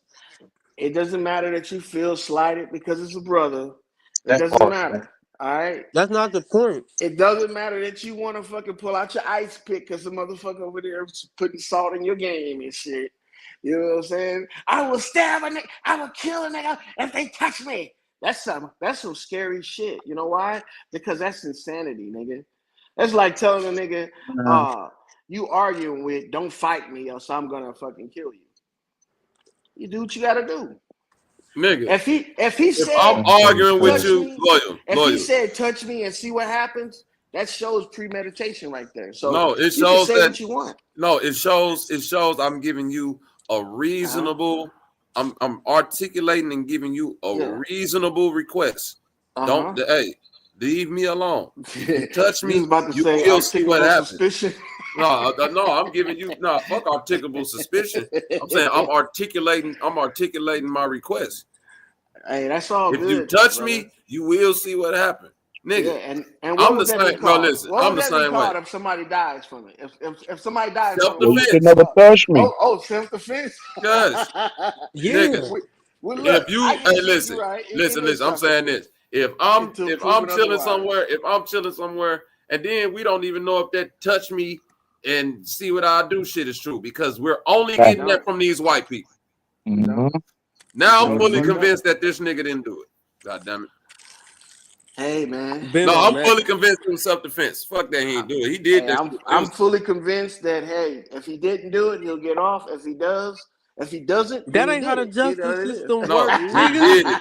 He did it, bro. He did it, and he's gonna get off. Control over that. He did it, and he gonna get off for self-defense. Y'all niggas act like y'all got control. At the most, hey, listen, them folks would be mad because at the most he gonna get manslaughter and do about 10 years. Less than that. Get out in 5. Damn, he didn't get away. Huh? Right. He gonna get a lesser charge. Hold on. No, you know what he's lesser charge ass nigga. He gonna get what will he get? Neglect. They gonna give him neglectful thoughts and actions, and they gonna give him 5 years in prison. I don't think he deserves to be there at all. Shit. Oh, you don't think he deserves to go to prison? Okay, not so really. He gonna do some. Hey, he gonna do some prison time just because they might look at. They might deem the. They might say smart ass in jail, nigga. No. 4.0 ass. They go listen. I'm gonna say they. It depends on the circumstance. Like if he over there chilling with people, like they said, and he knew people over there, and these motherfuckers just come over there. Nigga get away with it. He ain't say he get away with it, but if he over there chilling with his people. And these 200-pound motherfuckers come over there fucking with me, talking about some, hey, you gotta move. Hold on. You ain't supposed to be over 250. 250-pound motherfuckers walk up on this nigga talking about some, you gotta move, grabbing you and smashing your shit. Bro, I'm unzipping the bag too. What don't you get about that? That like that on his phone. That part right there is unlawful on Verizon, nigga. That's $1,000. No, you dumb. And he used to be an ex-cop, and he don't get this shit. What don't you get about that? You can't press me to move nowhere in these bleachers, boy. He don't get that shit. Shut your superficial ass. What don't you get about the fact that be an activist pressing so them bad, niggas at all? Shut your activism ass up, Trick. That's crazy. Look, you ain't got nothing but ad hominem, boy. Get your goofy ass on. You ain't got nothing but ad. Nigga, you called me up. You talk shit to me first. What am I supposed to say? Man, look, it doesn't matter what happens to that man. It doesn't matter what happens to that man. It's just a topic, all right, dog? No, so if he goes to prison, he goes to prison. If he doesn't, then shit, he got off. But I just want to know, you don't think it's crazy to walk up to a nigga and tell him where they can't sit on the bleachers? I've done it, and people have done it to me. But I didn't stab them. They didn't stab me. We're not talking about that. Oh, that's okay, the first. But I'm saying that's the first offense. If we talking about a list of offenses, it wouldn't be no confrontation if you're not coming up to me talking this shit. So nobody ain't never told you that you in the wrong place. Me personally in my life, no. Well, thank God. Thank God, because I would have stabbed their ass well, just thank like God, this nigga. Your mental bitch ass would have stabbed them too. You mental, nigga. And look, hold on. E Deep would have probably stabbed him. No, E Deep would have bit him. Why you gotta throw my nigga in there though? E Deep would have jumped on him like a vampire and bit him. Don't you mess with the Dark Knight. I'm just sticking to what the young man said, and I ain't gonna lie. We can speculate all we want to, but we still need to find. We need to find out the. We need to get the discovery, and then we can, a smart old convict. Comment properly on this situation. But from what it sounds like Mello just was in self-defense. That's all. See, that might not be a stabbable offense, but that is a me getting on your assable offense. 2025 self-defense. Fuck is you checking me for about where I'm sitting at on the bleachers? Like that lets you know that they had prior smoke. You not finna come up to no rando talking shit about the bleachers. A lot of kids have problems with each other, man. It's understandable. It's just not understandable that they would stab each other or shoot each other or fucking All kill right, so each what other. about this? We Period. could take it off of this situation. Mhm. When you have identical twins or twin niggas in school, they be picking on niggas, bruh. Oh yeah, the niggas special. The niggas think at the same time. They got a superpower in junior high school, nigga. Nigga, So if you you know got they be twins, bullying niggas, bro. hey, nigga, you got twins. If them niggas ain't on a telepathic level, nigga, something wrong with them niggas. Oh, hell yeah, there's gonna be a hierarchy in high school. That's what builds niggas' characters, man. Bullying, getting bullying, you know, the bitches, they be bullying each other too. It You know, builds a that's hierarchy. This high man school is shit. insane. That's high school shit, man. Don't take that away from the kids, man. You said it builds character. Yeah, nigga, it builds Insane. character. You only say ED that when it wasn't work out popular in in the school. right That's why way. his bitch ass is upset. Them high school kids took advantage of that man, just like I got took advantage of. Shut your bitch ass up. See, you only say that it's positive development when it work out in a way that benefits you, doggy. Yeah, you have to make it benefit you, man, because that's the only way you can No, get through this shit. cause when it don't work out for the one nigga, now you gonna say this nigga retarded. Hey, none of my kids ever came to me and said, "Daddy, somebody's bullying me." Because you know why? You Because I laugh. already told them, you better learn That how to shit fight, real though, bitch. bro. Get your bitch ass out there and fight. And if my son did some shit like that, guess what I'm gonna do? Turn my back on that nigga. That's crazy as You hell, done, dog. son. You done, son. Telling you. Don't bring your weirdo ass back up over here. If I ain't your gotta worry son is about a that. weirdo, that ain't your fault. Hell no, nigga. Because when they get You don't older, think nigga, so? hell no. When they get He'll think older, they can do whatever the fuck they want to, nigga. See? They can do whatever the fuck they want to. Your dad had expectations of you. Did you turn out the way he wanted? Hell no. You did what you wanted to do, nigga. Since fucking 16 years old, you've been doing what you want to do. See, so if you fuck up out there in the streets, what am I supposed to do? Flip my life because yours is fucked up now? Hell no, nigga. I'm gonna live on. Peace. Holla at you. Holla at you. Nigga, shit. You don't expect me to run to your rescue when you done took a motherfucker's life. You done. And when you get out of jail, you still done, nigga. Go. You own your own. Just like I would be on my own if I did some shit like that. So Oh, you niggas can man. play the role all y'all want just because y'all want to be Black Panthers, nigga. Fuck all that. I live in the real world. I don't Right is live in right and civil wrong rights is wrong, movements right? every day, nigga. I And don't he was live in a wrong for civil rights stabbing him, movement, but at the ED. same time, none of that ED, shit you is want to live cause in a for. civil rights movement, nigga? Build a fucking time machine and go back to the 60s, nigga. Just like you, lawyer, we don't know the full details of this case. So you can make fun You're of it right. and try to make light of it all you want to and try to make it You're seem like right. that. But And I feel when like a case since I comes don't out and know the say that full he was details, or he I can wasn't, afford to be a quite sure your dumbass and attitude agree would to this change. in this conversation. Since I don't know the full details, I can afford to say stupid shit about it. But if I knew the full details, then I could be accurate, precise. But since we don't, then you can't say what that motherfucker was thinking. All you can do is tell about what he did. And what he did was erratic. You know, it was not smart at all for him to be a smart kid. And it wasn't civilized.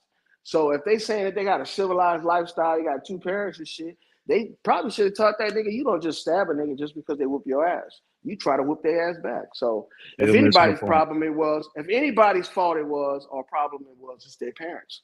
So his parents fucked him up in the head. And that's why he did what he did. And they know better to come on TV because it might reflect on how they are. So that's probably why they haven't heard from them. Because they lawyered up.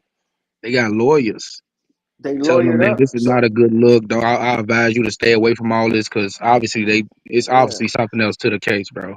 That's yeah, why. probably some shit that you might not want to hear. You know, if your son, yeah, I can understand their kid lawyering up, but the parents lawyered up, hell no, fuck all that. What the Man, that's parents got a lawyer up crazy, for? bro.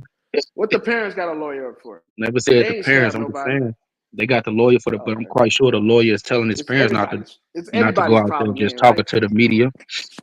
So what do you want to be? What do you want to be done? Civil rights, EV.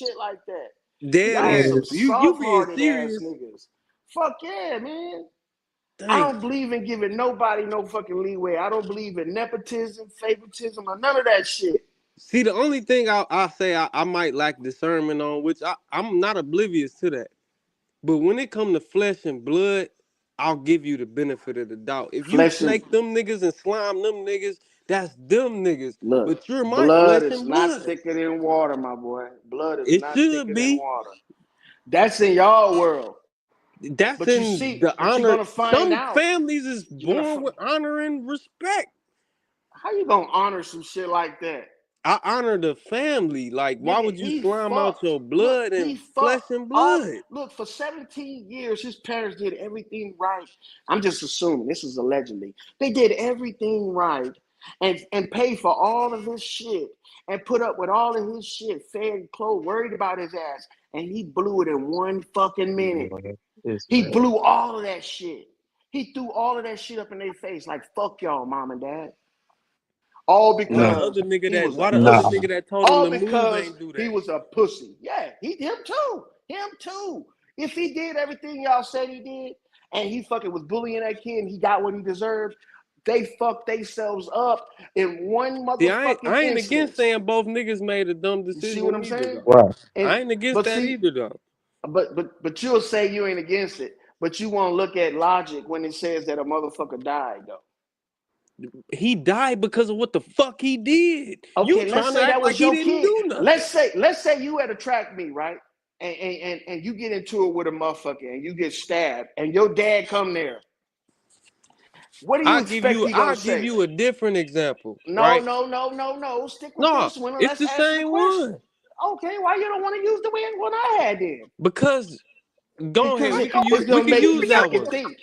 But we still using hypotheticals. Right? Why can't you use my own? Go ahead, use yours. Since you want to use yours and make yours match mine, go ahead. Because it's synonymous. Go ahead. So look, I'll give you a personal example from this week working. Like, so the GC I'm working for, we went outside. It was some niggas outside taking scrap from the backyard of his building. He like, hey, Jay, come outside and blah, blah, blah, blah, blah. You know what I'm saying? He just wanted me to tell him because he about to get on their ass. They out there stealing scrap. Well, if them niggas just would have up pipe and just got the blowing at us, though. Because he checking them about stealing shit on his property. And I'm just out there as backup. Just getting popped up just because I'm out here. He's snapping on these niggas and his property, doing what he's supposed to do, telling them to get off his property. They in the backyard taking scrap because we doing demo. They taking scrap. He out there checking them niggas. If they up pipe and just get the blowing at us, then what, nigga? Like, how is these two stories synonymous, the same? Nigga. No, it's not. It's synonymous. Nigga. No, you it's telling not, the nigga to get off. It's not synonymous. Nigga, these niggas was at a track meet. What are they running at a scrap yard? Them niggas racing with fucking scrap metal? These niggas at a track meet. Concentrate on the fucking track meet. Nigga, not on fucking fighting over what tent you want to sit up under. His coach should have been like, get your bitch ass over here, you fucking toothpick carrying ass punk. Get your bitch ass from over there and get over here. Oh, loyal, racist in the bitch. That nigga said toothpick carrying. Oh, no. Nah. Whatever he stabbed him, did he stab him with a butcher knife? What did he stab him with? We don't know the type of knife, but it was a knife. Was that a knife? And how is that? A knife. A knife? What kind of knife? A switchblade or what? This is 2025. A pocket knife? Or what? A pocket knife? Bro, whatever knife it was, he pulled it out of his bag and it was black. Man, get the fuck out of here, dog. That nigga carrying around a fucking Bowie knife. That nigga carrying around a Crocodile Dundee knife for fucking scaring off track meat, motherfucker. Bro, he probably had a regular knife, bro. I got know a knife. That's what I'm saying. My wife got a knife. And how is that racist by me calling it a toothpick? Bro, I said tooth. I thought you were saying his toothpick, like an actual toothpick in his mouth on some black people shit. Nah, Shaq. That's not what I was talking about. I never heard a motherfucker call a knife a toothpick. Who the fuck Me called neither. your age, a nigga? toothpick, Who called a knife a pick, toothpick? a shiv, a Nigga, shave. ice pick is an ice pick. Bro, an ice pick is an ice pick. A shiv is a Shut shiv. your bias ass up. What are you I talking swear. about? These niggas ain't in biased. jail. You act like this You nigga pulled out a biased. piece of fucking shaved down plastic. I know, nigga. So look, this is the thing. You gotta have a knife concealed in a backpack. That's what I'm saying. What kind of knife you think it was? You think it was a little pocket knife? A regular little pocket knife, I'm assuming. Yeah, okay, like a little Swiss Army knife, huh? Could have been that. Nigga. Wait until you find out if it's a fucking big ass Bowie knife. Then what? This nigga carrying around a fucking Crocodile Dundee knife for protection? You really believe that, lawyer? I don't know, man. I'm just going off of what I heard. Which is why nothing. would you make such a gross assumption? How is it gross, man? I'm just taking Yeah, because you said a nigga had a Crocodile Dundee about knife. some shit that ain't even affecting y'all. No, it ain't affecting us. I'm saying a Crocodile Dundee knife, though. Hey, man, they didn't give a description of the knife. Hey, man.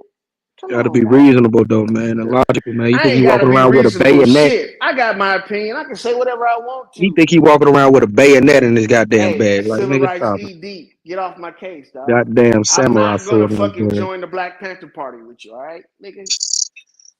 Well, yo, that's crazy, bro. Man, I don't feel sorry for nobody to do shit, do what they want to do, and expect motherfuckers to feel sympathy afterwards. Fuck all that. Nigga, if I shoot you and you die, I deserve whatever I get. Nigga, fuck the color I am. You know, and fuck if we had anything going on before Not if that. a motherfucker was fucking with you. I know, huh? Not if you stumped out your phone, huh? Bro, if you stomp out my phone, loyal. If I'm sitting, loyal. If I'm in a motherfucking loyal, if I'm in the stands at a Cardinals game, and a bunch of Cardinals fans come over and they say you can't sit in this section. This for Cards fans only. You got on Cubs gear, and they get to harassing me and pulling at my shit. Somebody getting stabbed in the stands, and I just deal with that shit later. One of them niggas might hold get on. up just to keep me safe, because nigga, I'm telling you, aggressive white boys. In these type of situations, nigga, I went to a racist school. I know how these high school. I went to a racist school. And I know that. Okay, so I know how these stories go. Ain't no motherfucker, and this ain't no motherfucker trying to be ain't no motherfucker trying to be the next Kendrick Johnson. That shit shook too tough. Niggas like fuck that, y'all. And you live in these little racist. You go to these little racist schools and shit. You know what I'm saying? Like, I done seen some shit. I don't believe that. So I'm sorry. I don't believe in racist schools. I believe people could be racist that go to that school. But you don't believe a school can be racist? Nah, I don't believe a structure can be racist. Okay, let me. So you don't think the teachers in the school, the principal, and all them people could be racist? Yeah, I can believe that they the school is racist. Nah, the school ain't racist. Not the building. The building ain't racist. Lawyer, stop with the semantics, dog. You knew what I was talking about. You know what I mean? No, I didn't, nigga. A building is an inanimate fucking object, nigga. It can't be nothing but a building. That's what I said. The no, school. Nigga, and I'm not doing that right now, nigga. You know, I'm talking about the school where the niggas learn. Yeah, nigga, go on with your little troll shit, nigga. Eat a chicken right now. What you talking about? I'm gonna eat that chicken, nigga. I'm gonna watch out for this fucking case, man. I'm interested in what's gonna happen. And then I'm also interested in you guys' reactions, because I want to see how y'all react when they get the verdict and shit. You know, I want to see niggas jump out their skin and shit and protest. Go ahead, protest. Bring back civil rights. Bring back civil rights and the marches and everything. When you gonna learn? You just gotta take care of your own. That's all you can do. Because if you leave it up to other people to help you take care of yours, they're going to always be biased in some kind of way.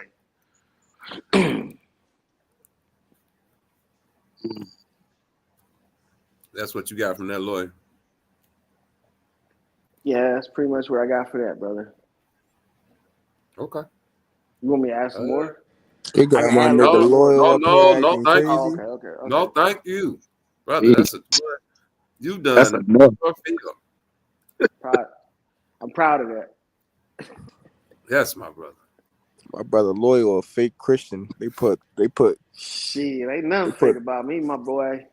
They put the chicken on the cross. I don't even believe you fucking fix your mouth to say that. You better go check your mouth right now. Go look in the mirror and see what's wrong with your mouth. They put Something the wrong chicken with in. that. They put the chicken on the cross, brother. They put the chicken on the cross? Nah, man. We don't cook outdoors no more, brother. We cook indoors. I fry my chicken too, man. I like my chicken fried, crispy. They fried Jesus on the cross? Nah, I ain't fried Jesus on the cross, man. How they gonna fry him on the cross? When it's a la crooks. It's not a la fry, nigga. It ain't fucking fry. Come on, Loyal. Why they fry your chicken Jesus? Why they fry your Muhammad, nigga? Don't ask me about Muhammad. Oh, my bad. Why they fry your Ra, nigga? Don't ask me about Ra. I don't know who the fuck Ra is. Oh, my bad. Mary. I know you claim one of these religions. Which one is it? Buddhism? I don't claim religion, brother. You believe in what? Well, you believe in deep breathing, healthy cleansing, grounding, stepping on the ground, eating only vegetables, one of those? I don't believe in none of that farming shit, nigga. That's you. You don't? Man, if you don't believe in nothing, you'll stand for anything. Brother, I don't believe. You're right. I know. That's a Malcolm X quote right there. I'm just putting that out there. Yeah, well, look what happened to Malcolm. Malcolm became an icon, my brother. He represents your God, man. He represents Allah. Arm, leg, arm, head. Nah, the same thing that happened to Jesus happened to Malcolm. They got him. Nah, that's brother. what happened. Malcolm wasn't the savior. He wasn't the salvation. Malcolm was just another nigga. Nah, you right. He ain't stand for nothing. Cause them two niggas ran up in there and blasted that ass. He stood for the United States government. I got DOD number and everything.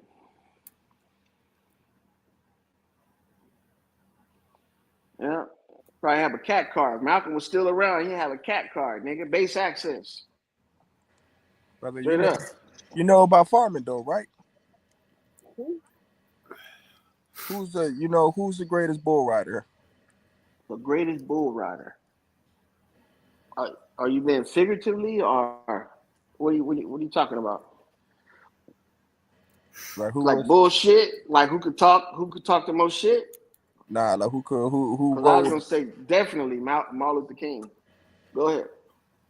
Nah, who rode the bull? Who rode the greatest bull for the longest time? I have no idea, brother. Who? Lane Frost, brother. Lane Frost. Lane Frost. So what was the deal? What's so significant about him?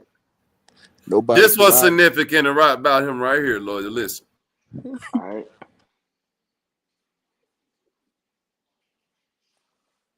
Can't hear nothing, bro. I can't hear nothing, bro. You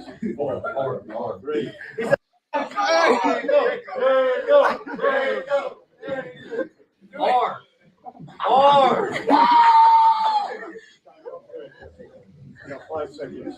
R3. He said R. You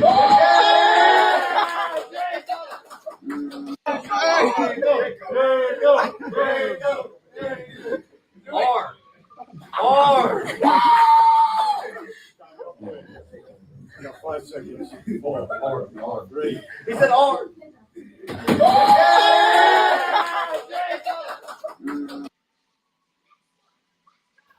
And them the niggas that jump your boy. No, I'm lying, but that's look, Loyal's gonna be like, pack them little niggas up. Now I changed my mind. Make them a lunch pack. Look, I almost had you, bitch. I didn't know what the chicken hell I was looking at. I motherfucker. thought I was looking at something else. I didn't know what the hell. You was looking at the nigger chicken god. Yeah. So what was we supposed to? What was that about? That was a high school in Georgia called Walnut Grove High School, where they did what's that? I guess a word game where you guess the letters and then spell out the word. And the word that the teacher had for the students to guess was nigger. Class full of white students with a white teacher. Okay, and what we got going on with that? You just said it wasn't no racist schools. Those are racist people. Inside of a school. Yes. So that's a racist school. It's not a racist school, brother. You know I'm being facetious about the school shit, right? No. So then, hold on, wait. Then I don't never wait. Right. I don't never want to hear you say that's a dangerous city because a city is an inanimate object. I don't never want to hear you say chicken got niggas changing. You know what I'm saying? Because ain't no proof of that. You know what I'm saying? And if chicken do got us changing, nigga. Wait. If chicken got us changing, nigga, what did it do to you, chicken, man? Got me fucking feeling it. Feeling what? Cocaine? Cocaine's a powerful drug. Morphine? Fuck your couch, nigga. Methamphetamine? Heroin? Fuck your couch, nigga. Nigga, you eat the chicken egg soon as it... Man, I love chicken, raw. dog. I ain't gonna even lie. That's what Christians is Raw. about, man. Christians about fried chicken. Raw. And collard greens. And you help your chickens incubate the eggs. You be sitting on them bitches. You egg sitter. You an egg babysitter. See, that's why your ass fell off. Motherfucking chickens had your ass under pressure. Chicken came and slapped the shit out of him. Get the fuck off the fucking internet. The nigger chicken god. What up with the sacred onion? Chicken came and took his phone away. Get off the fucking internet. Man, what the hell, dog? Madison, what up with it? Salute. Look at Zach in the building. Trip. What up, though? You know Loyal ain't got no goddamn sense. None at all. All right, y'all. We finna get into one more topic. I want y'all to tell me what you feel about this. You still there, Let's Bank? do it. No, Bank got up out of here. You still there, ED? Yes, sir. Tell me what you think about this nigger shit. You know the chicken champ's still here. Shit. The chicken champ, my boy.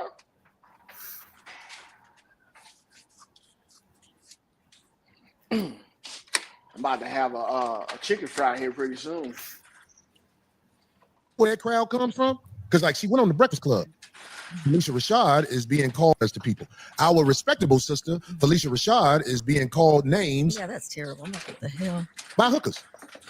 And you know where that crowd comes from? Because like she went on the Breakfast Club. But you're young queens. I'm taken aback when I see on a college campus young women dressed in strips of clothing. But more importantly than that, no man wants his woman to be out like that. Don't give. And it was a lot of them girls talking crazy. You know where that crowd come from? Les.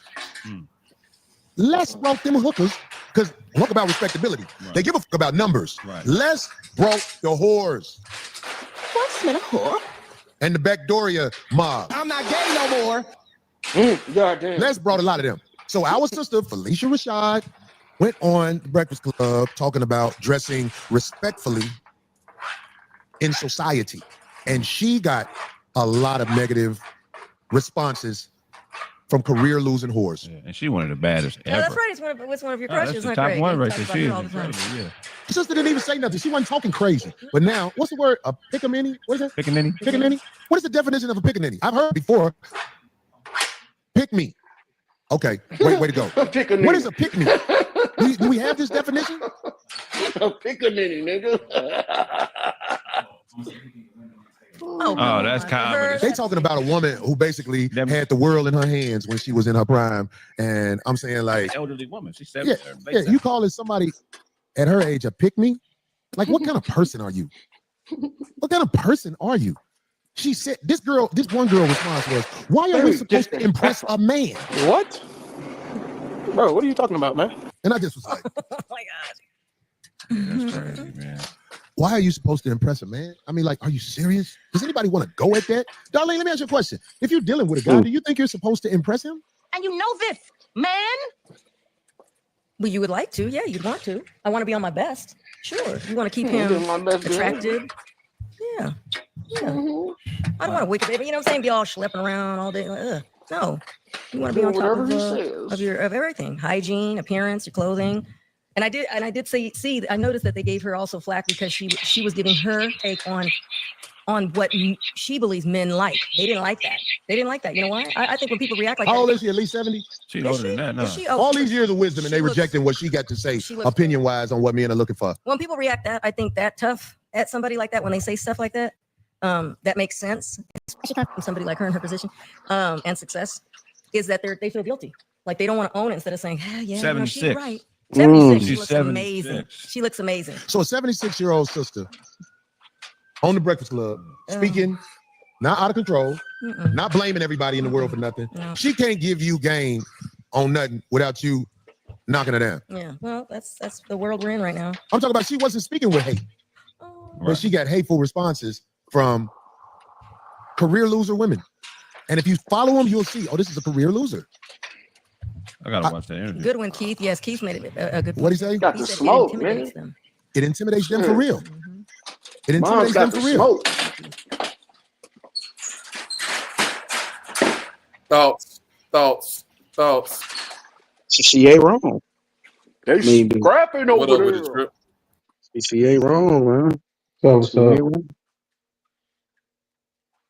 But due to the media and all these rappers and stuff promoting women in skimpy, clothing and all that, so I see why a lot of women, they want to feel sexy and want the attention, but they don't get that. That's not really attracting a good man to them. They attracting, the man that want to pursue them sexually. So I agree with her. Like, women should dress more appropriate. I think she was just speaking as a older woman should speak. When she's speaking to the younger women, I don't see what the big deal was. The problem was she wasn't speaking to all you whores. Oh shit. She was talking to a specific group of women. She said, when I go on a college campus, I don't want to see women in strips of clothing. Why? Like, if I'm at a strip club, or if you just some hood bitch that's walking around the hood, that's appropriate. You here for higher education. Why the fuck your ass out? Right. And I'm being honest. Whores always existed. Whoredom, and loyal. You tell me if I'm wrong about this.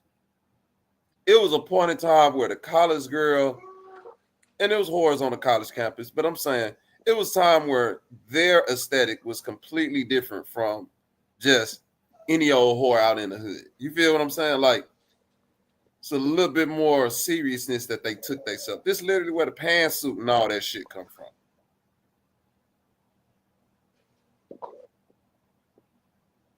So they whores because we tricks. No. No. Yep. Stop tricking for them and they'll stop whoring. No. Because a motherfucker is telling you, I don't like that. We looking at motherfuckers that's burnt up. And even if we get into tricking is something that's still on the woman, because by the name of the action, tricking. Who getting tricked? Who getting tricked? And not even that though, like no sex is had unless the woman let it be had. So the trick ain't getting tricked. Yeah. The woman getting tricked. Now y'all saying. Because the woman getting tricked, because the trick is when your pussy run out, ain't nobody gonna want it. And it's gonna be invaluable. What is it? Unleaded gas? No, not worse than that. It's a lot of whores. Well, it's a lot of whores out here mentally. They break down. They keep on, bro. Listen, unless you just gonna be out here fucking for $10 and $20, but you gonna be 60 years old still selling coochie, still being a whore. They get 401ks now. Yeah. Okay. Just get a pair of 501 jeans and a fucking a pair of Jordans. Fucking 401k. This nigga said a pair of 401 Levi's. Right.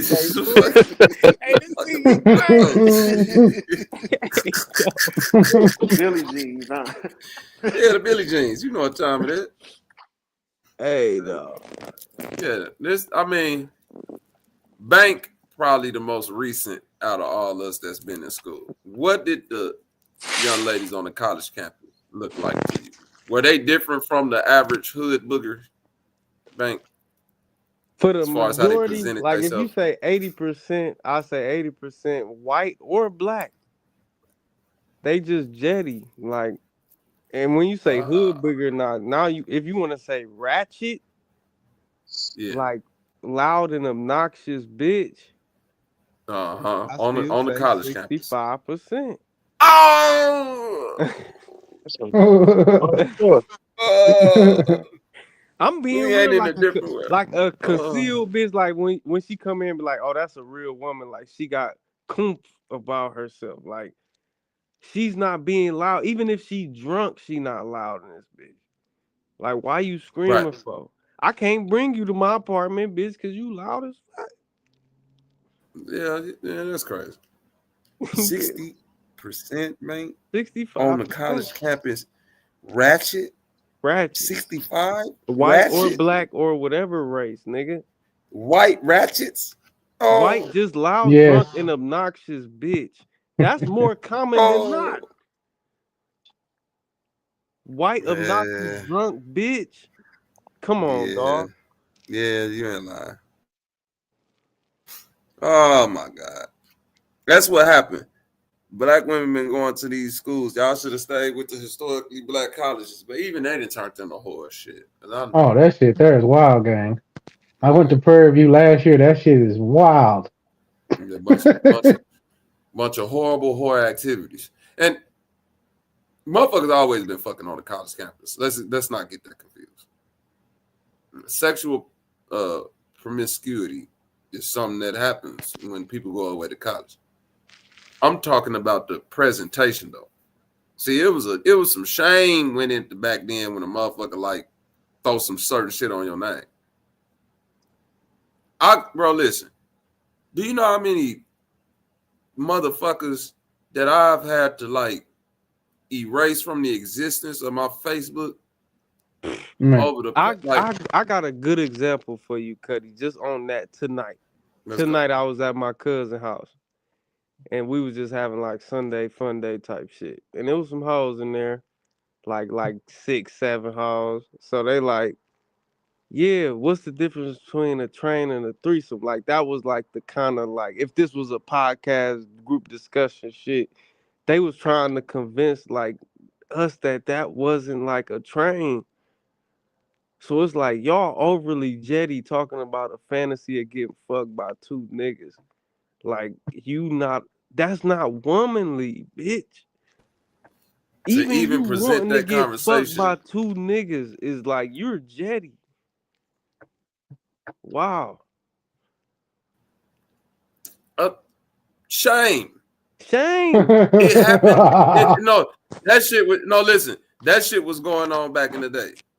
The difference is it ain't a fucking motherfucking woman alive back then that would have got on any type of public platform and been like, question. Is it the same? Ain't it a threesome if I let 2 dudes hit them motherfucker? Even if they wanted to do that, they would never like. You feel me? That's not never finna be a discussion.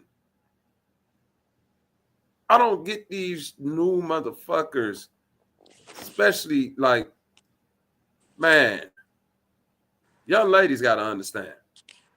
I had to delete a bitch off my fucking Facebook because you know how they be posting them little memes like it'll be a bitch on the balcony and like a nigga behind her. And they be like their vacation goals or some stupid shit like this. And shit like that, bitch, she go put up under the man, I'm ready to eat so much pole. I instantly deleted this bitch. Like, why? Why you gotta let the whole world know you jetty? Like? Why? Why? At what point in time will you realize that lived forever? That lived forever. You embarrassing me by away proxy. From that shit. Like, right. If I hold you up in the air like you mine, yeah, now I'm embarrassed by you being jetty from 2016. Like, you was going easy. And I'm holding you up in there like you something to be proud of. Like, dang. Yep. That's the name of the game. It's a lot of, hey, there you go, Zach Pac. Shame need to be back normalized. No, it should, but they not going for that. I'm going. They'll call us all kind of misogynistic. That's and what need to happen. all of that shit. That. But I think it has to start with the women. The women got to start shaming each other, but I don't see that happening. No, they was complacent in the argument, though. They be complacent, like, even with the getting fucked by two niggas being a threesome, which I don't believe. They was just like, so what is it when it's two girls and one man? So, like, they trying to play the word semantic game. Because I was like, I guess technically a threesome is just so they loyal? Motherfuckers fucking. But so they're loyal, basically. Semantic, man.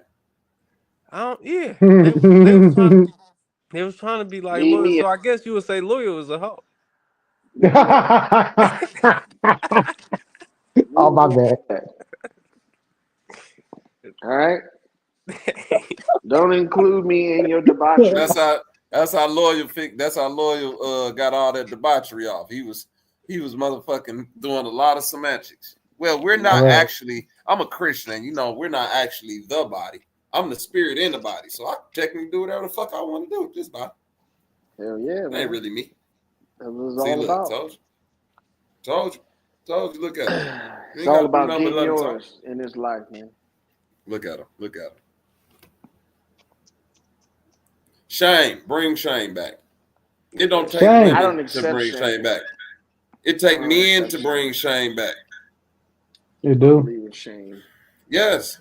I don't believe in shame or sacrifice. That's the only accountability niggas have with tricking. Like, when you overly trick to the point of you don't get nothing for what you do, that's what you need to be held accountable for. That's what we talking about. You tripping, doggy. You ain't getting shit. You would. You an incel. Uh-huh. I'm an incel. Just talking. Not you. You my nigga. Even though you're an incel.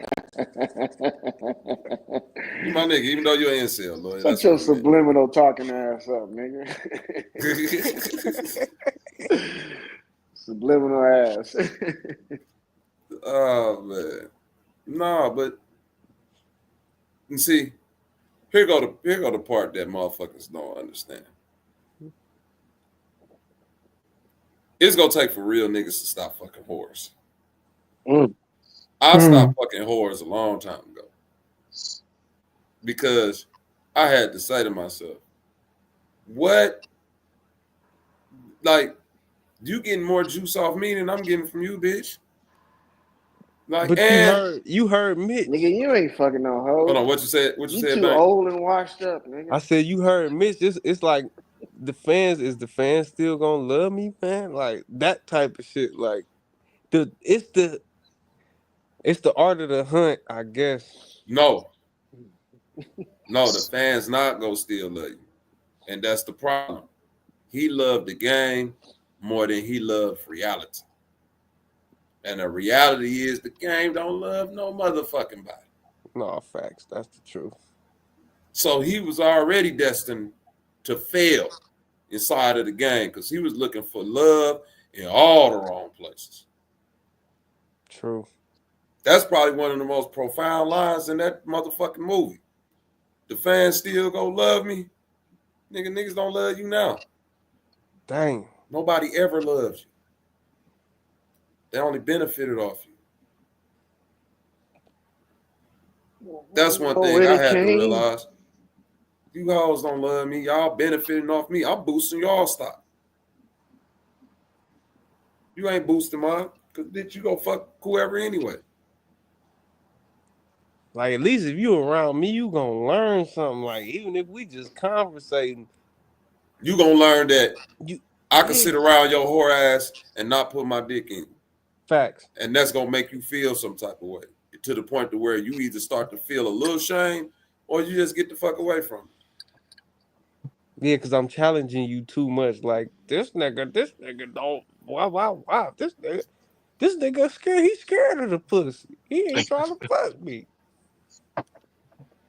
With What? all type of fucking excuses. Yeah. I remember my homeboy baby mama had a sister, right? And this bitch was a big hoe through the projects. But she was bad and she had a big juicy ass, right? So I remember my homie told me, like, bro, he put me on game. He was like, man, I'm gonna tell you like this. You know, she be out here with some of everybody. Don't fuck on that bitch. And I took his advice because I went over there to my homeboy told me to go over there and check on his son, right? His two sons stayed with his baby mama. Went over there, checked on the sons, the sister over there, the other sister over there. We all chilling, I'm chilling, you know. Then this bitch go to the kitchen and like she getting something out the it was like a washing machine in the kitchen, right? Washer dry in the kitchen. In the projects. And I'm sitting in the living room and I remember she was like, Bobby Knight. And when I looked in the kitchen, this bitch had her pants down, bent over with the thong and coochie out. Twerking like a motherfucker. So she do that and then pull her shit up and laugh and shit. And I was like, this stank hoe bitch, like, who do you think I felt so insulted, like, bitch, who you think I am?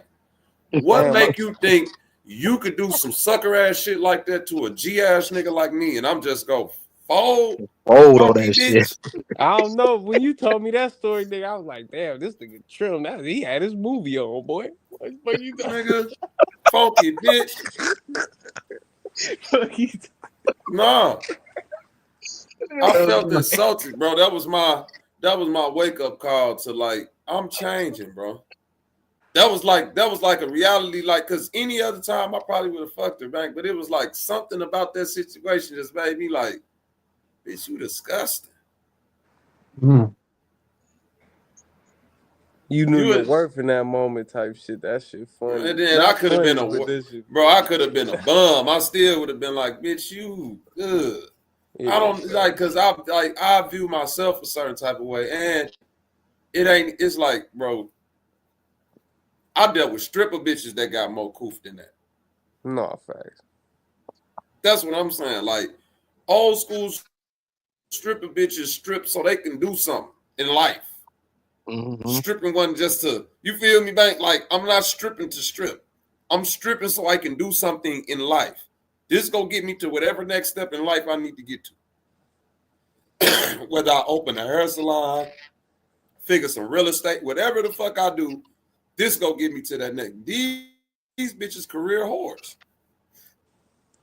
Career bust downs. Mm-hmm. And I'm saying to myself, bro, I'm thinking like, and it's like, bro, I ain't never had this many thoughts over some coochie. And that bitch was like, and this like, she was really on it. Like, she laughing and come back in there, sit next to me, Bobby, now you don't want no coochie, like, you know, like, and being ratchet with it. You feel me, bank? Like, it'll make me think you got something, bitch. Shit out of you.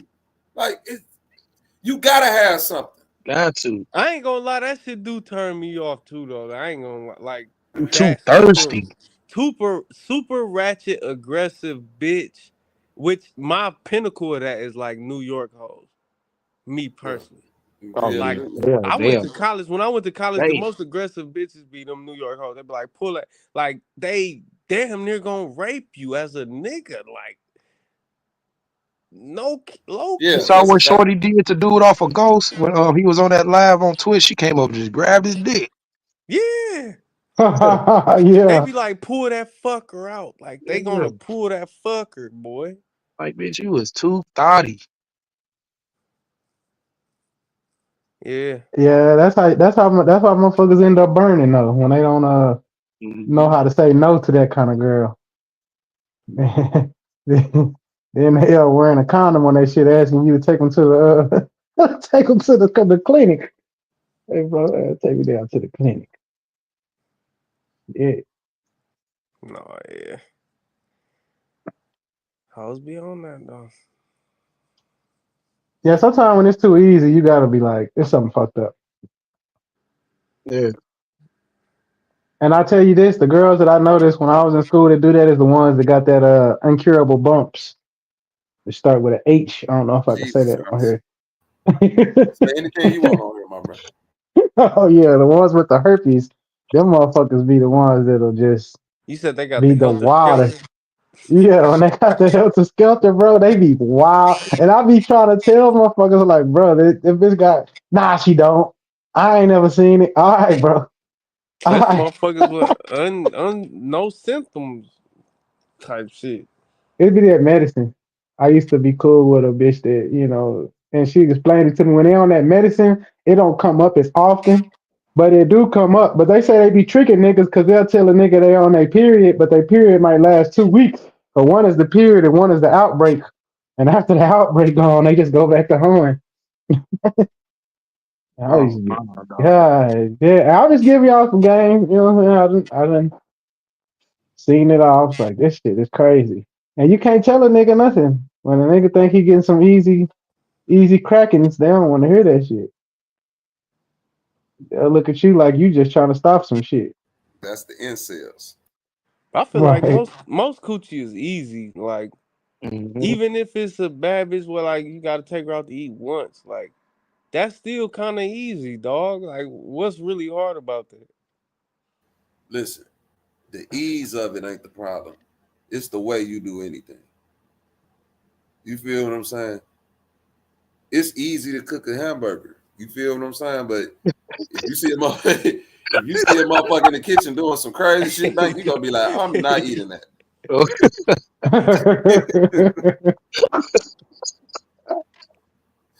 That motherfucker ain't washed the utensil.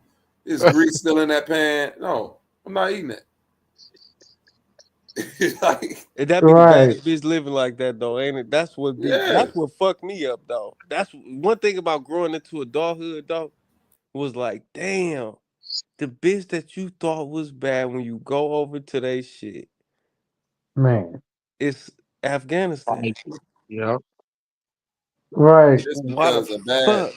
a bad chick is usually like in today's society, breasts, ass, hella makeup, hair done, you know what I'm saying? Got her nails and feet done. Like if you ask the average woman what a bad chick is, they finna run down a bunch of superficial, artificial bullshit that don't know nigga really care about. But like a bad chick, how that shit used to be, it was like, yeah, it was separated from them. Them women always existed, right? Them makeup, big booty, they always existed. The bad chicks always been the little natural body, quiet. You know what I'm saying? Like, the pretty, the eye of the beholder pretty. She ain't got to be pretty to me, but if she pretty to you type. Like, and I'm saying, like, that's always been the bad chicks because it's their personality that make a motherfucker like, yeah, I'm fucking with that. You feel what I'm saying? Like, I done seen a lot of shameful shit. Shameful. And it's like, them women back in the day, you throw some shame on them, they not going with it. I remember the first time hearing a woman say, y'all ain't run no train on me. I did both of y'all. I was like, damn. Yeah, that sounds like the rhetoric of the hoes I was just around. You feel me? Rhetoric.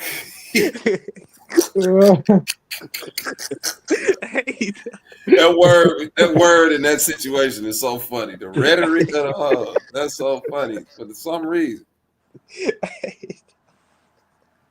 I'm being dead ass serious though, because I was just gonna expound on that. Like, bro, living away from my city for 10 years and coming back and moving home, it's just like, dog, I thought grown motherfuckers be acting grown, but they mindset like say a lot different, bro.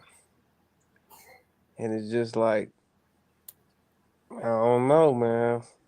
Hoes and hoes just delusional, so delusional nowadays. It's crazy, bro. Why would I do anything for you, bitch, before you show me something? You My gotta at bad, least show me. man. No, you gotta at least show me that you're appreciative person. At least appreciative. That's like now we got the bar in hell as niggas. Like, just show me you appreciate this shit. Not in hell, but it's like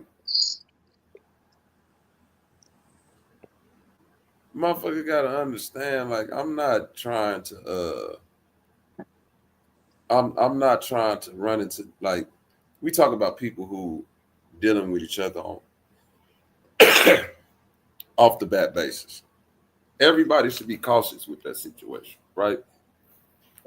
The problem that I see with today is that dating culture ain't addressed as it really is. It's whoring.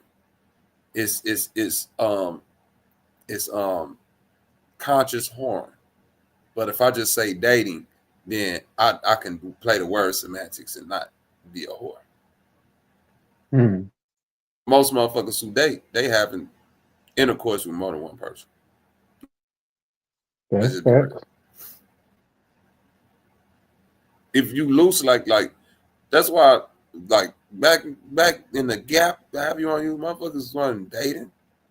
You had to have some serious intent. Not saying that a motherfucker wouldn't hunch on you, but that was like quiet. You better not be out here running, spreading no bullshit on me. I'm not no hoe. You feel me? I'm finna give you this, and you finna act like you been here before. Nowadays, it's just dating. You ask, like, I be listening to these little web shows, and motherfuckers be on it's this radio station, right? And they got these little internet shorts, and they always do this thing where, like, they'll call people back who've been getting ghosted after the first date, right? Y'all heard this? And literally 90% of the calls be, yeah, we went back to my place and had a good time, and I was just wondering when he's gonna call me back. And I'm like, this is y'all first date. You went back to his place. Y'all had a good time. Now you trying to figure out when he gonna call you back. Or it'd be a dude saying, hey, I'm trying to get back in contact with her. You know, we had an excellent night, and I'm trying to take it serious. And she'd be like, man, I'm dating like 3 other niggas right now. I'm just trying to have fun.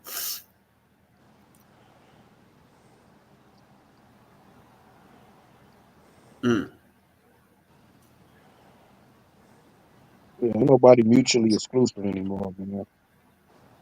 You found a good one, keep them. So do you think that they can do all of that and the person's supposed to take them seriously? I don't know. Yeah, that's why I said they delusional. They do believe that. Yeah. Well, you're supposed to still take them seriously. They be like, it's your job to get all these other dicks away from me. I'm telling you this. Like, I'm done knowing now. It ain't even that. It ain't even that. Like, take them seriously, right? Because, like, that situation Bank was in with the 6 girls, and you know what I'm saying. That's lit because you know you're young and you probably like, I don't give a fuck about you whores anyway. I hit one of yours and go on about my day. You feel me? But I'm telling you, Bank, once you get older, them type of conversations don't start to irritate the fuck out of you. You go, as you start to mature, bro, I'm telling you. And with men, it's just like balling, bro. It ain't nothing that's gradual. Motherfucker wake up one day and be like, oh, where'd that come from? Bobby, I think I'm at that point, bro. It's crazy you say that. I was thinking this shit the other day. I was like, when did I get like irritated by this shit? Like, cause I was around. I don't know when it's gonna happen. It's just gonna be one It day. came out of nowhere. I was like, what the fuck? I thought you was talking about balding. Get away from me. And it was some women in my family talking all that, like, I call it, like, my mom say nasty stuff. It's just they were talking so vulgar. I was like, I'm finna leave, Pop. He was like, you ain't gonna stay to eat? No. I'm gonna tell you, I was probably like 27, right? 27, 28. I was dating this girl before I met Akila. I was dating this girl from Chattanooga, Tennessee, right? And she was cool. She had paper. She, she did her, and she was trying to open up her own salon, right? Pretty girl. And we was kicking it tough.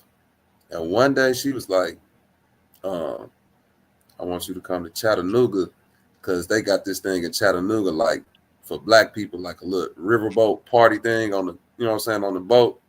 Mm-hmm. Like, I want you to come out for this and, come kick it with me, blah, blah, blah, woo out the band. So I'm like, all right, cool, we can do that. Yeah. Go out there, and when I tell you, this is the most disgusted I've ever been with myself and just being around ratchet shit. Bro, I felt so lame, like, why am I here right now? Like, get me away from this goofy ride. Get me out this situation. Like, bro, listen. The look on my face was so disgusting because the bitch just turned into a ratchet Chattanooga bitch, like loud, all that. And it's like, nigga, instantly, I just was like, bitch, I don't like that. You want to know what's crazy? Instantly. Go ahead, man. That shit just happened to me last night. Damn, see? Yeah. Like instant change. Like, so imagine you got a section at the club, right?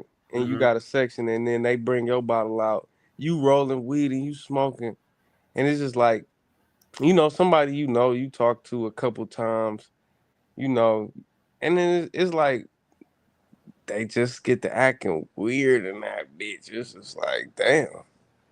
Why you I know you was like this. I ain't know you was like this. New person. Yeah. Damn. Bro, I remember this bitch just getting drunk on this boat. I probably had like one drink. We get back to the hotel room. She trying to hunch. Of course, I don't want to hunch, right? She trying to do all this shit with me. I'm like, bitch, just go your drunk ass to sleep. I'm finna. Like, I was so pissed off. I left her in the room, walked across the street to like a Denny's or some shit, a Waffle House, and went and got me something to eat. Sat in that motherfucker, ate. Came back to the room like a few hours later. She in there knocked out. Woke up in the morning and took my ass back to Chattanooga, right? I mean, back to Atlanta. After that, I didn't talk to that broad for like a month. And she was blowing me up. And she was on some, well, you hurt me. Listen, all right, whatever, bitch. She ended up coming to Atlanta, right? Yeah. And she was just blowing my phone up, like, please, let me see you. I'm sorry. It's like, okay, cool, pull up. She pulled up to my apartment. I remember it was her cousin nigga, right? And she wanted me to go out with them somewhere. Nigga, I walked outside and she just jumped out the car, get the hugging me and shit. I'm trying to kiss on her. I'm like pushing. She like, I'm sorry, this and this and this. Can you please go with us? Like, I just want to kick it with you one last time. And I looked at her, I was like, man, I got some food on the stove and shit, man. I can't eat. I'm straight. Because I was like, after that month, I had kind of like slipped back into my nigga mode. So I was like, fuck it. She gonna come here today. I'm finna, you know what I'm saying? Take her through there. Fuck, one last, man, as soon as she put on the parking lot, I was like, it was like, damn, what's wrong with me? It hit me again. I was like, bitch, nah, just go. Just go. And she was pissed. She was like, so you had me drive all the way over here and you knew you weren't finna go? I was like, I thought you wanted to see me. It's like, it's cool. It's all right. I'll talk to you later. And I remember, like, I think she done been through like married and divorced twice since then. Like through the years, this was probably 2014. No, this was 2010, 2009 when this shit happened. You know, and the only reason I know this because, a good friend of mine, female friend, kind of the one that hooked us up. And females, they just be messy as shit. So anytime we talk, she like to bring that shit up because oh girl, well, bitch, stop telling me about. I don't care what the fuck she doing. She married. She married again. Okay. Congratulations. It hit you. It hit you like a ton of bricks, man. And that shit hit me at like 27, 28, and I just became disgusted with certain type of behavior. It just, it wasn't my thing no more. You know what I'm saying? I had to get away from any motherfucker that that weirdness is like, ugh, I don't never want to look at you like, ugh.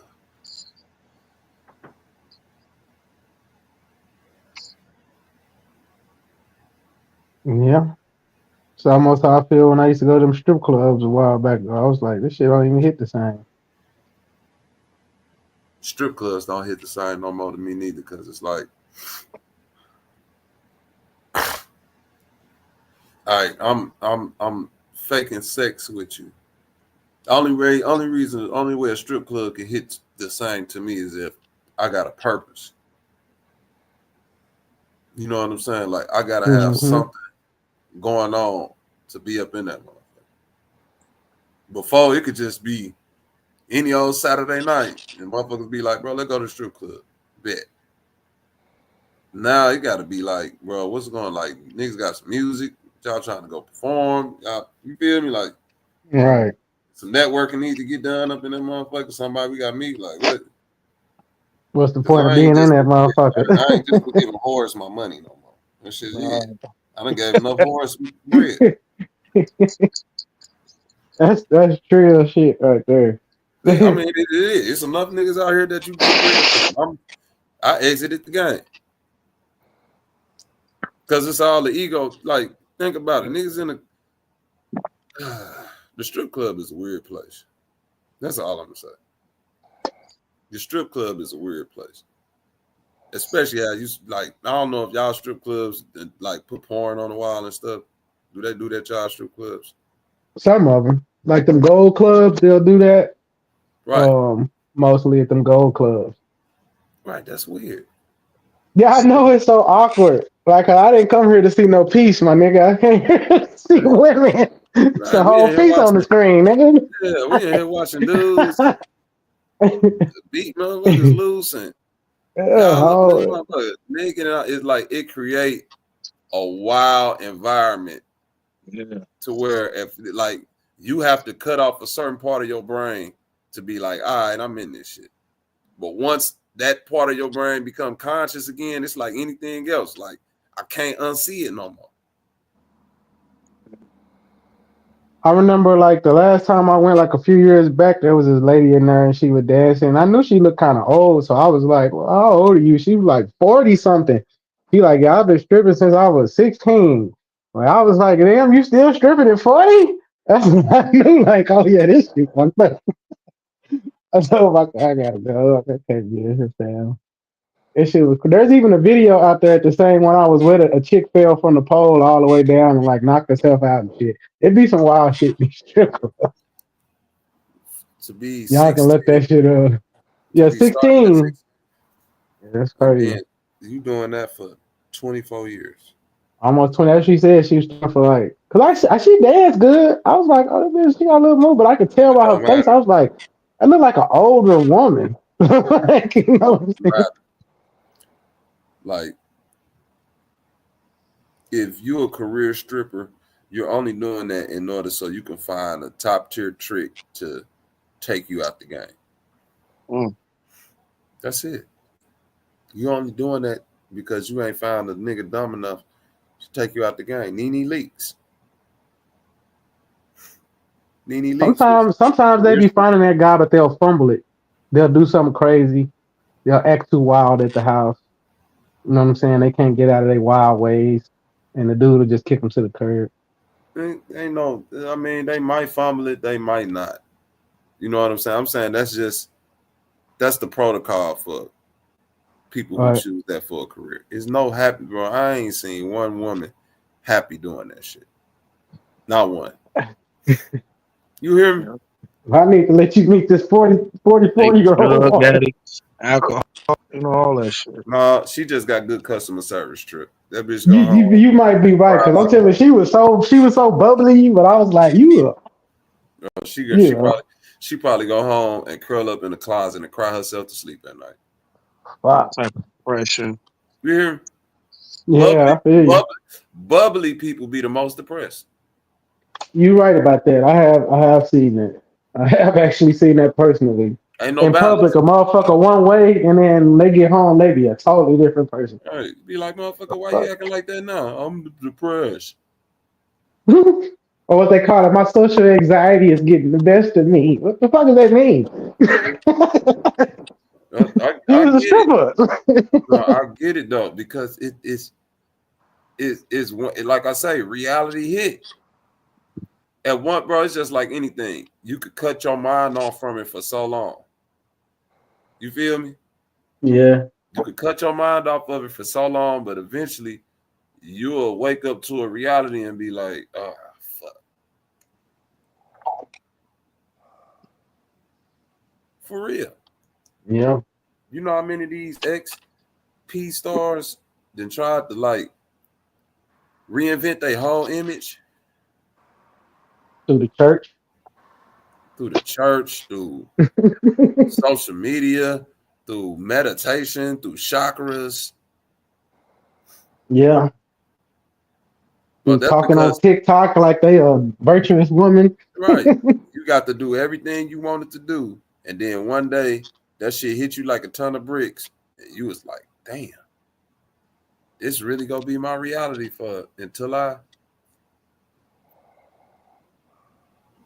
motherfuckers ain't making real decisions out this bitch. Straight up. Everybody scared. Everybody scared to be the, you know what I'm saying? Be the one that go step out and do something different. So they just go along with the pack, numb their mind to the bullshit they doing until one day it get too overwhelming and you snap.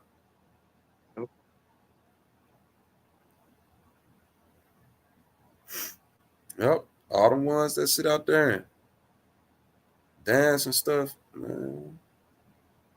But enough bashing women, because I love my ladies. I ain't even gonna lie.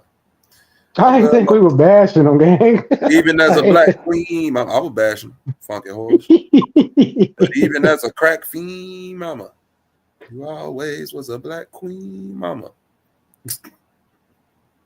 Hey, Tupac said it. That's a crazy line. Yeah, Tupac cares if don't nobody else cares. Yep.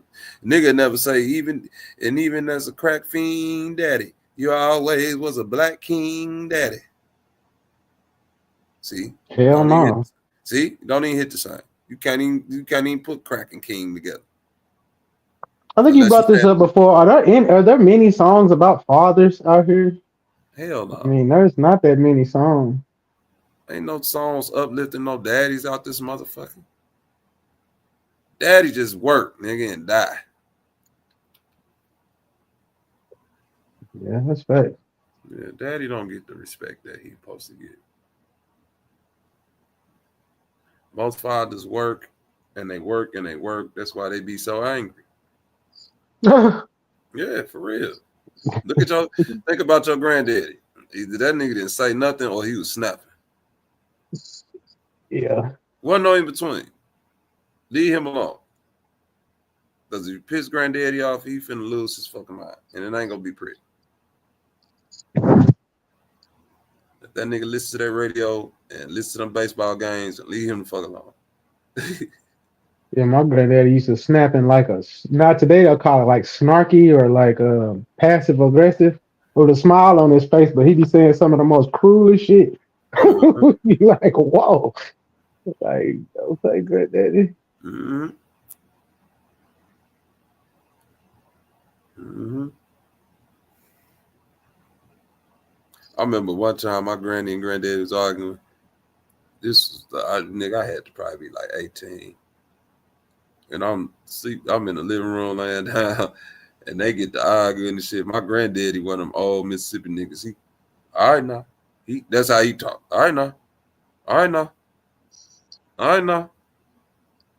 And my granny was saying something. My granny was snapping. I think this when my granddaddy had his last child, which was my uncle, nigga that's younger than me, right? So my granny was snapping. And she said some slick shit about some nigga she should have been with in Mississippi back in the 50s or 60s, like some crazy shit. Then my granddad was like, oh, that nigga didn't want you. I was like, oh, this nigga crazy. I say, granddaddy, Right. shit. He said, That's how my granddaddy was. That nigga would say some shit like, I remember one of my cousins was talking about her kids and shit, and with a smile, he said something about basically her pussy being loose. He's like, well, if that pussy went out in the street like you have it, you might not have these problems. Everybody just stopped and look like, wow. what? But he's smiling. He's sitting there looking like he's joking, but you can tell in his eyes, he like, basically like, get out of my house talking about this shit. Yeah, get out of here with You know what I'm saying? Yeah, like, I'm not and trying they had to he's like, boy, your granddaddy Buck be fucking tripping. yeah. I know exactly what you're talking about. Them old niggas used to be like, them old niggas like that. So hey, that's, man, shout out to them. Shout out to them, goddamn it. Yeah. It's getting that time, boys. I'm about to get my ass up out of here. I'm tired. I'm finna end the show. I'm finna end it with an oldie but a goodie, goddamn it. Shout out to my nigga Bank. I'm still in the building. Let's get it. LaJuan Films! Get plugged in!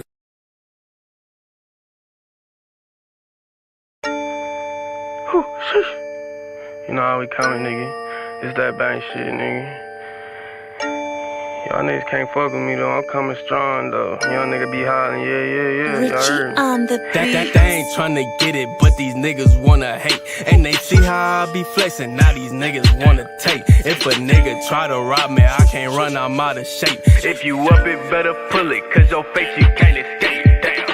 Hey, grinding hard, I need a payday. I ain't satisfied, bitch, I gotta have a whole cake. You ain't getting shit from me, just eat up off your own plate. I'm on a money mission, I can't never take a off day. These bitches won't get off me. They always gonna choose a nigga cause they know I'm bossing. Know that I'm the hottest, I got juice and I ain't lost it. I'm feeling like the weekend cause they know I do this often. All through my city is death and destruction. These niggas ain't playing that shooter for nothing. Take no nigga lightly, listen, we won't be busting. These niggas so slime, you can't trust your own cousin. Wrong with these niggas, I'm gone on these niggas. I can't even get along with these niggas. I don't even want a song with these niggas. These niggas down bad, I'ma keep counting digits. Keep counting digits, I get to the money. I'm stunting. Gotta make sure that my dudes won't for nothing. Been the same nigga, I ain't changed not one bit. To all my young niggas, just stay down and stack your case. Stay loyal to your brother and watch out for all the snakes. And these bitches, they don't love you, gotta watch the games they play. If the beef ain't about the money, tell them fuck up out my way. Tell them fuck up out my face. Bitch, I'm on a paper chase. Got a stack that's full of honey, MCM around my waist. Damn. Yeah, the bank up in this bitch. I ain't playing with these niggas, treated like a championship. If these niggas got a problem, they could get their ass whipped. They don't wanna see me ball like my last name Kaepernick. Hey, cause they know I'm on the rise, tryna take it to another level right before your eyes. Just a nigga from the heights, tryna change a couple lives. I don't do this shit for me, I do it so we can survive. Damn.